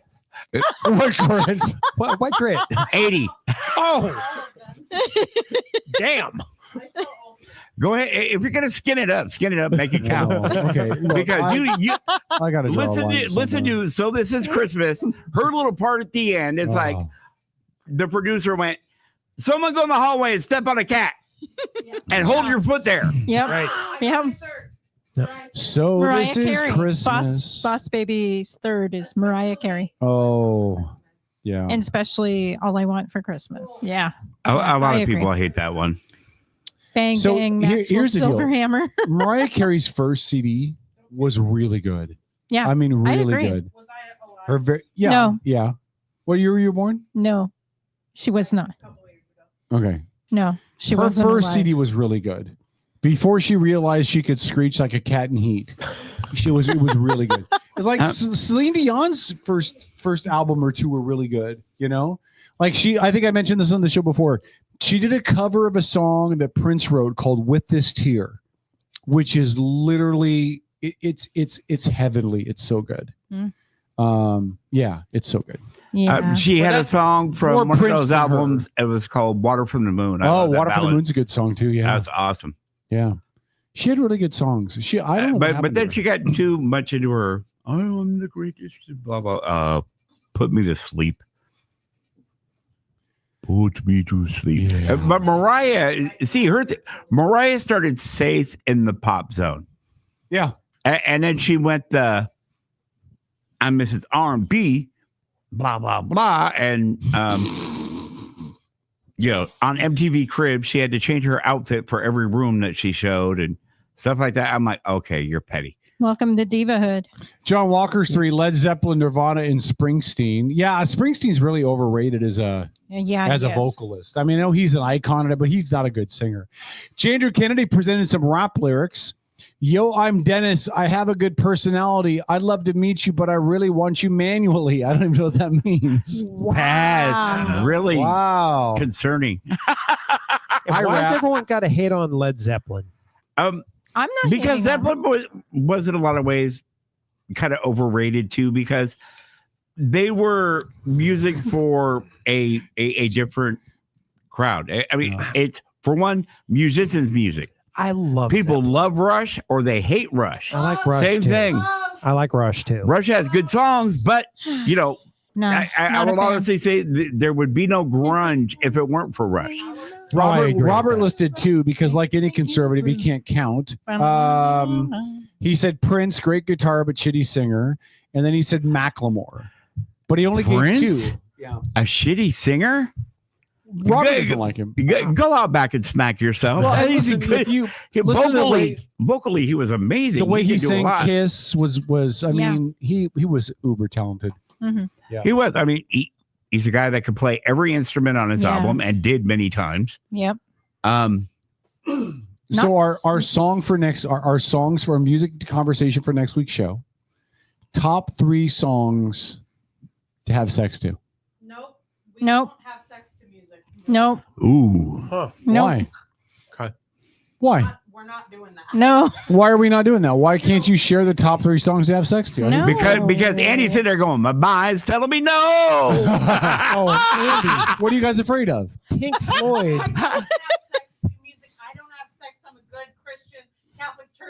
I'm not suggesting that you, but I'm saying top 3 Really, sex. both of those just really go against what you Listen, just said. I'm not saying you have sex, boss baby. I know you're waiting until marriage. But top 3 songs to have sex to if you were going to have sex. Like, what kind of songs would get you in the mood? How about that? Wow. Oh, Robert did have a third one. Village People. That's right. Okay, YMCA. The Village People. YMCA. What Robert is upset about is that song in the Navy was actually written about him. Oh. That's deep. That's deep. So yeah, next week will be top 3 songs to get you in the mood. Yeah, that's different. Well, I'm than- amending it to make you feel appeased. Yeah, top 3 songs to get you in the mood. You need to be a little more specific. Ooh. What type of mood are we talking about? Kevin? Anderson, who's Anderson? It's me. He probably can't spell my name. Oh, okay. Anderson probably listens to Guar during bedroom time. Dan, did you my catch God. did you catch your fellow Kevin? No, what did fellow Kevin say? I can't go without, or I can go without hearing Journey's Open Arms. That's a great song, man. I mean, that is. Oh, Sharon. Yeah, no, I got to agree with the Journey song that got no Journey credit. I know. All right. Just to give you guys an idea, because a lot of people have never heard this band before, but I'm going to play for you what gets Andy in the mood. If Andy was going to get in the mood, I'm going to play for Boss what would get Boss Baby in the mood. All right. So just give me a second. How much is that doggy in the window? Let me go to the share screen. Hold on. Here we go. Push it real good. Here we go. And then Latrim to grab it. This is what gets Boss Baby in the grab mood. it like you want. Here we go. Oh, I need some audio, Dennis. What? That's not for me. No, can you unmute it? You got to unmute it up there. You got to unmute it. Oh, where's it out of here? Yeah. Which one? Channel 6. It's not muted, and it's even turned up. Okay. Well, unmute your computer, dude. No, it's not unmuted. It's. Kevin, oh, it is muted down here at the bottom. Okay. All right. Dork. Shut up. What did we learn today? Here we go.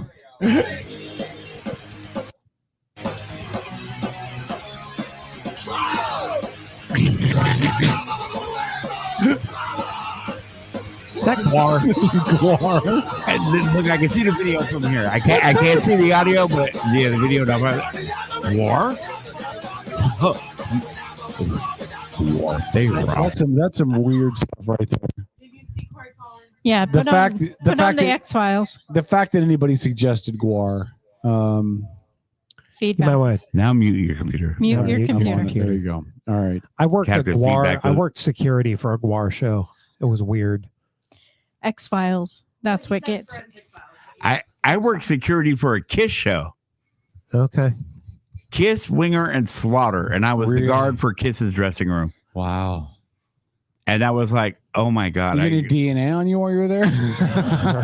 Probably. I looked at groupie pictures. Some of their staff brought me beer and food out of their reception area. And then yeah, I never got any of those perks. I watched Paul Stanley hit on a stripper really bad. Because it was like hands down the worst boob job I've ever seen.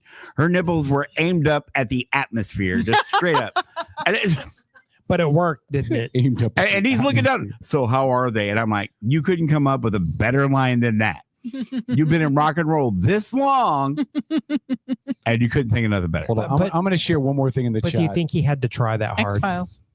For the people that aren't on my page, this is what I was doing yesterday. Hold on. Let me show. This is a great picture. Hold on. Here we go. That's me and Nathan Fillion hanging out. And yeah, that's right. We called my daughter, and she was with my buddy Luke. He was fixing her car. Mm-hmm. Who is he? I was hanging out with Nathan Fillion. You ever watch The Firefly? Rookie. No. Or The Rookie? No. Or Castle? No. Yeah, whatever. But yeah, that was me and Nathan Fillion chilling out together yesterday. So Look, the last celebrity picture you had that I'm like, ooh, I'm kind of jealous. But Trish Stratus or Mickey James? It was one of I got the two. Trish Stratus and Mickey James. Yeah, I've got both of those. I don't have a picture with Trish, but I do have a picture with Mickey. Here's a name here. You know who also hung out with yesterday? Who? Chavo Guerrero. Wow. Picture him on my page. I hung out with you. Do you know who Danhausen is? He's a wrestler. No. Hung out with him a little bit. Hung out with I know Chavo. Poor Chavo. Gina Torres. I hung out with her a little bit. Wow. John Boyega from Star Wars. He played Finn, the black stormtrooper. Hung out with him a little bit. Yeah. Michael Ironside from Top Gun. Hung out with him. Got a picture with him. What? Yeah. Michael Ironside? Really? Yeah. Oh, that's cool. Yeah, got his autograph. That'll be going up in the bathroom of fame. Yeah. So, yeah. Yeah, it's hard to go in your bathroom and poop. Yeah, everybody's watching. No privacy whatsoever. And not a hand towel unless Lori shows up. But it is an interesting audience watching you poop. You know what? If you give that whatever you're knitting to Dennis in an hour, it'll clang in the dryer. Clang, clang, clang. Damn. Wow. All right. Hey, we got about an hour and a half left. No, we don't. We do. We do. No, we don't. We do. We really do. Because I'm off work tomorrow. We have an hour and a half left. So am I, but that doesn't mean I'm staying up. I'm not. I have to go to like North Carolina at an ungodly Yeah, I bet. North Carolina at probably what, 8 a.m. our time? Or 7? What, you're flying out tomorrow? No, she's working from home. Oh, In North what time do you Carolina. work tomorrow? Early. What is early? North Carolina, 8 a.m. You work at 5 a.m.? Mm-hmm. Wow. Yeah. What do you That's do? why. What do you do for those inbreeders in North Carolina? Whoa. This is not racist. Hey, Boss Baby said it was racist. That's not racist. It's statist. It's elitist. It's heteronormal. Events coordinator. Okay. All right. Well, if you need an MC and they're willing to pay airfare, I'll gladly head to North Carolina. All right. Well, let's go. I have never been to North Carolina. Yep. Been to Virginia, but I've never been to North Carolina. Is Trump still closing your office building? Trump has never been closing my office building, Robert. In fact, Trump is making all of us come back into my office building. May 5th is the day. Unless the union challenges it in court and wins. Well, at least you'll miss May Day. Huh? Yeah. At least you'll miss thank May God Day. for that. I don't. Yeah. I have a rule, and I've had this rule ever since I worked for the other federal agency I worked for. I will never go into work on May 1st. I wouldn't either. Not Because downtown Seattle. There's been enough times, especially with Trump as president now, there's been enough times down there that it's been questionable. Oh, May Day in Seattle this year is going to be interesting. Yeah, that's what I think too. Yeah. Yep. And I'm not going. And you can't make me. I'll call out sick. I got sick time. I wouldn't go either. Mm-hmm. That's nuts, dude. It's going to be nuts. Actually, you know, it might be kind of fun. Yes, Robert, I'm in the Jackson building. Do you have information that I do not? If you do, would you send it to me? I hadn't heard anything about plans to close the Jackson Federal Building. Maybe they're going to move you to a new federal building. Well, here's what I didn't understand. There is a federal building in Washington, in Bremerton. Mm. Oh, okay. There was an article in the Seattle Times. It's on Trump's administration's list for potential sale. Well, that makes sense. I mean, it is right in downtown Seattle. Yeah, who's going to buy a building in downtown Seattle the way it and the Seattle is now? Federal Office Building, which is right across the street, the old post office is for sale too. People investing. Buy it now. Yeah, I guess it would be bargain Sit on basement. it. Yeah. Sit on it for a bit. When Seattle ever makes a turn. If Seattle turns around. I can't imagine anybody buying that building. I mean, I really can't. If you've ever been inside that building, it is way old and way dated. True. It would cost them a lot. Yeah. To make that even remotely but the bones are good. Yeah, but you'd have to spend so much money to make that even remotely palatable to a private business to be in there. Yeah, but I mean stuff like the Moore and the what am I thinking of? The Moore, the Paramount. I mean, those are all old, dated buildings in Seattle too, but they've been rehabbed and turned into really cool places. Mm-hmm. Yeah, I don't know. Could it be converted? I don't know anything about that particular building, but yeah, I don't see anything in here that talks about an estimate of what they think its value would be. Yeah, I don't know, but there is a federal building. There is a VA office in Bremerton that I could work at. Where at? Downtown Bremerton. Really? Yep, and they have 5 people working there, and they have the entire building. Oh, yeah. So it's probably room for a 6th desk. Yeah, well, they could certainly put a lot of us there. We've been asking, hopefully, that they would let us work there instead of making us go back into the office. But yeah, I don't know. Do you have a? Yeah, I saw the list, Robert. So I hadn't heard about that before. Thank you. Do you have a pretty good number of people you commute from Bremerton to Seattle with? Not right now, but after the 5th, we will. Yeah. So there's a group that. Oh lives here? yeah, Oh, there's okay. a lot of us that are West Sounders that go over there for the office day. Yeah, Oh. there's a lot. So it's going to mess up the commute too, because I ride the fast passenger ferry and they only hold so many people. Mm-hmm. So I'm going to have to see what that does as far as filling up the passenger ferry. They were going to look at upping that. Well, I know that Turd Ferguson, our governor, not to be confused with April Turd Ferguson, his female alter ego, Bob Ferguson announced this weekend that he's going to restore the Washington State Ferry back to pre-pandemic levels. Mm-hmm. So Bremerton will go back to 2 boats. And then 2 other runs will go back. I know that Fauntleroy Southworth will go back to 3 boats. And then there was one other run that they've got to restore back up to 2 boats as well. How exactly is this going to happen? I don't have any idea, dude. I actually do know. Oh, tell us. because I saw the paid article, attention. but I haven't read it. So Ferguson currently I should step back. Inslee took 3 boats out of rotation and slated them for conversion over to electricity. Okay. Okay. So one is already too far in process. They can't do anything. The other 2 haven't really been touched. They've just been cleaning and looking at them and deciphering what to do. So those 2 boats are automatically going to be put back into the rotation. Okay. That's smart. That's that. And I guess there's a boat or possibly 2 that are in repair, dry dock, but they need to, the state hasn't put the money to actually fix them. So they're just sitting there. So those ones will be coming back online as well. Yeah. The VA office in Bremerton's at 500 Pacific. What is wrong with this state? 500 Pacific Avenue. How many floors do you have? I don't have any. It's Suite 602A. Oh, okay. Yeah, that's what it says. So hopefully you can just, no, you have to go they've in shot it office, down. you Is can what go there. that's what I've heard is they've shot it down. Oh, okay.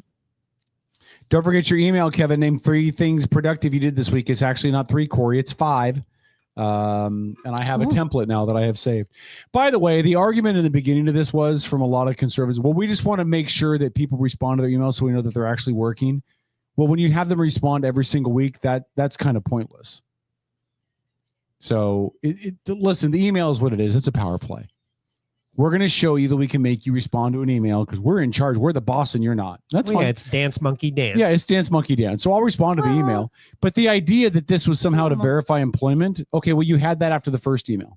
No, not necessarily. Well, I mean, if you have somebody covering for another person and then they answer the email for them, they're going to eventually forget. So if this keeps reoccurring week after week, that other person that's covering for somebody else will either forget or they'll keep covering. Yeah. But either way, they could just email supervisors at management level supervisors and say, verify how many employees you have.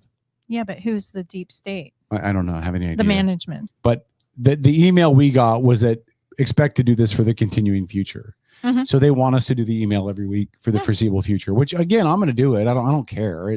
I can send an email in 36 seconds. So it doesn't really matter. Well, I mean, but it just seems, seems silly. But in the private sector, you have to do that. Yeah, the same thing happens in private sector. You don't have to send. I've never worked any job where they said every week, send me an email and tell me what you did to justify your job.